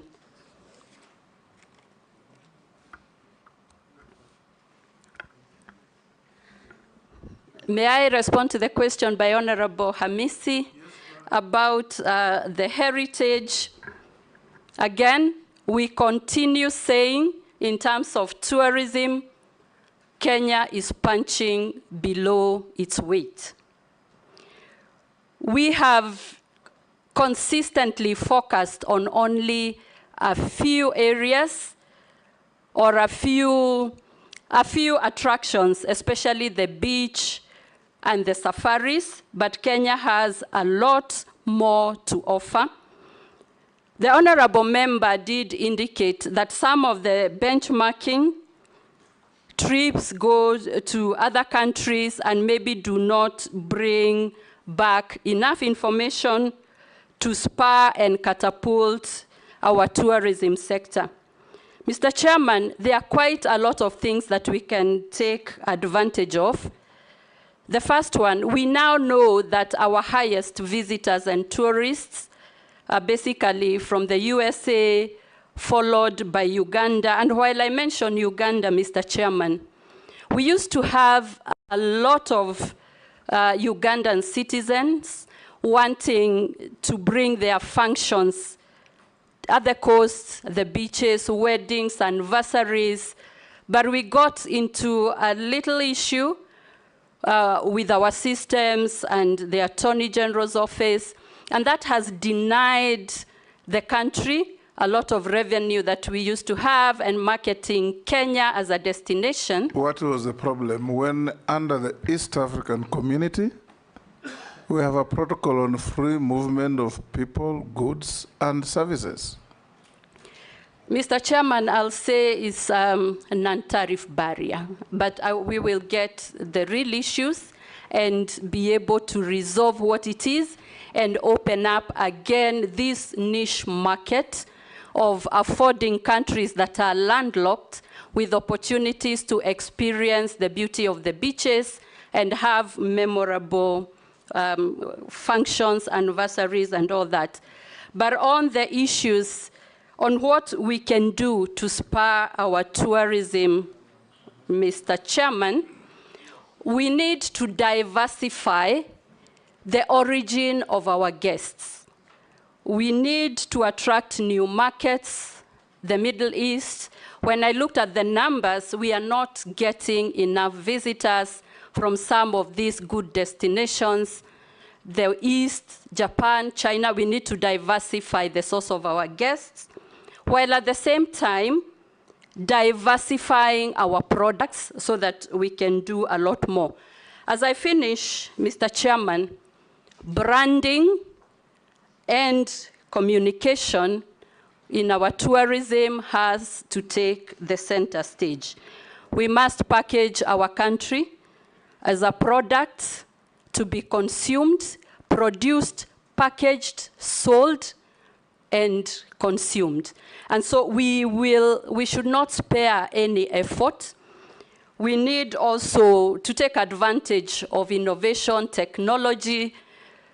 I have seen information that we do not have a one-stop shop digitally where tourists can visit and get all the information they need, and that will also be a priority so that we can package our country. Mr. Chairman, recently, Kenya was ranked as #1 in the world in use of social media and use of technology. If we convert such abilities and rankings to sell our country for tourism. I think we will take this world by storm and attract a lot more tourism and a lot more visitors in Kenya by marketing aggressively.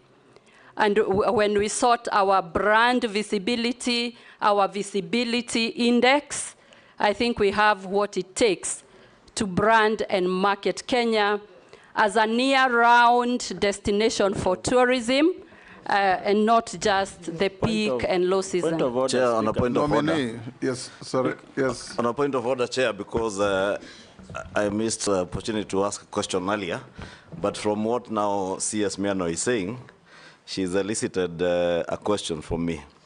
You have severally repeated that we are punching below our weight as a country in matters tourism. And you've said branding and communication is what will take our tourism to where we want it to be. You've also asserted that we can use alternative media like social media.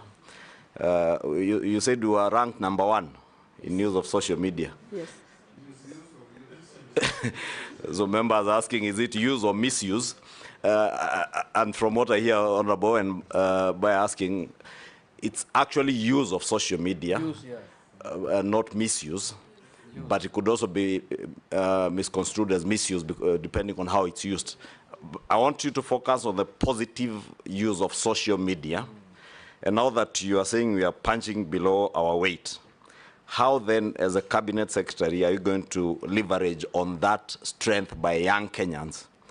One, to create employment for them in terms of using, and I'm thinking about content creators, to positively use their time on social media to market our country and make an earning for themselves, and also in branding and communication. And may I also put it to you that, and I have in mind a question I had asked to the nominee who was here before you in the ministry, that you are in trade and industry, that you failed the people of Kenya in communication when you are Minister for Trade and Industry. And I said that in view of the good things that you know of that were supporting our manufacturing sector in the finance bill, but we never saw your ministry anywhere communicating to Kenyans the positives that came with that finance bill.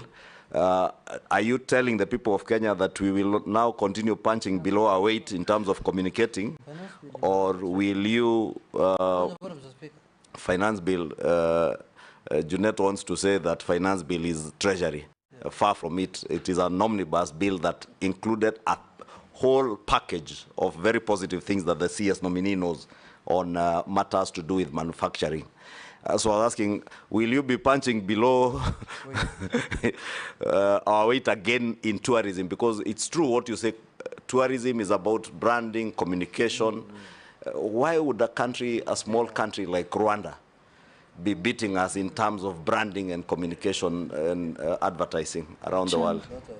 If I take Chairman, this is... Sorry, Chair, I said, let me withdraw the country. I don't want to get into trouble.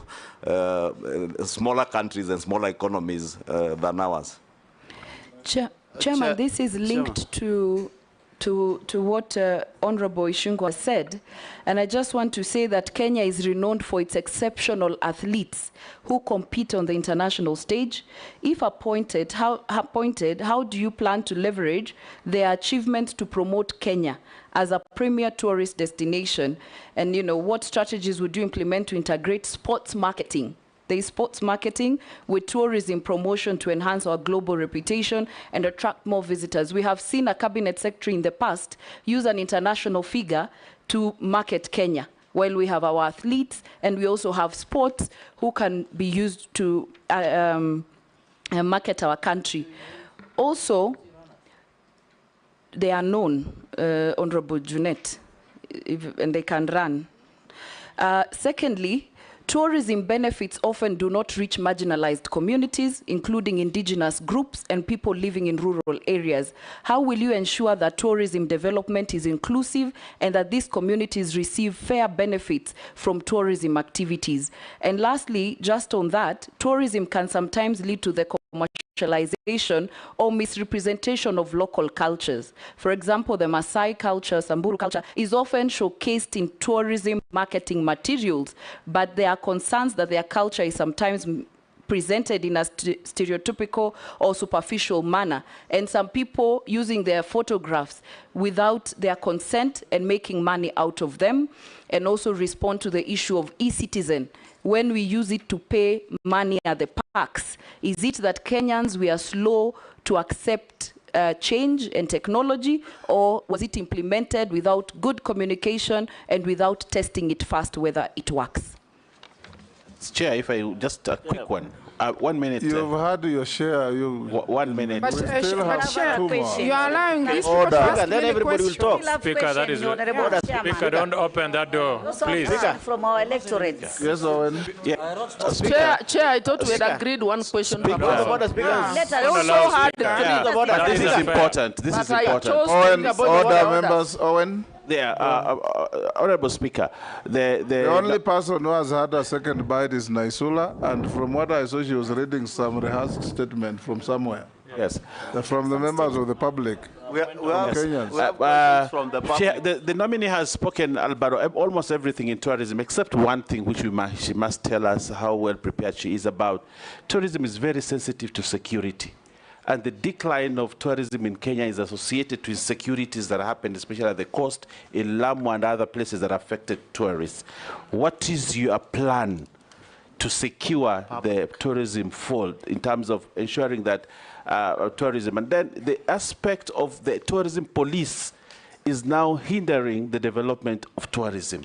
How will you handle that? Thank you. Honorable Speaker, I just wanted to ask about Ushanga Initiative, because it's underfunded, and that is a program for the Asar area. And I expect Naisura to ask that question, because those women, they normally get that money so that we can empower them, but they are not getting any money. Thank you. Chairman, I have a question from a Gen Z. I have a question from a Gen Z, Honorable Chairman. I want to read it. In early 2024, a lobby group filed a petition at the High Court accusing Miano of spending Kenya shilling 94 billions of taxpayers' money on ineffective power generating projects during her time as CEO of Kenya Electricity. This accusation included commissioning unusable high voltage transmission lines and conducting feasibility studies for 2 new power plants that never became operational. What is your take, Honorable Nominee from a Gen Z? Chair, the last one from the public to Honorable Miano. I've just received a message whereby the public is asking, are you going to continue? Why are you breaking the protocol we have been following? I'm sorry, Chair. The chairman has been reading the public. Okay. Then when I finish, you compliment. Now everybody's jumping in. What are you doing, you guys? Okay. Go ahead. Let him finish. It started. Thank you, Chair, and apologies. The public is asking, as a nominee for tourism, are you going to continue using the conventional way of marketing Kenya, or what is your take on how you'll rebrand the country and forget those odd methods of branding the country? She already said she will use social media beyond the conventional marketing tools. Can you answer the ones that, and concisely and precisely, no speeches, just answer the questions.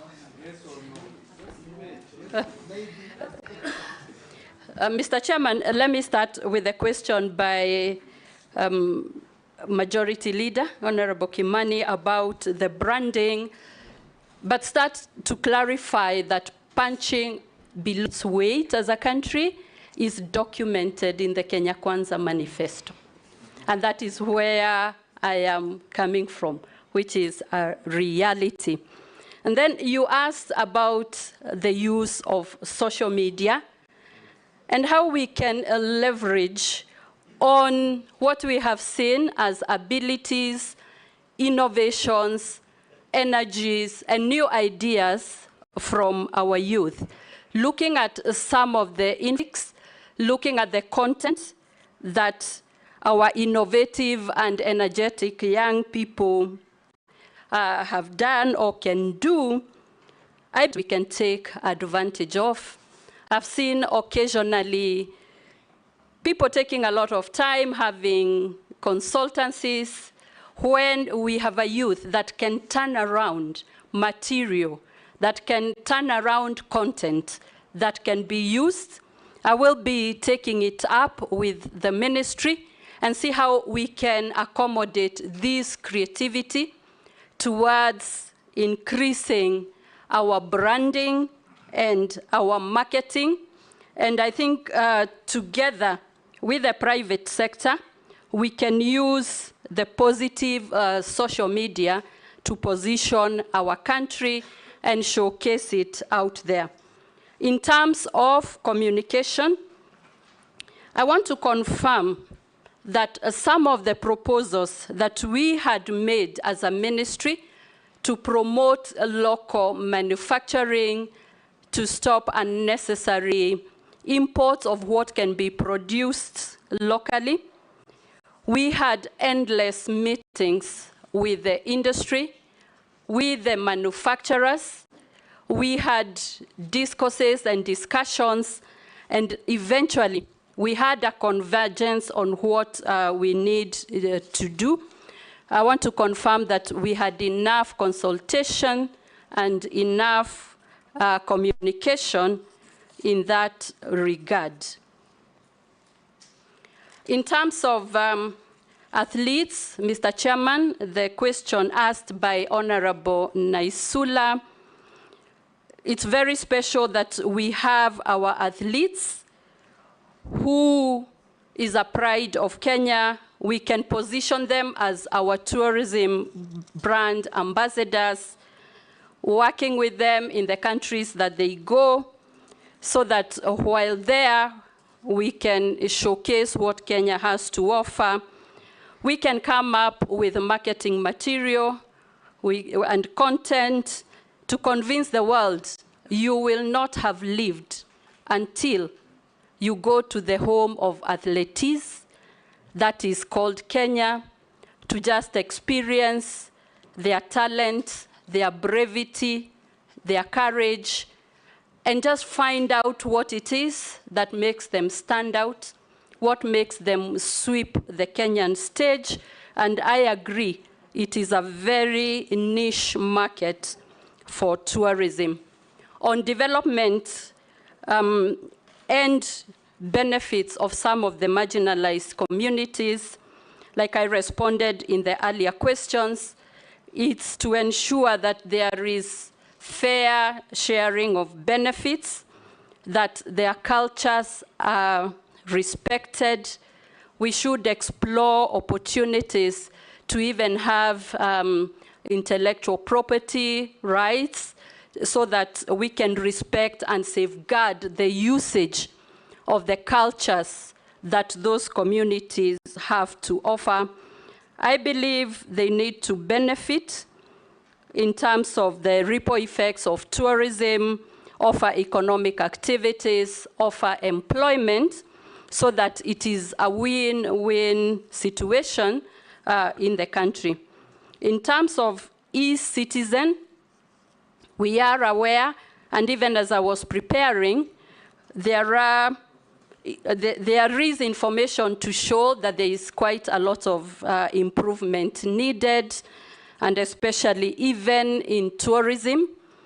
I got information that occasionally when paying, especially as a foreigner or for services, it takes long, it may not be clear, but I'm aware that there is a lot of work going around to strengthen and to streamline the e-citizen platform.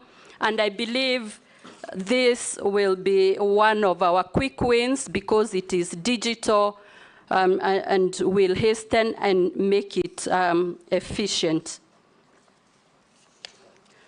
In terms of the question about the power industry, Mr. Chairman, I do not have the actual information, and I'll be ready to respond to any issues that come through, but I want to confirm I've served with diligence, a good record, and I've done what I should as the CEO or as a strong leader in the energy sector, and I'm proud of the achievements that we received. But Chairman, I'll leave it there.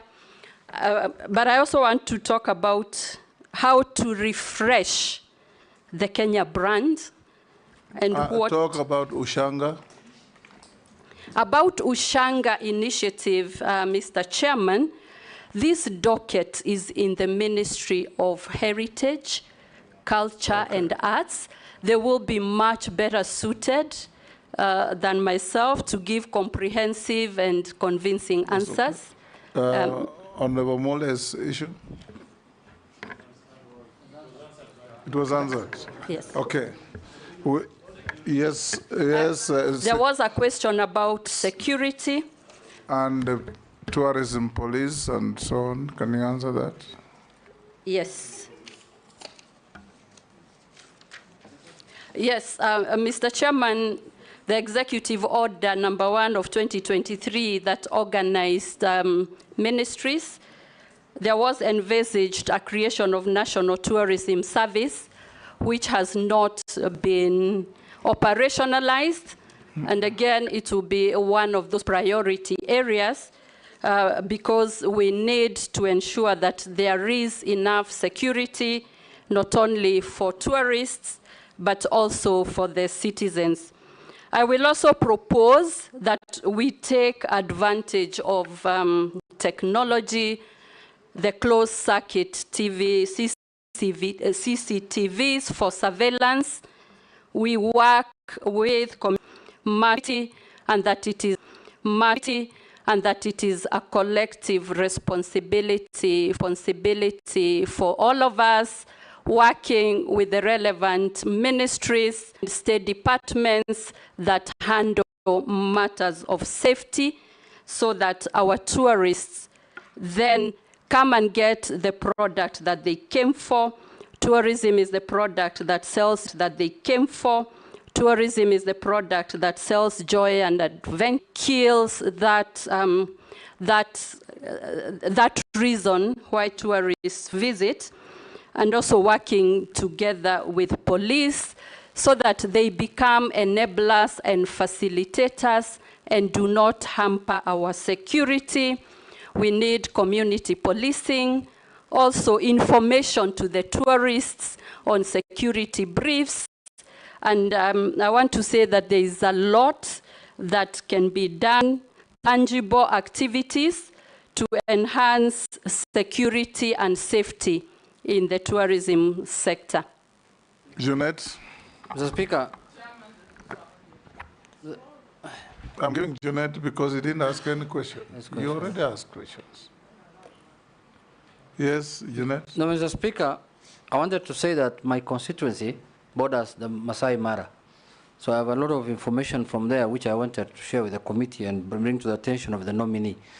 Mr. Speaker, for example, between the Mara and Serengeti, there is a lot of interconnection. The government sometimes, I don't know whether they are serious about tourism, because there's an airstrip in Migori which was tarmacked recently.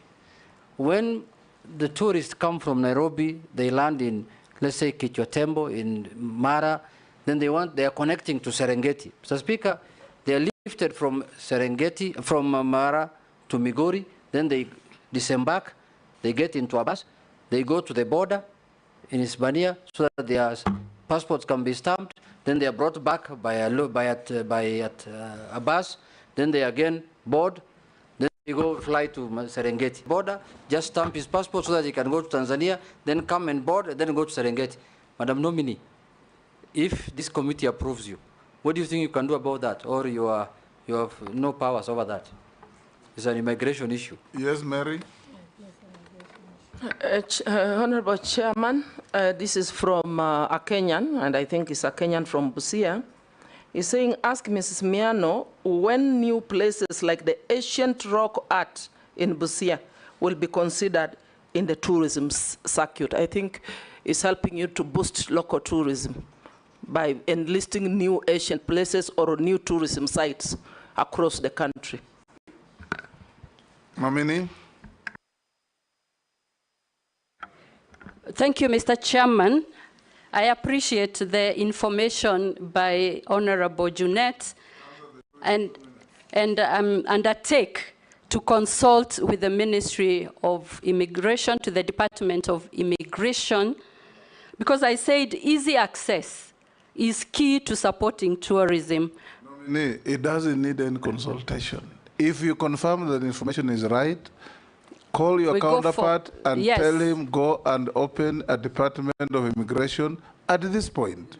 There's nothing to consult. You've read my mind. I was getting there. Yes. Because we have to consult, we work together, and go for action. Yes. I'm an executor. Good.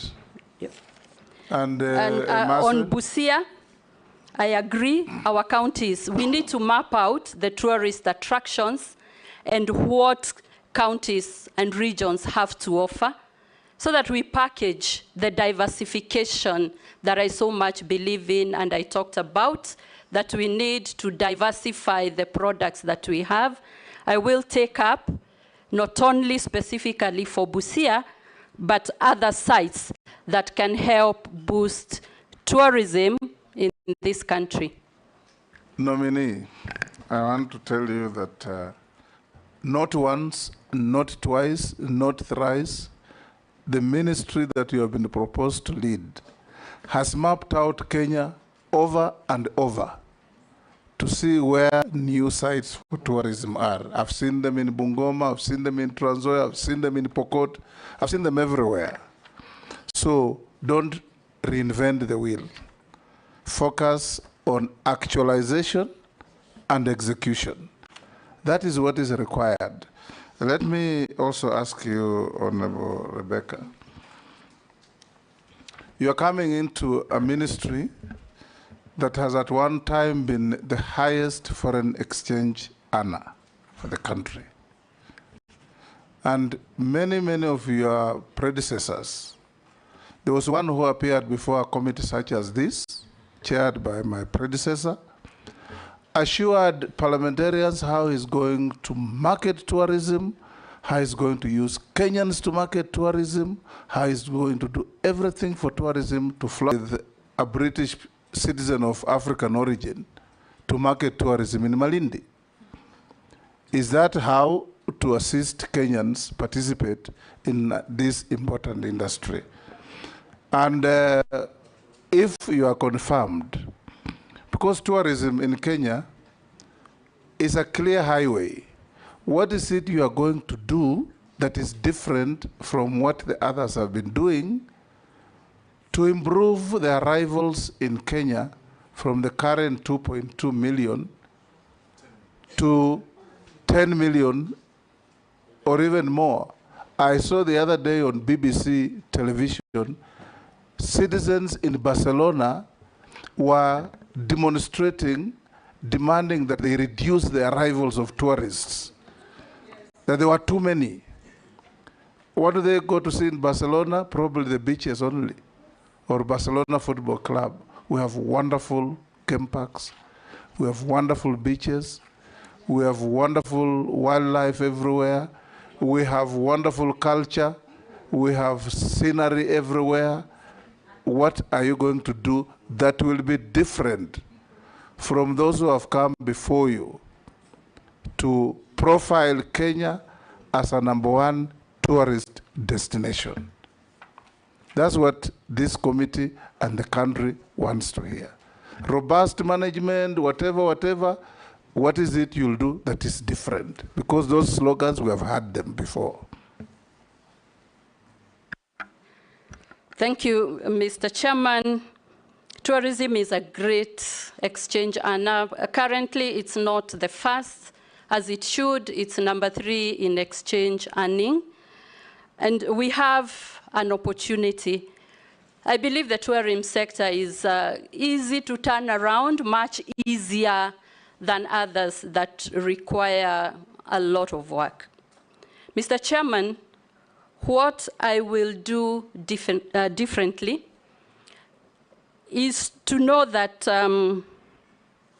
people support what they believe in.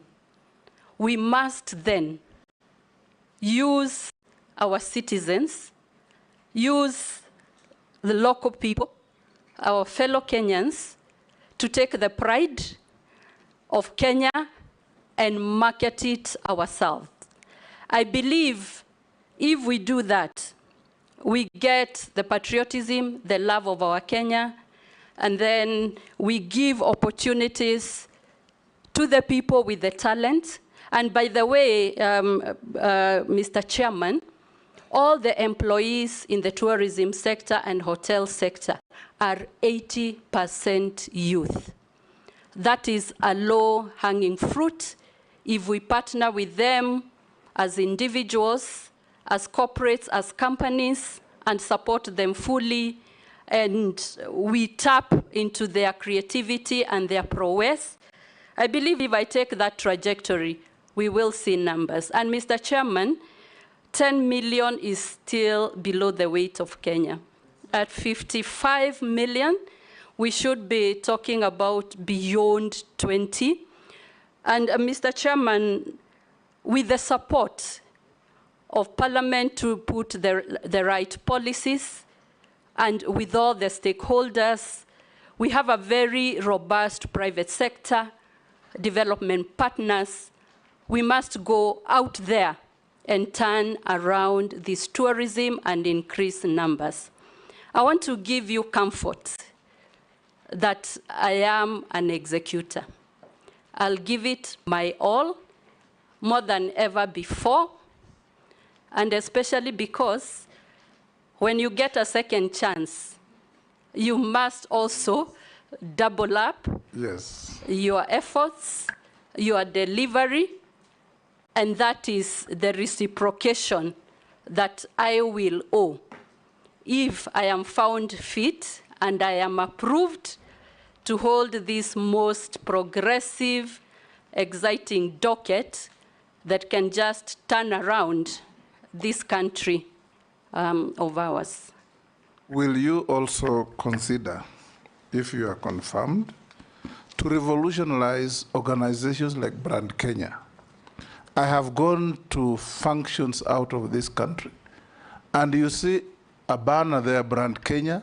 When you go there, you see wood carvings, and tea, coffee, Masai shukas, and that is all.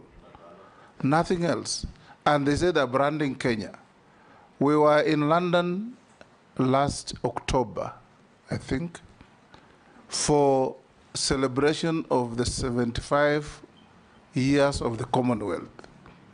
Part of the participants in the preparation was the Kenya High Commission.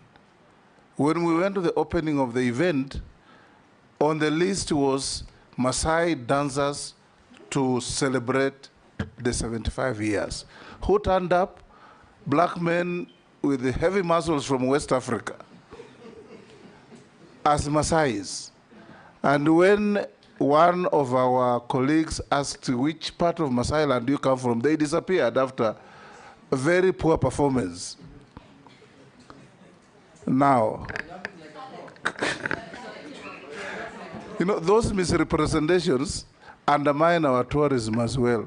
Lastly, from me, we used to have, when I was in Foreign Affairs, a demand from the Ministry of Tourism to post what they call tourist attaches and trade attaches. And let me tell you how fallacious it is. And you want to know how you'll do it differently. You pick somebody from the Ministry of Tourism, probably ushered through lobbying, and you post that person to China to sell Kenya tourism. For 2 years, he's learning the language and his way around. The next 1 year, he's struggling to know where to go to market Kenya. The fourth year, his term is over, he comes back. You send another one under the same circumstances. You send somebody to Russia, same thing. You send somebody to France, same thing. What are you going to do differently to market our country in major destinations? China has more than 200 million Chinese going out as tourists every year. If you just get 2, 3 of those, you can imagine the impact on our GDP. Mr. Speaker. Yes. Depends. Just to add on what you're saying, Mr. Speaker, also it depends on when you arrive at the country. What do you see first? Yes. Look at the kind of airport we have. It looks like a bus park, Mr. Speaker. There's no difference between that airport and Migori bus park, where people park matatus and everything. You can't even have a parking space, Mr. Speaker. You go round and round. You don't know where to park your car. Secondly, Mr. Speaker, I met an Arab in Dubai. I asked him, why are people coming here like this all the time? He told me the sheikh called the immigration and everyone who deals with visitors and told them, anyone who comes to this country is my visitor, and you must make sure that he's handled well. Mr. Speaker, it also depends on how we handle our visitors. When you are parking them in Migori bus park, how can they be happy? So, Nomimee, can you give the people of Kenya an assurance that you'll act differently?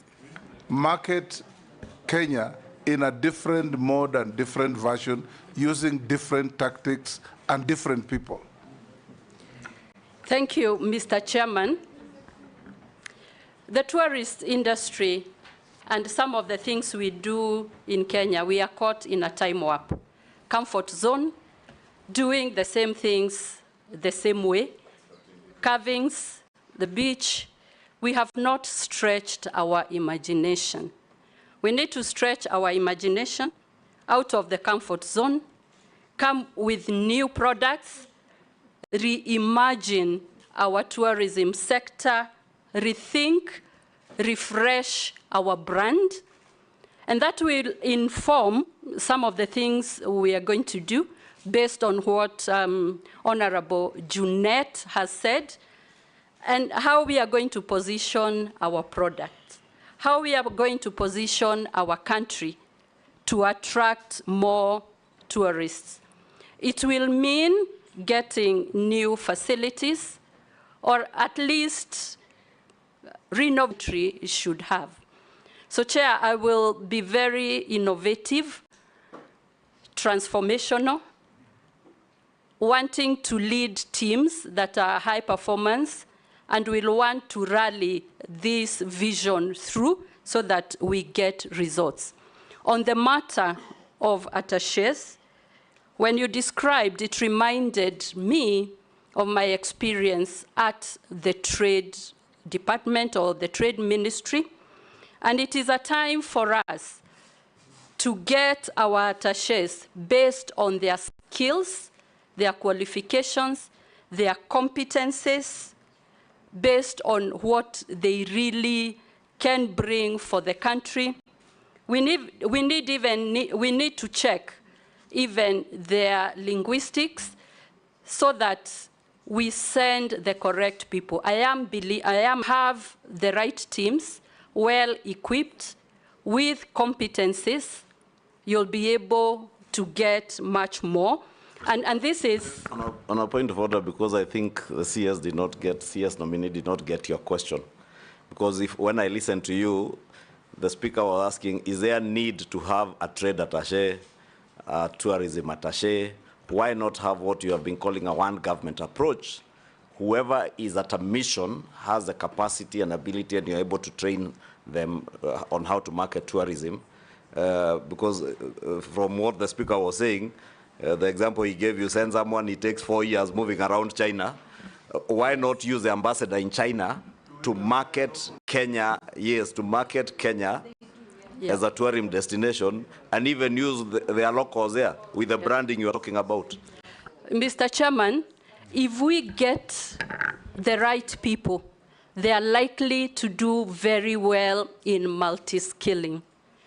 There will be no distinct or dramatic difference from an attaché who can do trade to the one who can do tourism. And I think if we combine those roles, it will be more efficient, more affordable, so long as we get the right people, a selection procedure that is fair and firm when we are getting the skills that we need, and we will not need to duplicate a Kenyan handling this, another one handling this, while one person can be very well equipped and able to deliver that service. Yeah. Mr. Speaker, she never answered my question about compensation. Wildlife. Yeah, human-wildlife conflict. The forms are not right, and they are not paid. 10 years down the road, we have not been paid. So please tell us what you're going to do differently. I am aware there is a backlog on compensation. The process has started and it's picking up again. Remember, in my previous docket, I was invited for a function earlier this year, and there was a launch of the compensation. And Mr. Chairman, like I said, and I remember we discussed here that compensation that is delayed may at times not be compensatory as it should be. So in my mind, I thought I had responded to the question, but I think this is something to give priority. Excellent. We do know that there are fiscal constraints, but prioritizing cost containment, removing non-essentials will still afford some resources to undertake the needed compensation. Rebecca, we are coming to an end. You had Naisula read to you what the public was asking. Mary Mase, Kami, and Mishi, and Mule. There are a few more from the public. What plans will the nominee put in place to ensure challenges of open skies are solved? I think that was asked by Owen. You don't need to answer. What are Somebody asked us, what are the qualifications for one to work as a tourism driver? I think that one must be. What plans will Mrs. Miano put in place to ensure there's clear database of all Airbnb's operators, as well as mitigate the challenge of conflict of interest between hotel keepers and Airbnb's operators? That one you had, I think, answered. Tourism sector has several statutory funds, such as Tourism Fund and Tourism Development Fund. I think this was asked and you answered. There is widespread concern in the local hotel industry regarding the impact of current budget cuts on domestic travel and hospitality in Kenya. What steps will be taken to prevent further shutdowns and staff layoffs in the hotel industry? And then the government of Kenya still holds substantial shares in hotels like Hilton and other lodges. If appointed, what can we expect from CS Miano in terms of GOK shareholding in non-performing hotels and in safeguarding public funds? Those that you have answered, you can skip. Yeah, just probably the last one.